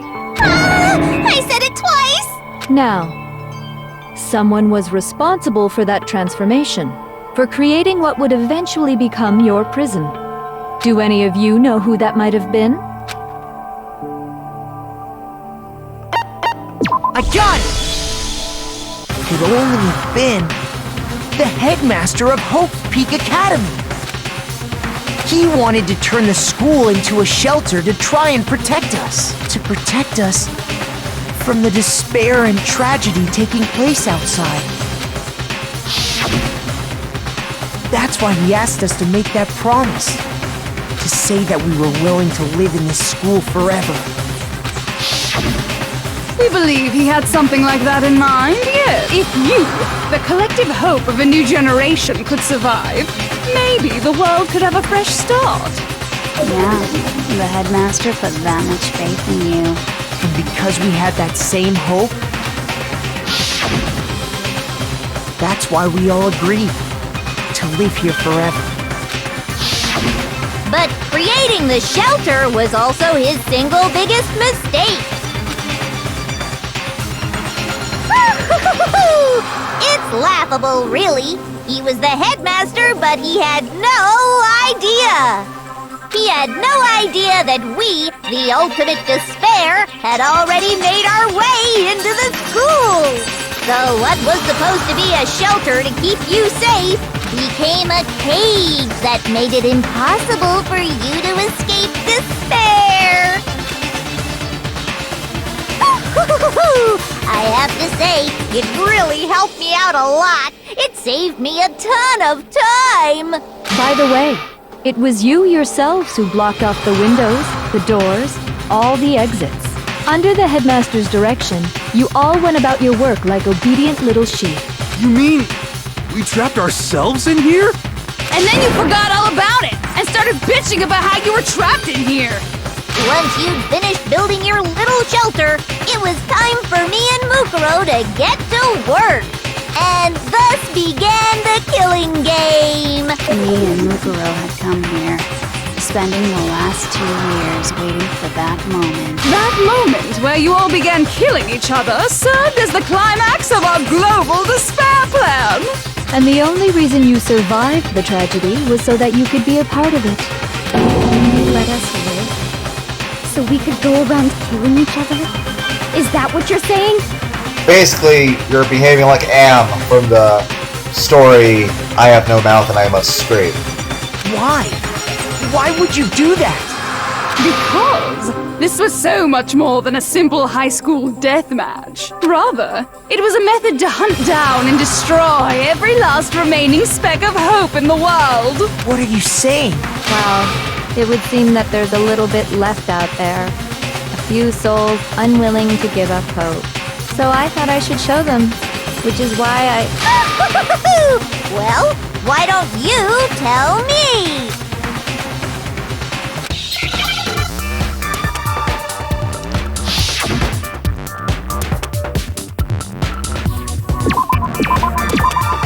Hi, Jack. I need an I. Where's the letter I? Not ready for the J yet. Where's the I? There. Now I'm ready for J.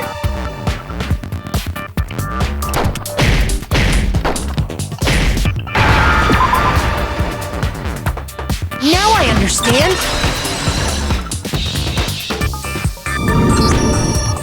You're talking about you hijacking the airwaves, aren't you? Uh-huh. That's exactly what I'm talking about. To show the world the murders taking place at this school, which was meant to be a symbol of hope. That was the whole point of the ultimate despair. When I said climax, that was what I was talking about. The world watched as you fell into despair and began to kill each other one after another. Despair is as contagious as any disease. Any hope left turns to despair. Isn't the power of television just amazing? By the way, since we started broadcasting, a whole bunch of people have tried to come and rescue you. Oh wow! That's amazing! Are you serious? But utilizing the heavy weaponry I installed around the school grounds, I had no problem expelling them. Expelled them? I have to thank you all. They were a relentless bunch, refusing to give up on hope and trying to force their beliefs on the world. But in the end, I was able to give them the final despair. Death. So you just used us? To bring despair to everyone in the outside world? Well, sure, but I also gave you a second chance at life, right? So it's like, give and take. Give and take? You're so full of shit! And there's a reason I chose you guys to survive when all the other students were dropping like flies. I mean, we built up 2 years of memories together. You were all my treasured I classmates. feel like you're having the same rationality as fucking Griffin. Sorry, that's a lie. I And just now made fell you flat. despair even more when you found out a friend had betrayed you. I'll say this. I personally dislike the times that people have betrayed me. It has made me feel very sad. But I can say this. I have never betrayed anyone, ever. I have never cheated on anyone I was ever in a relationship. I was never abusive toward anyone. I have never betrayed anyone. Ever. And that's the truth. Which is That's what probably you a wanted, defining characteristic for me. Loyalty. If there's somebody I care about, somebody who depends on me, I am loyal to them 100%. The idea of betraying or abandoning anyone is like the most unthinkable thing ever. You solved the mystery, but despair at the truth, right? Don't tell me. Did you seriously count on the possibility that we would solve your mystery? And if we did, then what? Our final desire for creating this world of despair was so we could experience one last class trial. If you were bold enough to solve the mystery, only to discover that the truth was utterly hopeless, how would you react? What would you do? See? Discovering the truth doesn't necessarily lead to a sense of hope. No, it's fine. It's still hope. I mean, there's still technically a world out there, even if it's covered in shit. It just means, now that we know it's covered in shit, we know to make hazmat suits first. You know, it just means, just because it's raining outside doesn't mean it's a terrible day. It means, well, you can take a nap, you can listen to the thunderstorm, and if for whatever reason, if it's going to storm for fucking ever, well then we're just going to get better at making boats and having umbrellas. And having lots of thunder times 6. So, and having more jokes in movies like the movie Ted where thunder buddies and shit like that. Like, we're just going to have a different sense of humor. It just means we need more umbrellas. We can still enjoy ourselves, just with umbrellas. Truth can be full of despair, too. We can also pretend the umbrellas are lightsabers.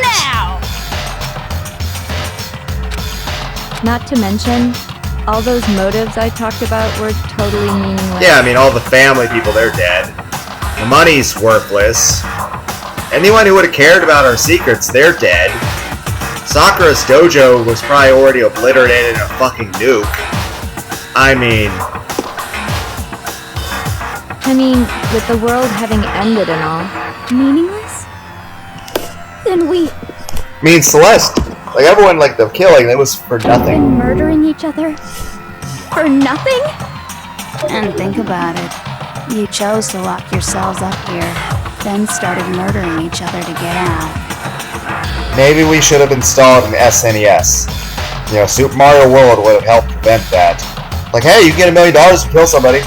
Yeah, but I could also just play on Star Road. I kind of feel bad that Super Mario World is not available on Steam. And I'm not about to get a damn emulator or something. So, it'd be nice if Super Mario World were on Steam. We weren't just random strangers either. We were classmates. We'd spent 2 years together. No, even I can't laugh at that. We get it, okay? You're totally awesome, right? We get it already! So help us! I'll do anything! Just help me! A peasant begging for his life? Oh, how delightful! We've never witnessed such a travesty firsthand. But I'm sorry to say, begging doesn't work on me. All I want is despair, and there's no reason for it. And since there's no reason, there's no argument against it. I'm pretty sure if I just gave you a pint of ice cream, it would make it better. Like, there's times I've felt kind of sad or discontent, and then a pint of ice cream made that better. No argument, no understanding. What better definition of ultimate despair could there be? I feel like I would name a flavor of ice cream Ultimate Despair. It would have lots of chocolate. I'm just saying there are times that, especially certain times where, because like I said, every relationship I've ever been in either ended with me being dumped or cheated on. So, I'll say this. Like I said, I could never imagine me betraying anybody, or cheating on anyone, or hurting anyone, especially somebody I care about. Even if the person I cared about, granted, when someone does something like that, love has to be nurtured. If you betray somebody, it kills that love. But even out of anger at betrayal, I couldn't imagine hurting somebody. I feel sad. Though, if somebody you care about is doing something that's dangerous to somebody else you care about, then you have conflicting feelings. But, main point being, I don't know, people you care about. You know, I've always regarded the people I cared about as the most important parts of the world. It's just, people get bored of me a lot, I guess. Or just are busy with their own things, or they're in a situation where they can gain certain things, whether it's money or status, or just, maybe get tired of just my own personal eccentricities. Which, I mean, yes, I may be a bit odd when it comes to things, but I've always been nice to the people that are around me in my life. Particularly in general, I'm polite to everybody, but mainly to the people that I would call friend or family. I try to be as... I can't think of the appropriate word, but I guess at the end it would be a sense of, at my core, a sense of loyalty toward them, and a desire that I want them to feel happy and safe, and I want them to be happy around me. Same way as some of my friends eventually decided that they just don't have any interest in hanging out with me or spending time with me, I don't hold that against them. I'm just a little sad at it and move on from it. It's just a little distressing when there's, one, that happens a lot, and two, that there's no other people to hang out with. Or that there are people to hang out with, but those people don't make me feel safe. Because that's the main thing. If I were to hang out with somebody, I want to feel safe with them and that I can trust them, but also I want them to feel safe with me and trust. I wouldn't want someone to feel scared or sad. I wouldn't want to feel scared or sad. And if I ever wanted to feel sad or express that emotion, because no matter what, you have to feel that emotion sometimes. There's always movies and music. That way you can either, one, feel that emotion or have that chemical response, or it can allow you to have an outlet to certain sad things in your life that are difficult to concentrate on for too long period of time because it is too painful. But then you can watch a really sad movie and you can allow yourself to have that catharsis of just crying in relation to a movie because it's an outlet for that which is, serious and real and is a very huge problem that is devastating and beyond normal capacity for a human to cope with. But if you cry about that, it's sad because then you can't shut it off because it's real. But if you watch a movie that is very sad and all that stuff, you can cry a bit about that to vent out the excess feelings you have about the thing that's real, but because you're allowing the trigger to be a movie which isn't, you can then rationalize that the movie isn't real, and then you can shut it off when the time's ready. That way you can vent those feelings so that you can cope, but then you can also use a rationality of that logic to then shut it off when you're, that way you don't constantly feel that. I think that's what everybody does. Maybe I've just thought about it more. But it's mainly about finding a way to be happy. Especially if you can't have initially what you really want to be happy. So you find a way to be happy that is non-destructive to you or anyone else, and is safe and constructive. And heck, if other people can also feel happiness from it too, then that's a way to win, right? Wait, hold on. You've just been going on about whatever you feel like, but there's no real reason for us to believe anything you have to say. Huh? You say the world's fallen apart, but I haven't seen it for myself, so I don't acknowledge it. I don't accept it as the truth. Until you see it with your own eyes. Truth and falsehood overlap one another. In other words, you're not unlike Schrodinger's cat right now. Is that what you're saying? For some reason that just makes me think of the Team 4-star Helsing go watch their bridge stuff. It's kind of cool. Then again, Gozar was around before Team 4-Star.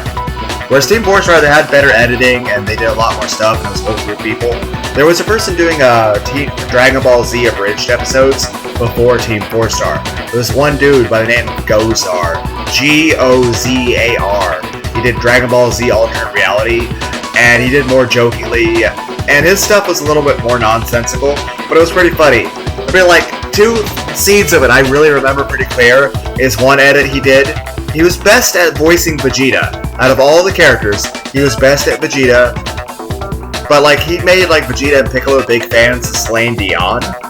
And in addition to that, he also made little scenes where, like, Vegeta, like, now parenting with Vegeta! Or stuff like, little nonsense scenes like Vegeta was doing rehearsing for as if the show DBZ was an actual live action thing and Vegeta was an actor. And the narrator's like, okay, and then Vegeta's like, they're doing the scene with Android 19 where originally where Vegeta is like, does a machine like yourself ever experience fear? But he would ad-lib, he'd be like, does a machine like yourself ever experience fear of nocturnal emission? Or of stuff like that, like just sexual jokes. And the narrator, Vegeta's just laughing at the narrator face palming. But it's just, he was a lot more nonsensical about it and just all over the place.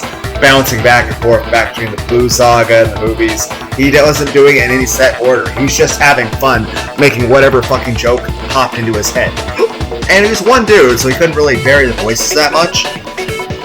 And he didn't put as much effort into the editing, nor did he have as much technology, resources, or money. But I still found Gozar's stuff very funny. And he was doing it before, you know, Team 4-Star was the thing.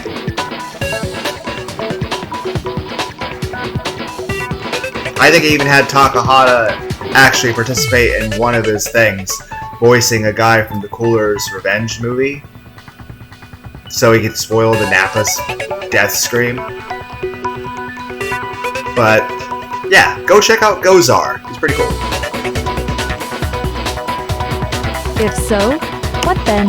Are you saying you won't accept the truth until you can go outside and see for yourself? Well, you better not. You go out into that world and you're all goners for sure. Like, is there a virus? Is this Resident Evil 20? Trust me, I'm not lying about any of this. Well, even if it's all true, I refuse to give in. I refuse to lose to you.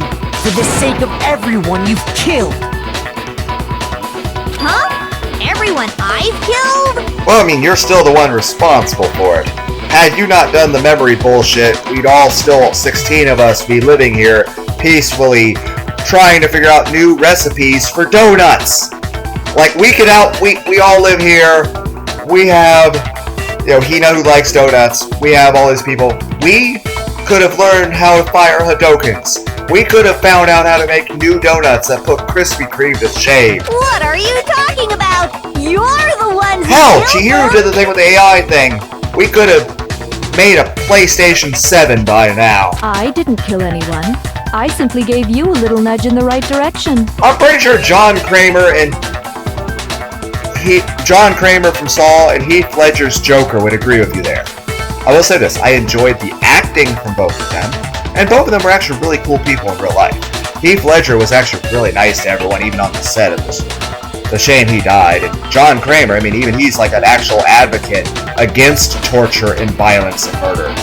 And he's like an advocate for stuff like, like suicide prevention and, people getting therapy and help. So even he's like, against that stuff. And the actor who played Hellraiser in old Hellraiser movies, a lot of times would go to bars to use it as a way of, he'd go in the makeup to pick up chicks. I can't remember, and a lot of times the actors for like Jason Voorhees and stuff were like bodybuilders. And I think the actor who did Freddy Krueger was actually like a novelist or something. Like do screenwrites. I mean, hell, take Patrick Stewart, who plays Jean-Luc Picard and Professor X. He plays Jean-Luc Picard in Star Trek, but I mean, before that, he was a Broadway actor, doing Shakespeare. And that's all it took for you to start killing each other. You're nothing but bloodthirsty animals. Well, I mean, fighting is a natural survival instinct.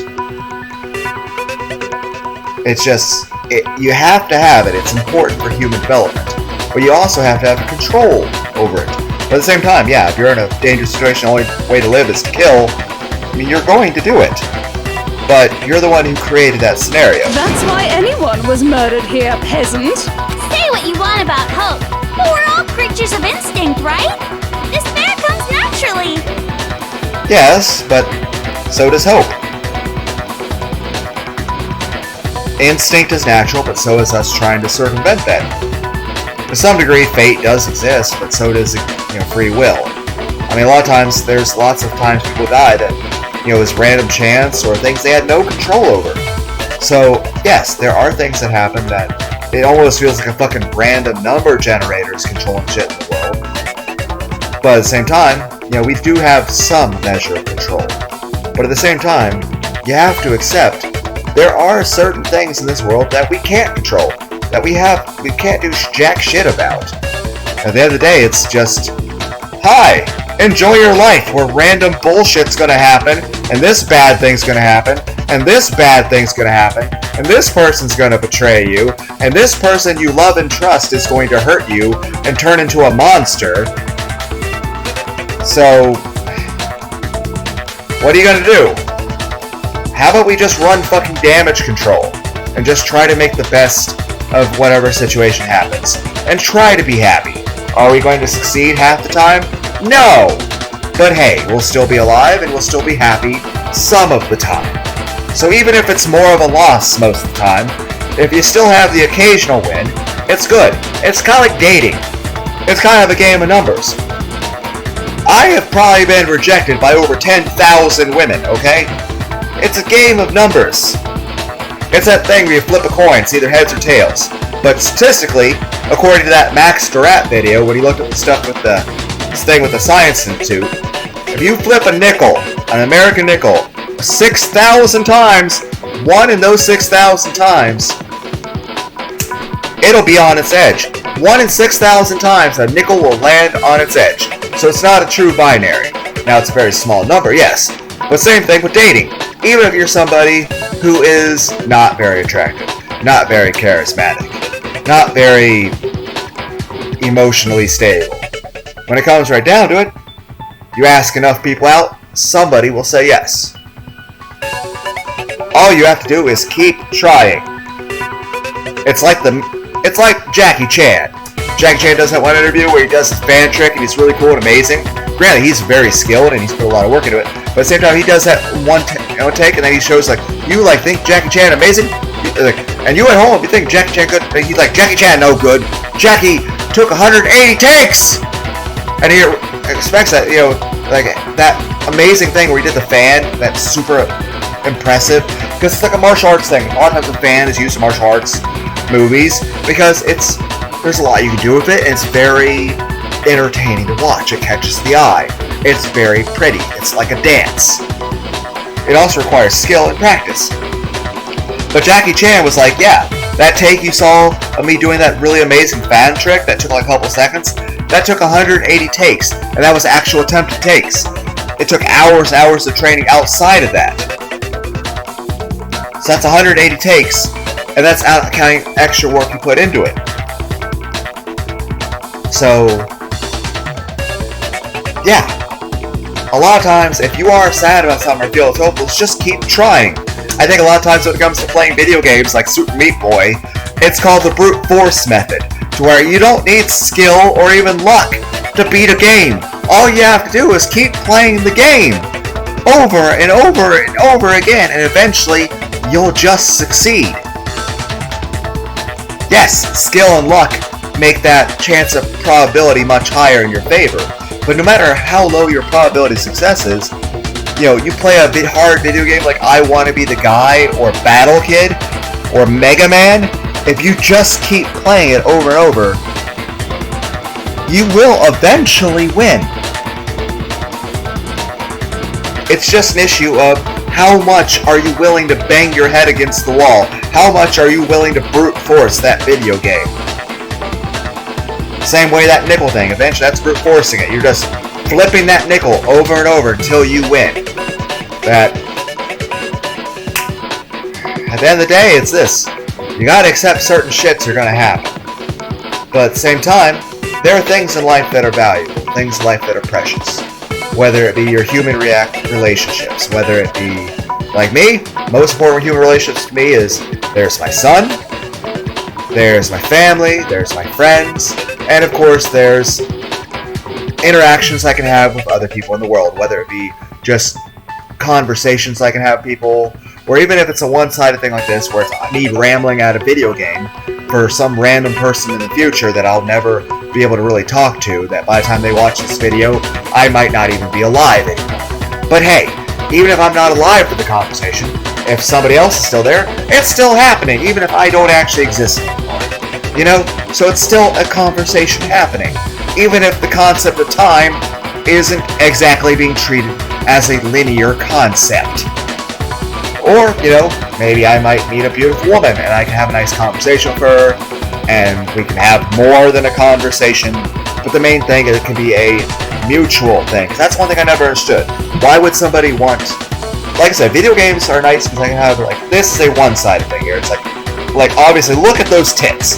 Look at the curvature of everything, and the beautiful aesthetics of the background and the music. It's a nice experience, and it's a nice thing for me to interact with. But I don't have to consider the feelings of the other thing because it's not real. But in real world, you know, the feelings of the other person are actually more important than your own. Because at the end of the day, you want the other person to be happy. You want the other person to feel safe and to actually desire continuation. That's why, like, say, if a friend of mine just doesn't want to hang out, I feel sad about it, but at the same time, you know, okay, good for them. I hope they're happy with what they're doing next. And then I'll just continue on, and I'll still feel sad, but I'll still have the memories of good things in the past, and I can have the hope that, hey, I'll just make new memories with somebody else. Somebody that hopefully will actually appreciate my, you know, existence. And who wouldn't, you know, try to manipulate me, or hurt me, or lie to me. So yes, getting betrayed hurts. But this means you can be more hopeful, maybe the next person won't. Hell yes! That's funny as shit! You know what's really funny? Gabriel Iglesias. No! This isn't just some game to us. Gabriel Iglesias, he's a pretty cool guy. Heck, I think he made the comment.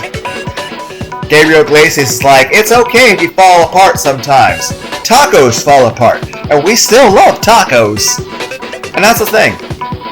As much as I enjoy, like, the most amazing, over-the-top, like, 11 out of 10 sexy anime girls, and while the main thing is this, humans are humans. We should all be able to accept each other however we are.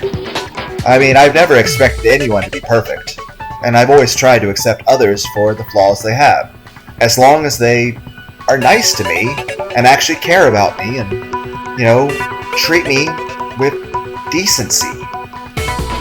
You know, like, I don't, you know, people have flaws, we all do, none of us are perfect. None of us, I mean, we're all like tacos, we're all falling apart. But, even if somebody's falling apart, you know, psychologically, even if they're, as long as they're still a good person, that's what matters, right? As long as they actually care about one another, you know, that at its core, the most important thing that overshadows all other things is kindness. Kindness is what matters most. It's murder! Plain and simple!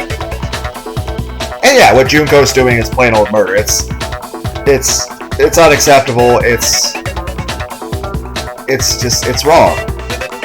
You stole our memories, invented reasons for us to do it. You pushed us all into a corner. Again, your head. Why is the head banging? It's all your fault. You certainly have a talent for passing the buck, don't you? That must be your hope, huh? But we don't have much time left to keep up this banter. We have to draw things to a close soon. What do you mean? I I'm talking about the vote, of course. You didn't forget about that little rule, did ya?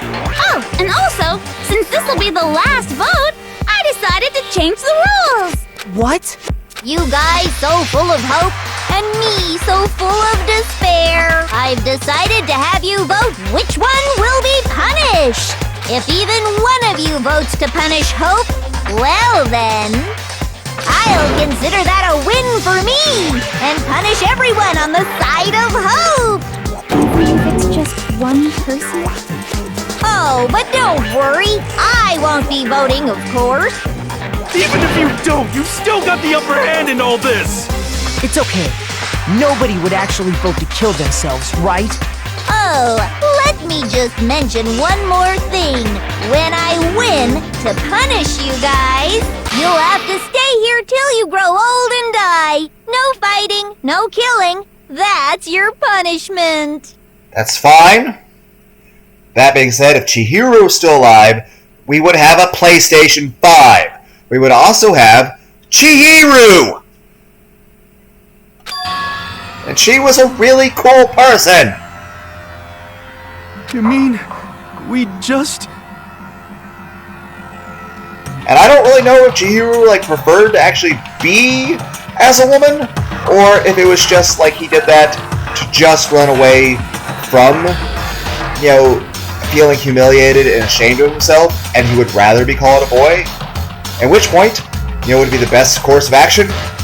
Of course, it would require Chihiro being alive, would be just to ask Chihiro.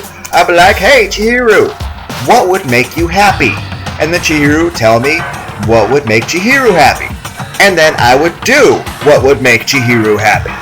If Chihiro preferred to be called a girl, fine. Boy, fine.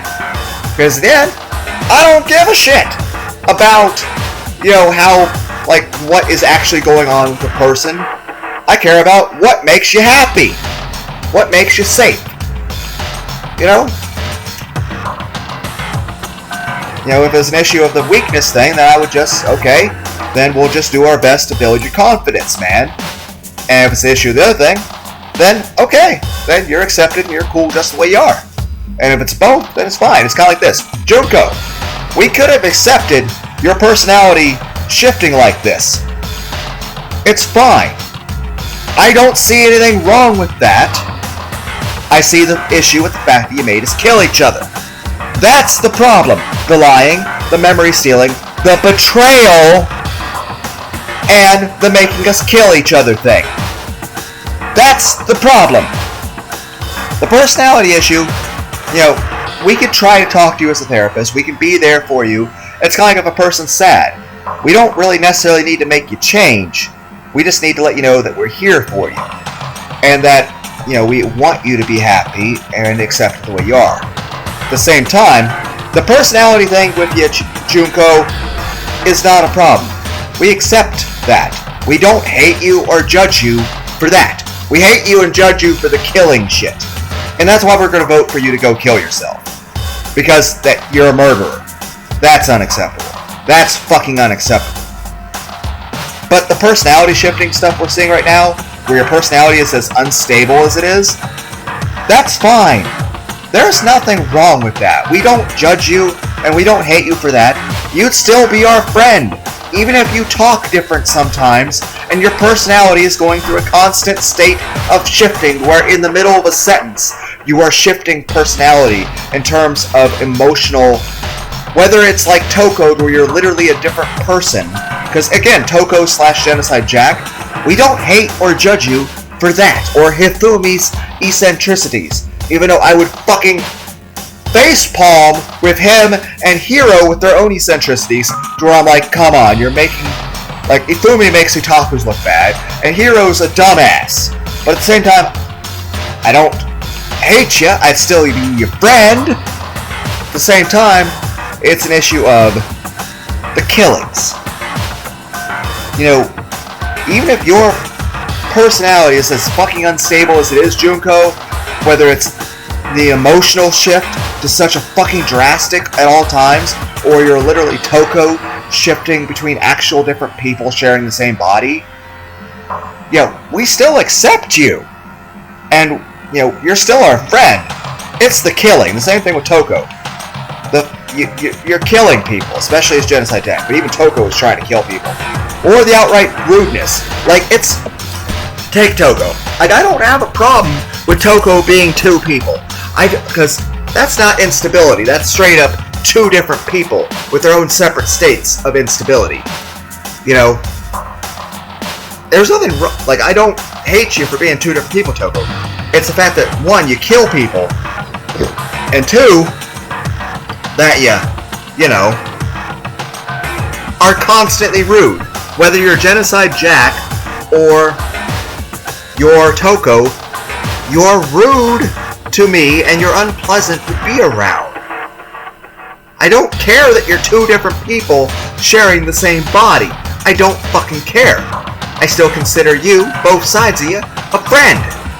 I care that you're a rude, insufferable bitch that treats me badly. And Junko, I don't care that your emotional state shifts between 7 different flavors. I don't care.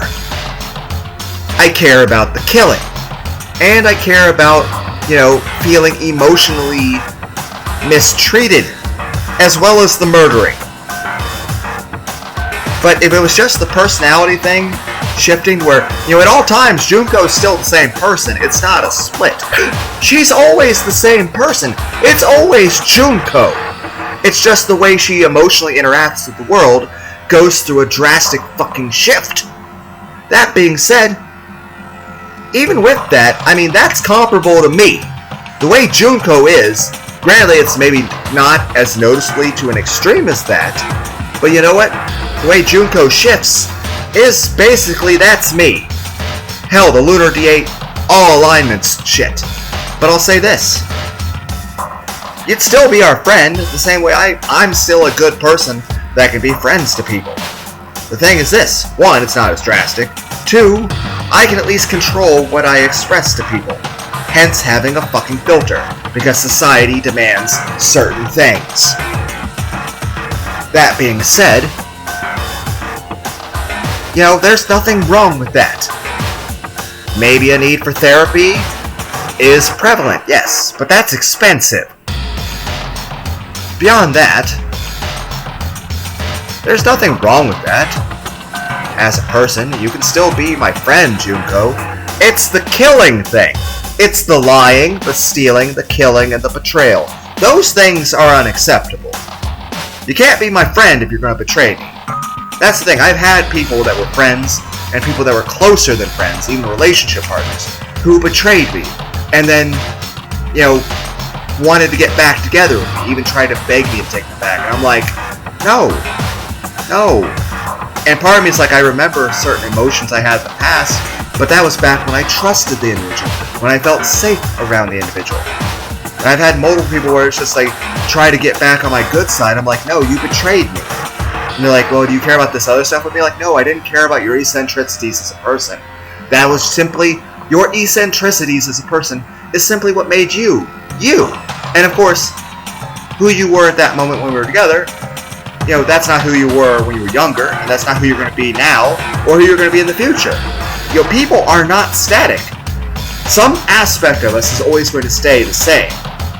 Part of the human condition is, what is it?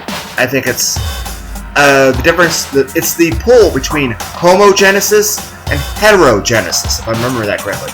Homogenesis is I think it's the condition for something to want to stay the same, to not change.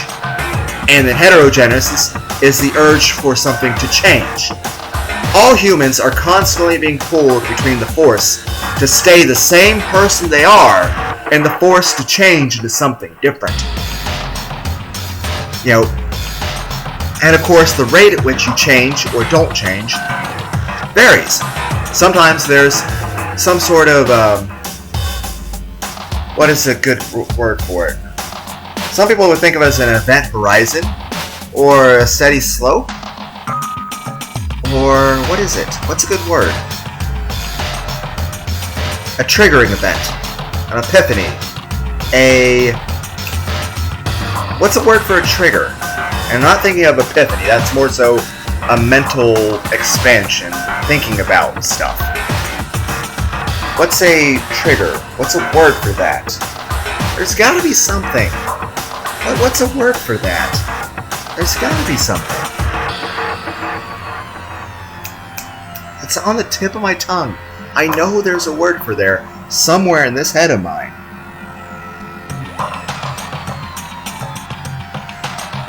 No, that's not it. No, that means something else. Damn it! I want to be able to say this word. What is it? Well, let's redefine what I'm saying. A word for if somebody's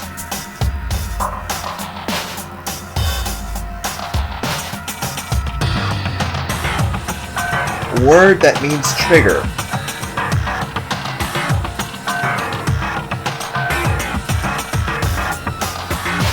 I can't remember. Fuck! Why can't I remember this? Hell, this is probably the biggest reason why I can't remember why I can't learn a foreign language, is because half the time, like, it's either I know a word and I know like 6 other words that mean the same fucking thing, or I just draw a blank and random bits of my vocabulary just fucking leave me. Like, I know what I want to say, but I can't remember the word that expresses this thought. But it's supposed to be a word that expresses when a trigger happens. Like, it's supposed to be a key word that expresses the concept of cause and effect as a philosophy. And it's not a unknown word. It's a word that everyone uses in their everyday conversation. It's a common word that everyone's used like hundreds of times in their lives. Why can't I think of it? But it's a word that's supposed to express a trigger for some sort of change. In a chemical world of chemistry, I mean, we used this word earlier episode of danganronpa, a reagent chemical that causes a reaction. But I can't remember a word for it, especially when it comes to human emotions or to stories. But yeah, that's what I'm trying to say. Like, but yeah, main thing is this: no one's the same forever. Like, the me as a child, to the me that as a preteen, to the me that was a teenager, to the me that was an adult, to the me that was my early 20s, to the me that was, well, during the time I was married, to the me that was immediately following my divorce, to the me that a couple years ago, to the me that now, each me is a different person, with different experiences and, well, just life to draw from. And I imagine the me a couple years from now will be different, and the me a decade after that will be even drastically different to that. But at its core, some aspect of me always stays the same.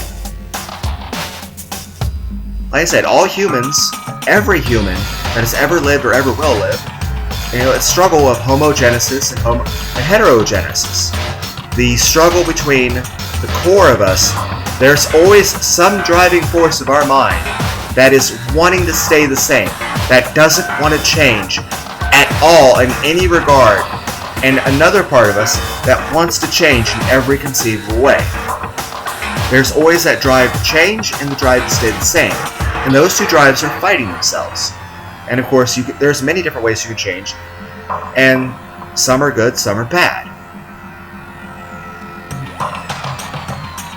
But I mean, you can't ever be entirely stable, or else it'd be like a pond that's become static, it's become stagnant. You know, in order to have growth, you have to be moving like a river. The thing is this: that river can flow in many different directions, but you can't stay in one spot. That's just, you'll be stagnant. Even if you were people trapped in a building like this, you have to have learned to grow. I mean, I'm sure Chihiro would learn new ways of programming. Hiro would make up new tarot cards. I would learn to draw or something, or play a guitar. We can all learn and grow. And here's the thing: each of these people have their own unique talents and ultimate abilities. No one's got their own special things. And even if someone's a genius at one thing, they'd be dumb at another thing. Everyone's got their own specialties. And everyone's got their own unique way of looking at the world. Yes, some people may have a tendency to look through the world through rose-tinted glasses and try to look and see the best in everyone, and think that everyone is a good person at their core. That may be a flawed way of looking at it, but it is still a valid way to look at the world, even if everyone else in the world disagrees with it. You know, to want to see the best in everyone. That even if somebody has done bad, even if somebody is, you want to try to see the best in everyone. That at its core, every human being out there is actually a good person. And that, but at the same time, I've had real world examples, and I mean, of course there's examples in movies and video games, but of course there's lots of examples in history. And you can just turn on the news, and you just hear all these news stories that are just, I mean, some things you hear about in the news, they just make you want to puke. It's just, how could certain people do some things? At the same time, there's always a drive in us to want to hear about these things too. There's that curiosity, that intellectual craving. But then again, you can feed that with stories. Like with this game, Danganronpa. There's stuff in here that, if you ever wanted this stuff to happen in real life, to real people, that'd be monstrous and horrible and evil. But to see it happen with drawings is perfectly acceptable. You can have that emotional catharsis, and that I think you can have that emotional catharsis of the destruction of that feeling of ennui, which ennui is a feeling of despair, a feeling of boredom and sadness. That's spelled E-N-N-U-I. But you can overcome that feeling, even if you're a person who naturally has that feeling a lot, as your default state of existence, mixed with anxiety and fear and dread and paranoia. You can overcome that with, you know, finding ways to safely have that cathartic emotion, so that you could express your brain chemistry in a way that allows you to feel the way you need to be, in a way, and especially you can't just feel one way, you have to feel every range of that rainbow. It's just the way the human brain's wired, or at least some are. Some more to some degree in other ways. But the main point is this. It would be unacceptable to ever hurt anybody. But with something like this, obviously millions of people have enjoyed this game. I mean, think, how many people played Mortal Kombat? How many people out there in the world have actually seen a Mortal Kombat fatality? How many people have performed a Mortal Kombat fatality by learning those combinations? I mean, how many of us have played Halo or Call of Duty, or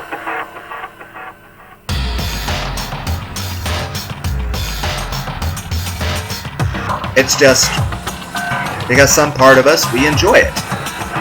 There's nothing wrong with enjoying that. It's just, it's wrong if you're actually hurting somebody. But if you can get that feeling out of emotion that brings you stability out of, say, a movie or a video game, if you can have fun playing a Halo video game, then what's wrong with that? You're having fun, you're happy, and no one's being hurt. And you can even turn it into a bonding experience with friends, because you can sit around, play the game together, and share jokes, and eat French toast together. The main thing is this. I can't understand how anyone would want to betray anybody. Like I said, because the times I've been betrayed, they've made me feel very sad. I've cried a lot over that stuff. But at the same time, I could never see the idea of betraying somebody. It would make me sad. So, I think right now, the main thing I would want right now at this moment is to maybe, there's a few Mexican restaurants around here. Maybe go to a Mexican restaurant with a very beautiful woman, have a nice conversation, eat some tacos, maybe some burritos and chimichangas, maybe some spicy garlic shrimp, have some ice cold Pepsi. That sounds good to me. Unfortunately, that's not going to happen. But who knows? I can always go to a Chinese restaurant, pick up some takeout, or just go to a Mexican restaurant and eat, by myself. I mean, even if I can't have the social interaction I really want, I can still go out, eat really nice food, and have some tacos, and then come home and watch some anime. That's still something. It's not what is innately desired, but even then, even if I had somebody to share with, I'd be sharing the anime with them and tacos. This has to be a nice person. But like I said, nobody's perfect, physically or emotionally. But I think one key thing is to understand we're all human. None of us are perfect. In fact, we're all far from it. We are all constantly falling apart, even if we're really good at hiding it. And even if we're not even aware of it at the moment. So, like a lot of people that are stressing through their lives, they have shit going on. That they just...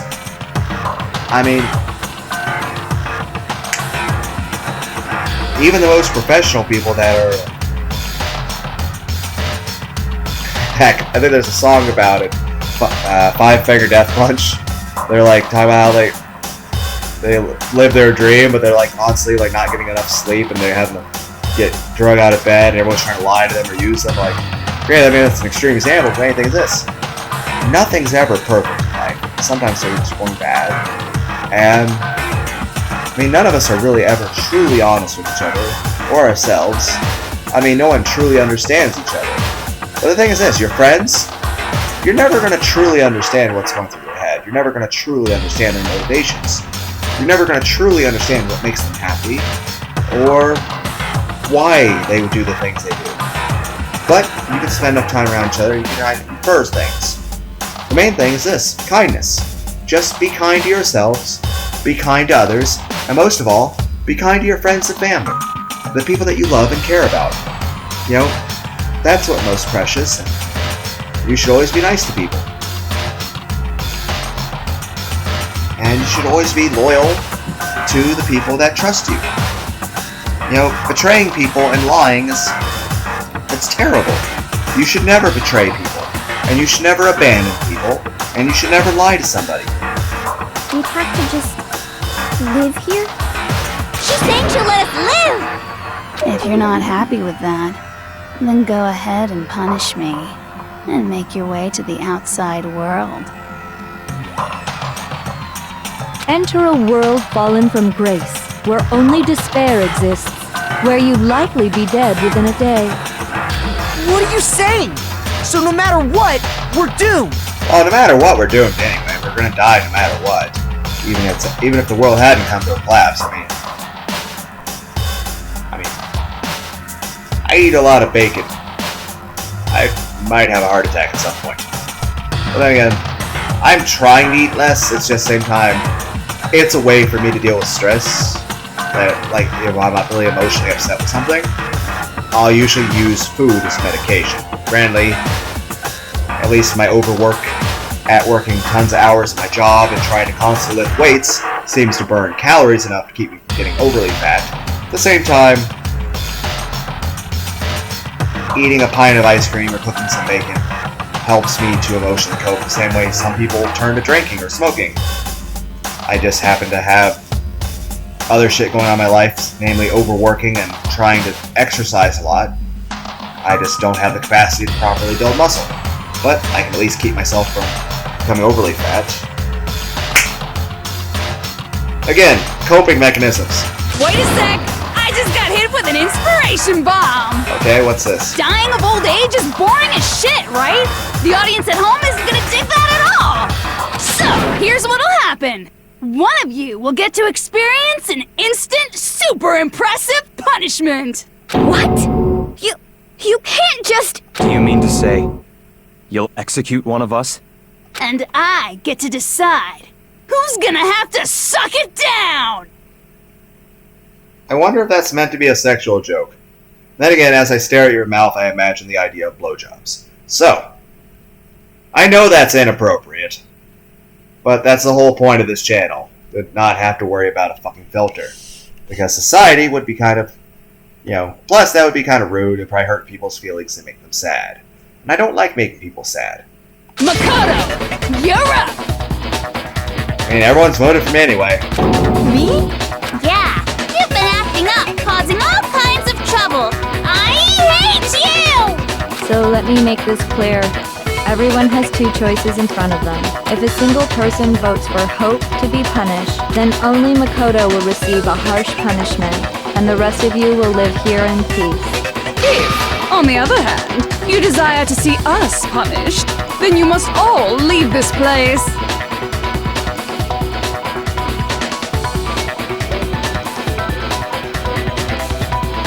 I will force you out, ensuring you all die horrible deaths in the outside world. What I'm saying is, if you sacrifice Makoto, the rest of you will get to live out your lives. What? Has your resolve softened? Have you lost confidence? Are you afraid of being punished? Don't you have faith in your friends? No, that's not it. It's okay. You're right to be afraid. It would seem all of those around you have realized the futility of going against me.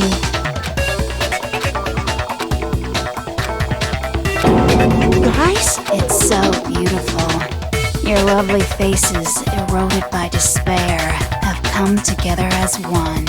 Besides, Yoko, you could never betray your father, could you? What? I mean, the headmaster's only wish was that all of you would survive, right? That's why he tried to trap you all here after all. The least you can do is try to honor your dead father's wishes. Kyoko! One person's despair is enough to seal your fate. Isn't that just the most hopeless outcome ever? So, who do you think's gonna give in? Whose despair is gonna sign your death warrant? I know I shouldn't feel confused right now, guys, but I feel like I need a sheet with two sides of it with a line down the middle. I need a Venn diagram to show me which choice results in what actions. What actions result in... I don't know what happens, and I feel confused, but let's try to sum this up. We could vote for Makoto to die, and everyone lives here peacefully. Or we could vote to kill her, and we all go out into the world and die. Maybe Makoto just say, hey guys, I'm just gonna vote myself. So I'll die, you guys live here peacefully. No one. Nobody's gonna give in to despair! We're not gonna lose to you! What is that face? So boring. Stubborn till the very end, huh? Well, that's fine. Then let's just hurry up and get it over with. It's time for the final vote. Everything will come to an end. Your stupid hope. And your stupid life.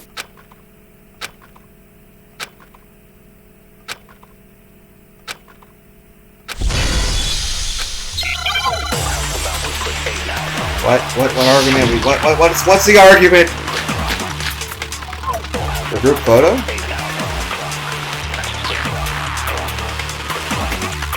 We won't give up! As long as there's hope, we'll never give up! If I were to die, that would be the end of Hope's Peak Academy. What is this?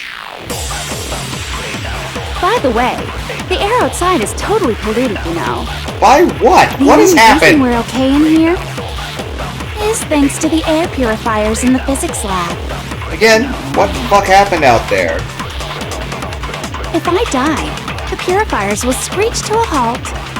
In other words, as soon as I die, the communal life you've all been living will come to an end.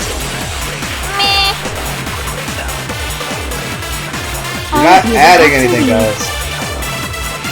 You'll have to go into the world outside, where only death and despair are Well, waiting. just make hazmat suits.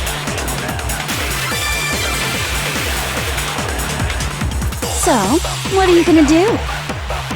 Will you just die? Is that what you want? I have no clue what I am supposed to do here.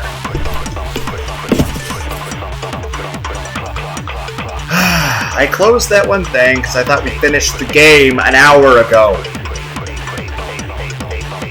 Not that I'm not enjoying, you know, it's just...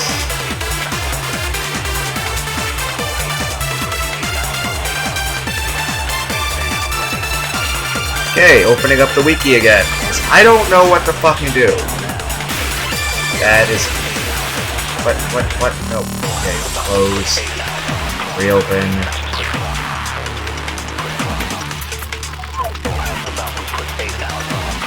Okay, chapter 6. By the way, I'm kind of curious. What the fuck is Danganronpa 2 and 3 going to be about?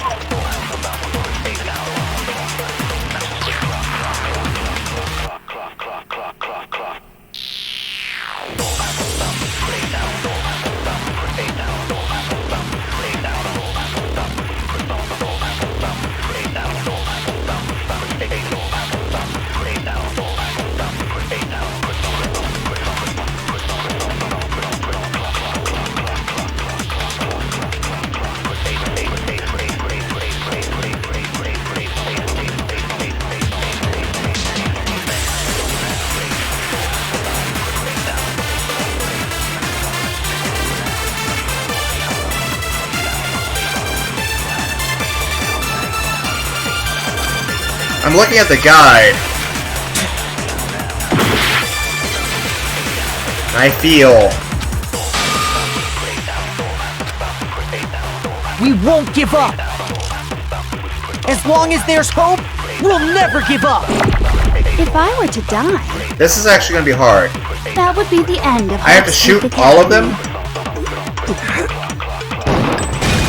Don't lose hope now! All my fortune-telling senses are telling me not to leave this place.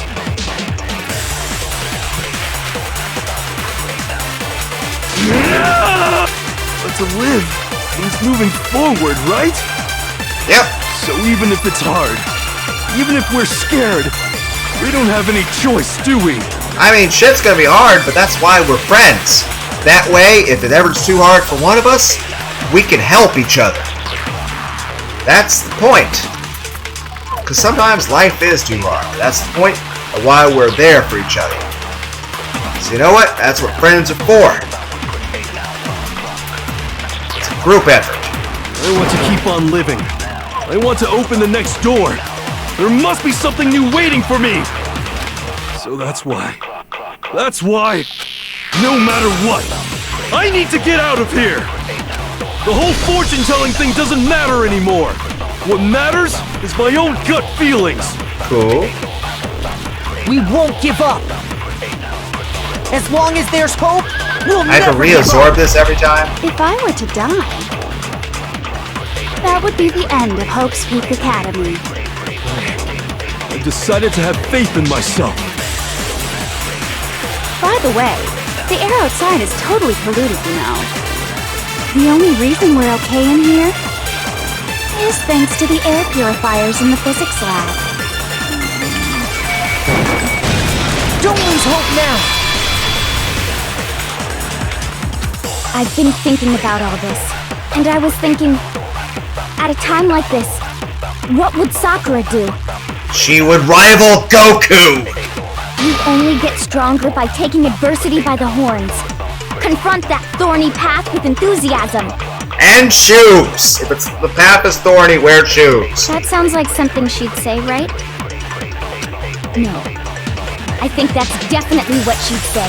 Which is why Yeah! I've made up my mind! We won't give up! As long as there's hope, we'll never give up! If I were to die, that would be the end of Hope's Peak Academy. I've decided to have faith in myself. By the way, the air outside is totally polluted, you know. The only reason is thanks to the air. Say whatever you want. If I die, the purifiers will screech to a halt. In other words, as soon as I die, The communal life you've all been living will come to an end. Don't lose hope now! I don't care either way. I'm fine with whichever one is more interesting. Actually, I may not look like it, but I always hated school. Hell, no matter how I look, still hate it. Oh, but no matter what, Master has to come along with us. We won't give up! As long as there's hope, we'll never give up! If I were to die, that would be the end. By the way, the only reason is thanks to the say whatever you want. If I die, The purifiers will screech to a halt. In other words, as soon as I die, the communal life you've all been living will come to an end. I can keep on living as long as I have my master's love! That's not a healthy All relationship. of you will have to leave. You'll have to go into the world outside, where only death and despair are waiting. I want ice cream. Yeah. No, shoot the butt! So, what are you gonna do? will you just die? Damn it! I'm trying! But the gun physics in this visual novel are not... I'm struggling with this! Okay, I gotta readjust how I'm sitting this.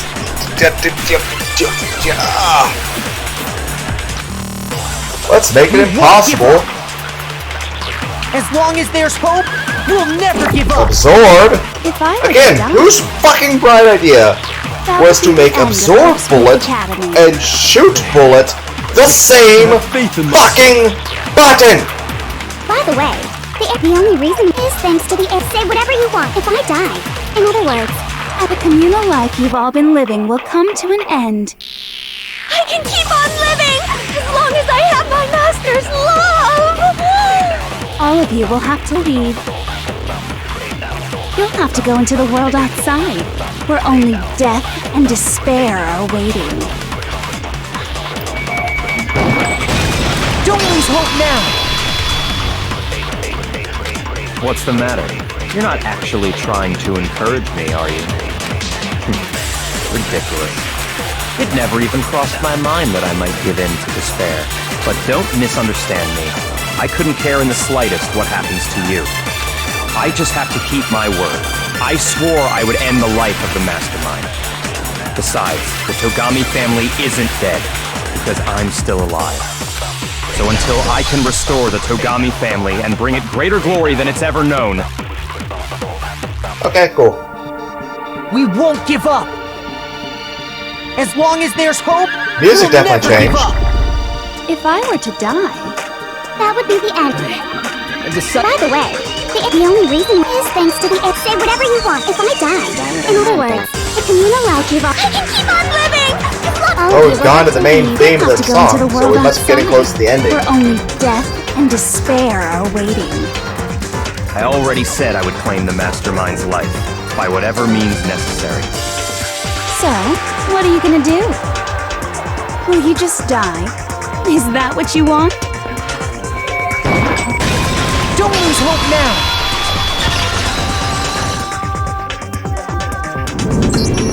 I didn't really know my father, so I can't pretend to know what he was thinking. But even if we're just connected by blood, there's one thing I am sure of. He would never want us to abandon Makoto and choose to stay here. I can't explain why exactly. But if I'm sure of anything, I'm sure of that. Just because we don't actually know anything. Does that mean we can't understand? Could it be that... No, never mind. Yeah, because you know another, truly. Take it to your own relation, boyfriend, girlfriend. I mean, you're never really going to truly understand your partner, but what you can do is care about them, and try. That's all you can do. Just try, kindness, care, that's it. Just care about the other person. So, Makoto, I don't think you wound up at this school because you had good luck or bad luck. I think you came here for a different reason entirely. You came here to bring down the ultimate despair. You came here to confront despair without ever giving up. And if that's true, I think we could call you the ultimate hope. What do you think? What the hell are you? The ultimate hope has been added to the Truth Bullets section handbook. So uncool. That face? Your stupid faces, the stupid things you've said, the stupid way you all treat each other. It's all so uncool, so unhip. Shut up, shut up, shut up, shut up, shut up! Lame, lame, lame, lame, lame!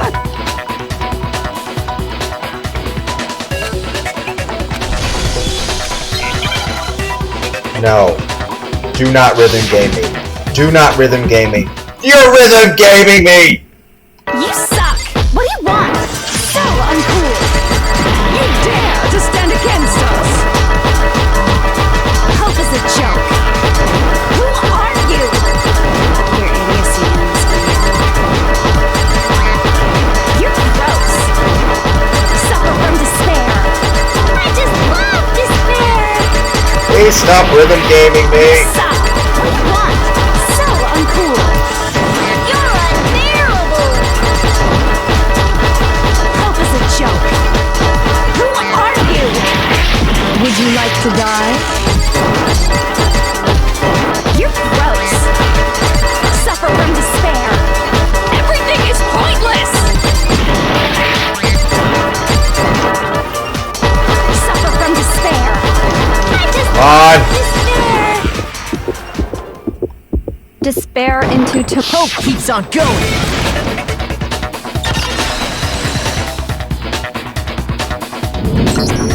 I refuse to give up.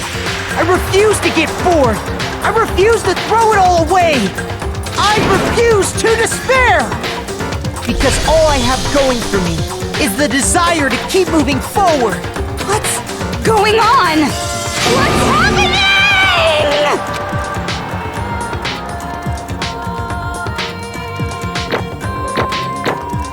Holy shit. This was a long ass fucking class trial, damn.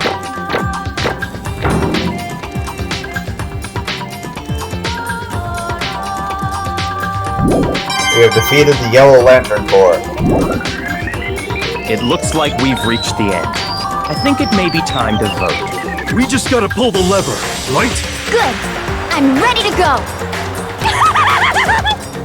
Let's put an end to these trials. Put an end to the killing with our own hands.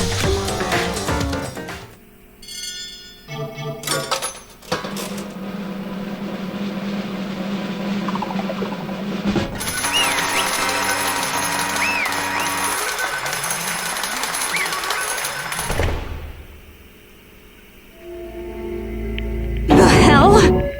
Indeed. I lost? Well, that's just...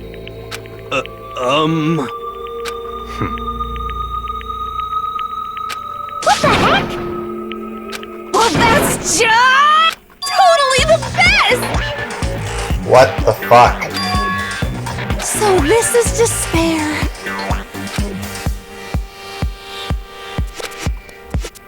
And now true despair. What? And now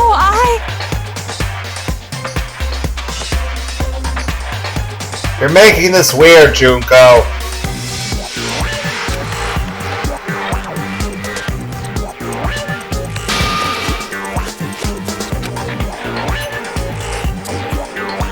true despair. Huh? Anyway,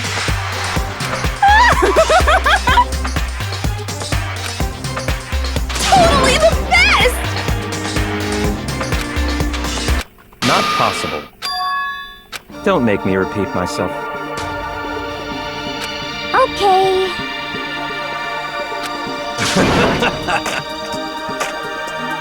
Come to the Hope side. We have dessert. hey. However,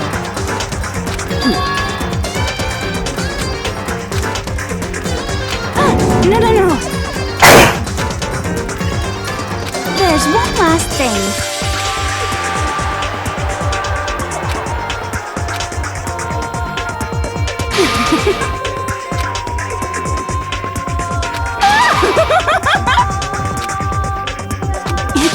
It's fine.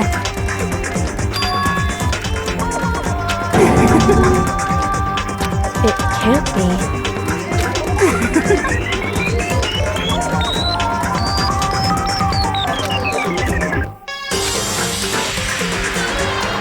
Stop it! Stop it! Stop it! Stop it! How many times do I have to tell you?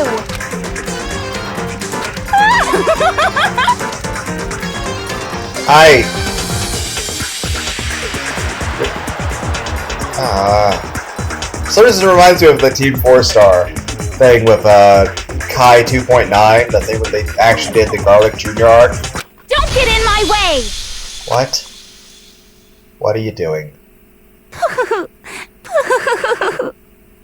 If that's a bomb, what's wrong with your eyeballs? Are you... Is that a Renegon? So this is how the despair of death feels. It's so wonderful! I think that's endorphins you're feeling. Even a tenth of this despair, even 100th, I want every last soul on this planet to taste such despair. I like how perky her tits are in this picture. I know that's not what I should be focused on. But again, that's like I'm staring and I'm imagining right where the nipples would be. I also like the art style and just the way everything's like the attention to detail. But again, my mind is drawn to other things. I want the entire world to die with that despair in its mouth. Or you could just have some Rocky Road ice cream. Apparently Pikachu ice cream's a thing. I've never had it. It doesn't sound that appealing to me, actually. Apparently it's strawberry mint chocolate ice cream with Pop Rocks in it. Which honestly does not sound appealing to me. But it's strawberry mint chocolate ice cream with Pop Rocks. Which doesn't sound that good to me. But, yeah, some Rocky Road ice cream. I could definitely go for some of that. Okay, let's do this. Again, eyeballs shouldn't be doing this. I've reserved an extra special punishment for last. Let's give it everything we've got. It's punishment time!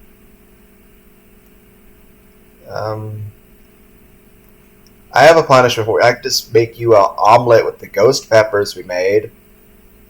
You just have a really spicy omelet. If that's not enough, I mean... Okay. So...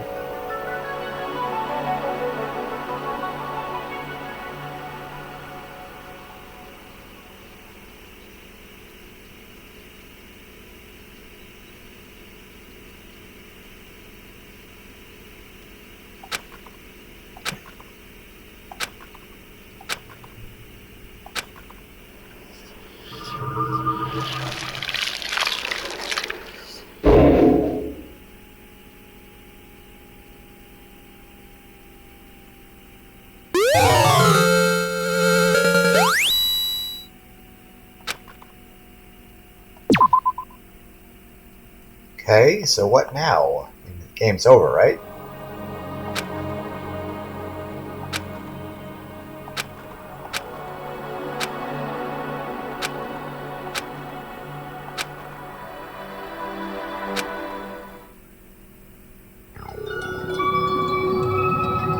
Danganronpa.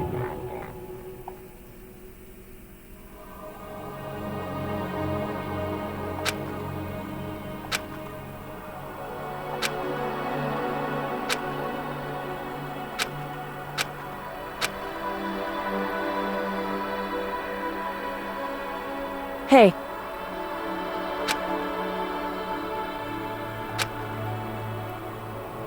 Makoto.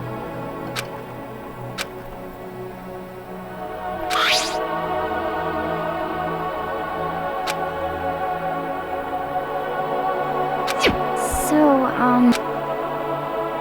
Indeed. If, on the other hand, you desire to see us punished, Then you must all leave this place. I will force you out, ensuring you all die horrible deaths in the outside world. In other words, But...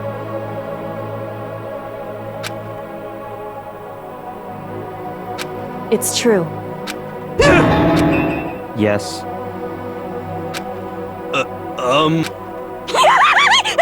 My beautiful scissors!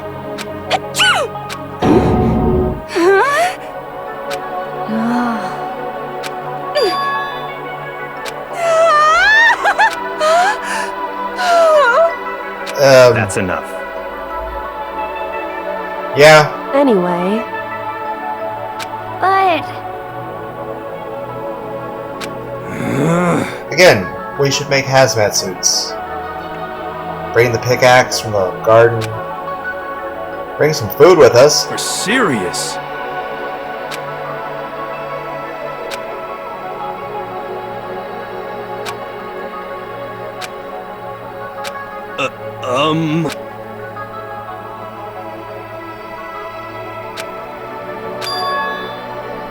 in other words, am I wrong?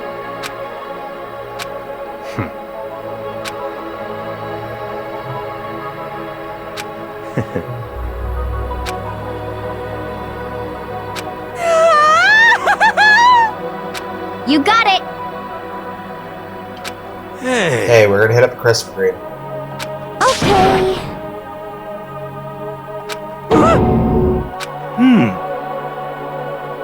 There's no road, you just gotta fucking build it. Could it be... How about that?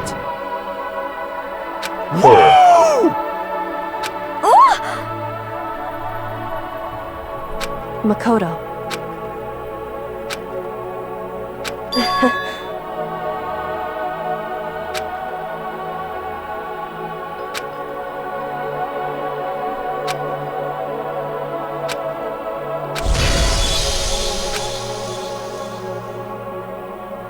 Well, I guess this is goodbye.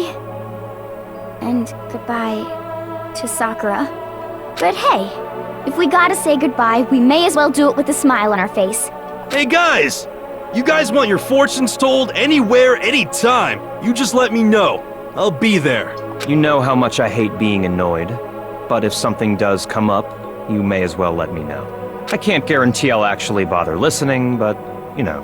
I don't know why, but I have a burning desire to start writing. I might be able to pull it off. A story about Master and me, and the others, I guess. I can't say I'm sorry about what happened, but still, it does feel kind of strange. I really don't know what to say. I guess we graduated?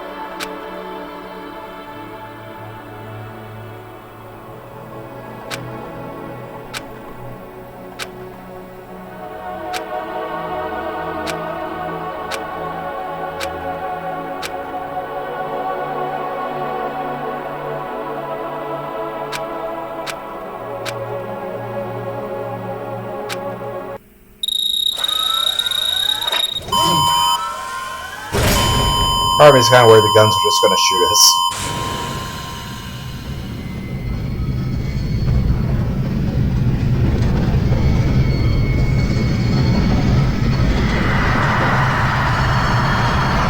The fuck is that? Are we walking into the fucking sun?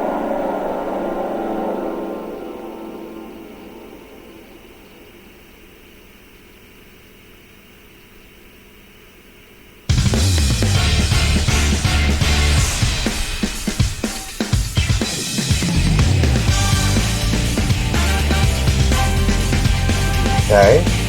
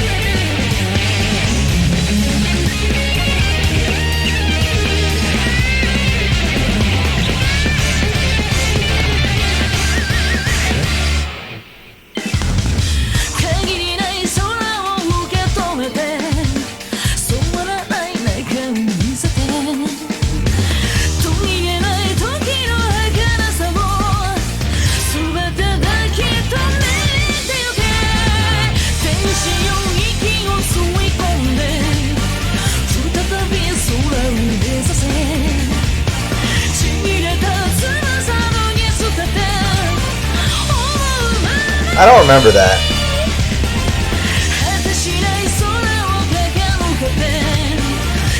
I don't remember that either.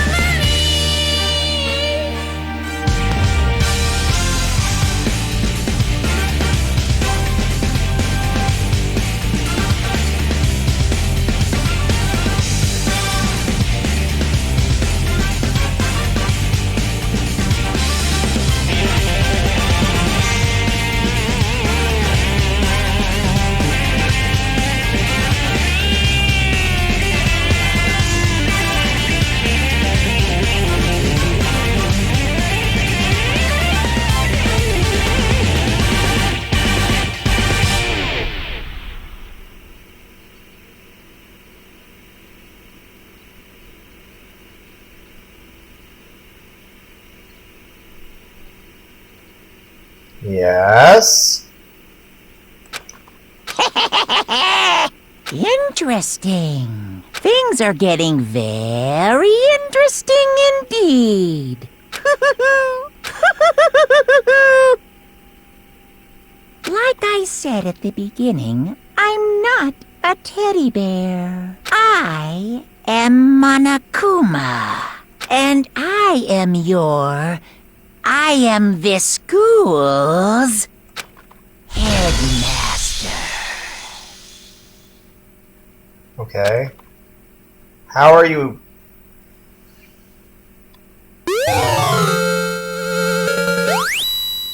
Like, are you an AI now? Is it Kyoko's father? Is it Junko? Is it Junko and the headmaster combined?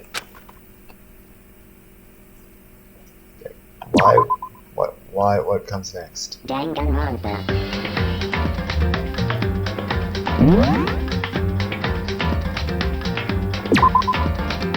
What could I continue?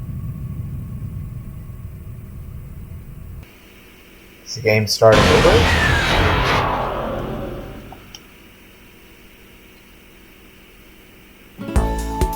Yep. Okay, so it's like if you want. Well, there's probably alternative endings, I guess. I will not be playing those, but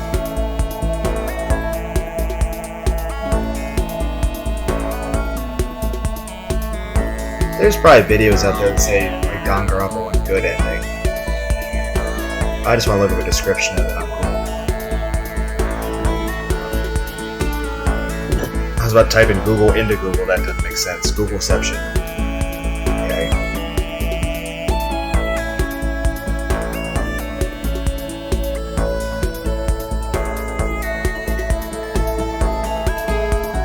Endings. How many endings does Danganronpa have?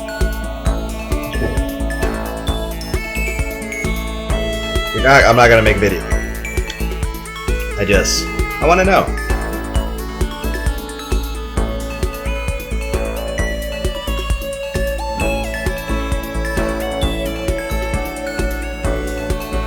Not including the school mode you get after beating the game. There are 2 endings for the first Danganronpa episode. Good one and bad one. The bad one ultimately lead you to the point where you choose between a good ending and a bad ending.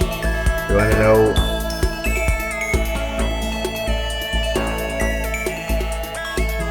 In Chapter 5, there's a part where you have a choice to reveal if Kyoko and Kirigiri students vote against her.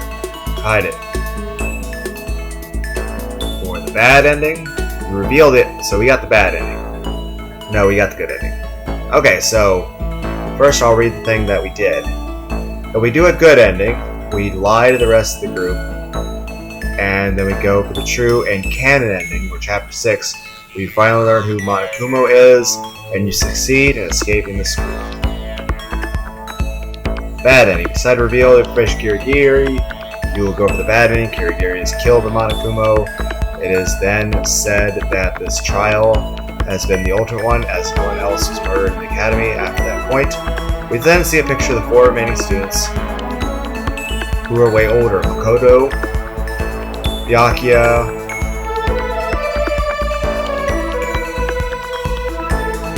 and Byakuya's parent holding a picture of Toko, Yasuhiro, and Al.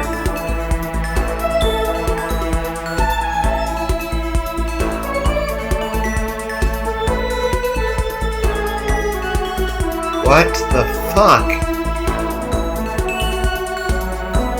Well, I'm sorry I didn't do that ending, because that parent would have went right back.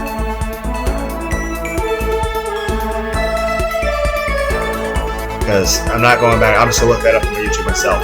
But apparently, had we chose to do the path to where we reveal the information about Kirigiri, apparently there would have been no more killings. Junko would have stayed alive forever, just living as Monokuma. There would have been no more killings, but Toko would have died due to natural causes or suicide. And it's just Makoto, Byakuya, and Hiro. And Hina. And Hina has babies. And all the babies look like the other characters, so everyone's... That's weird.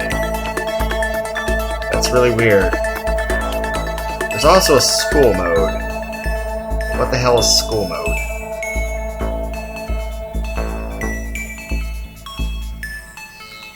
What is school mode? Danganronpa Wiki school mode.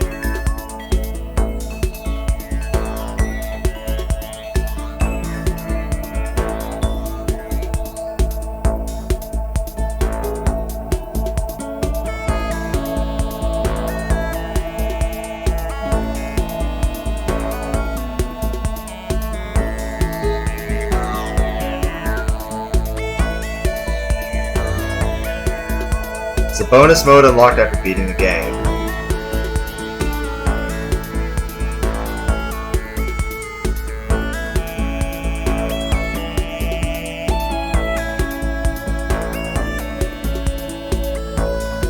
The bonus mode serves as a dating sim,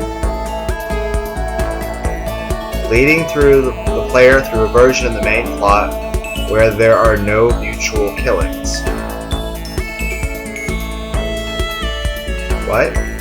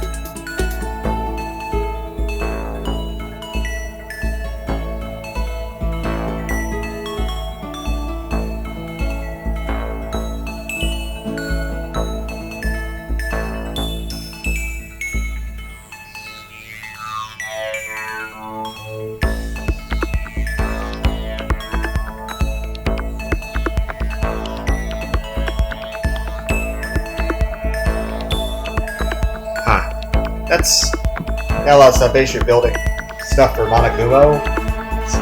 It's odd. Anyway, well, that's the end of it. But I hope everyone had a wonderful, wonderful, wonderful day. And apparently, this is like 6 hours. So, damn. Bye.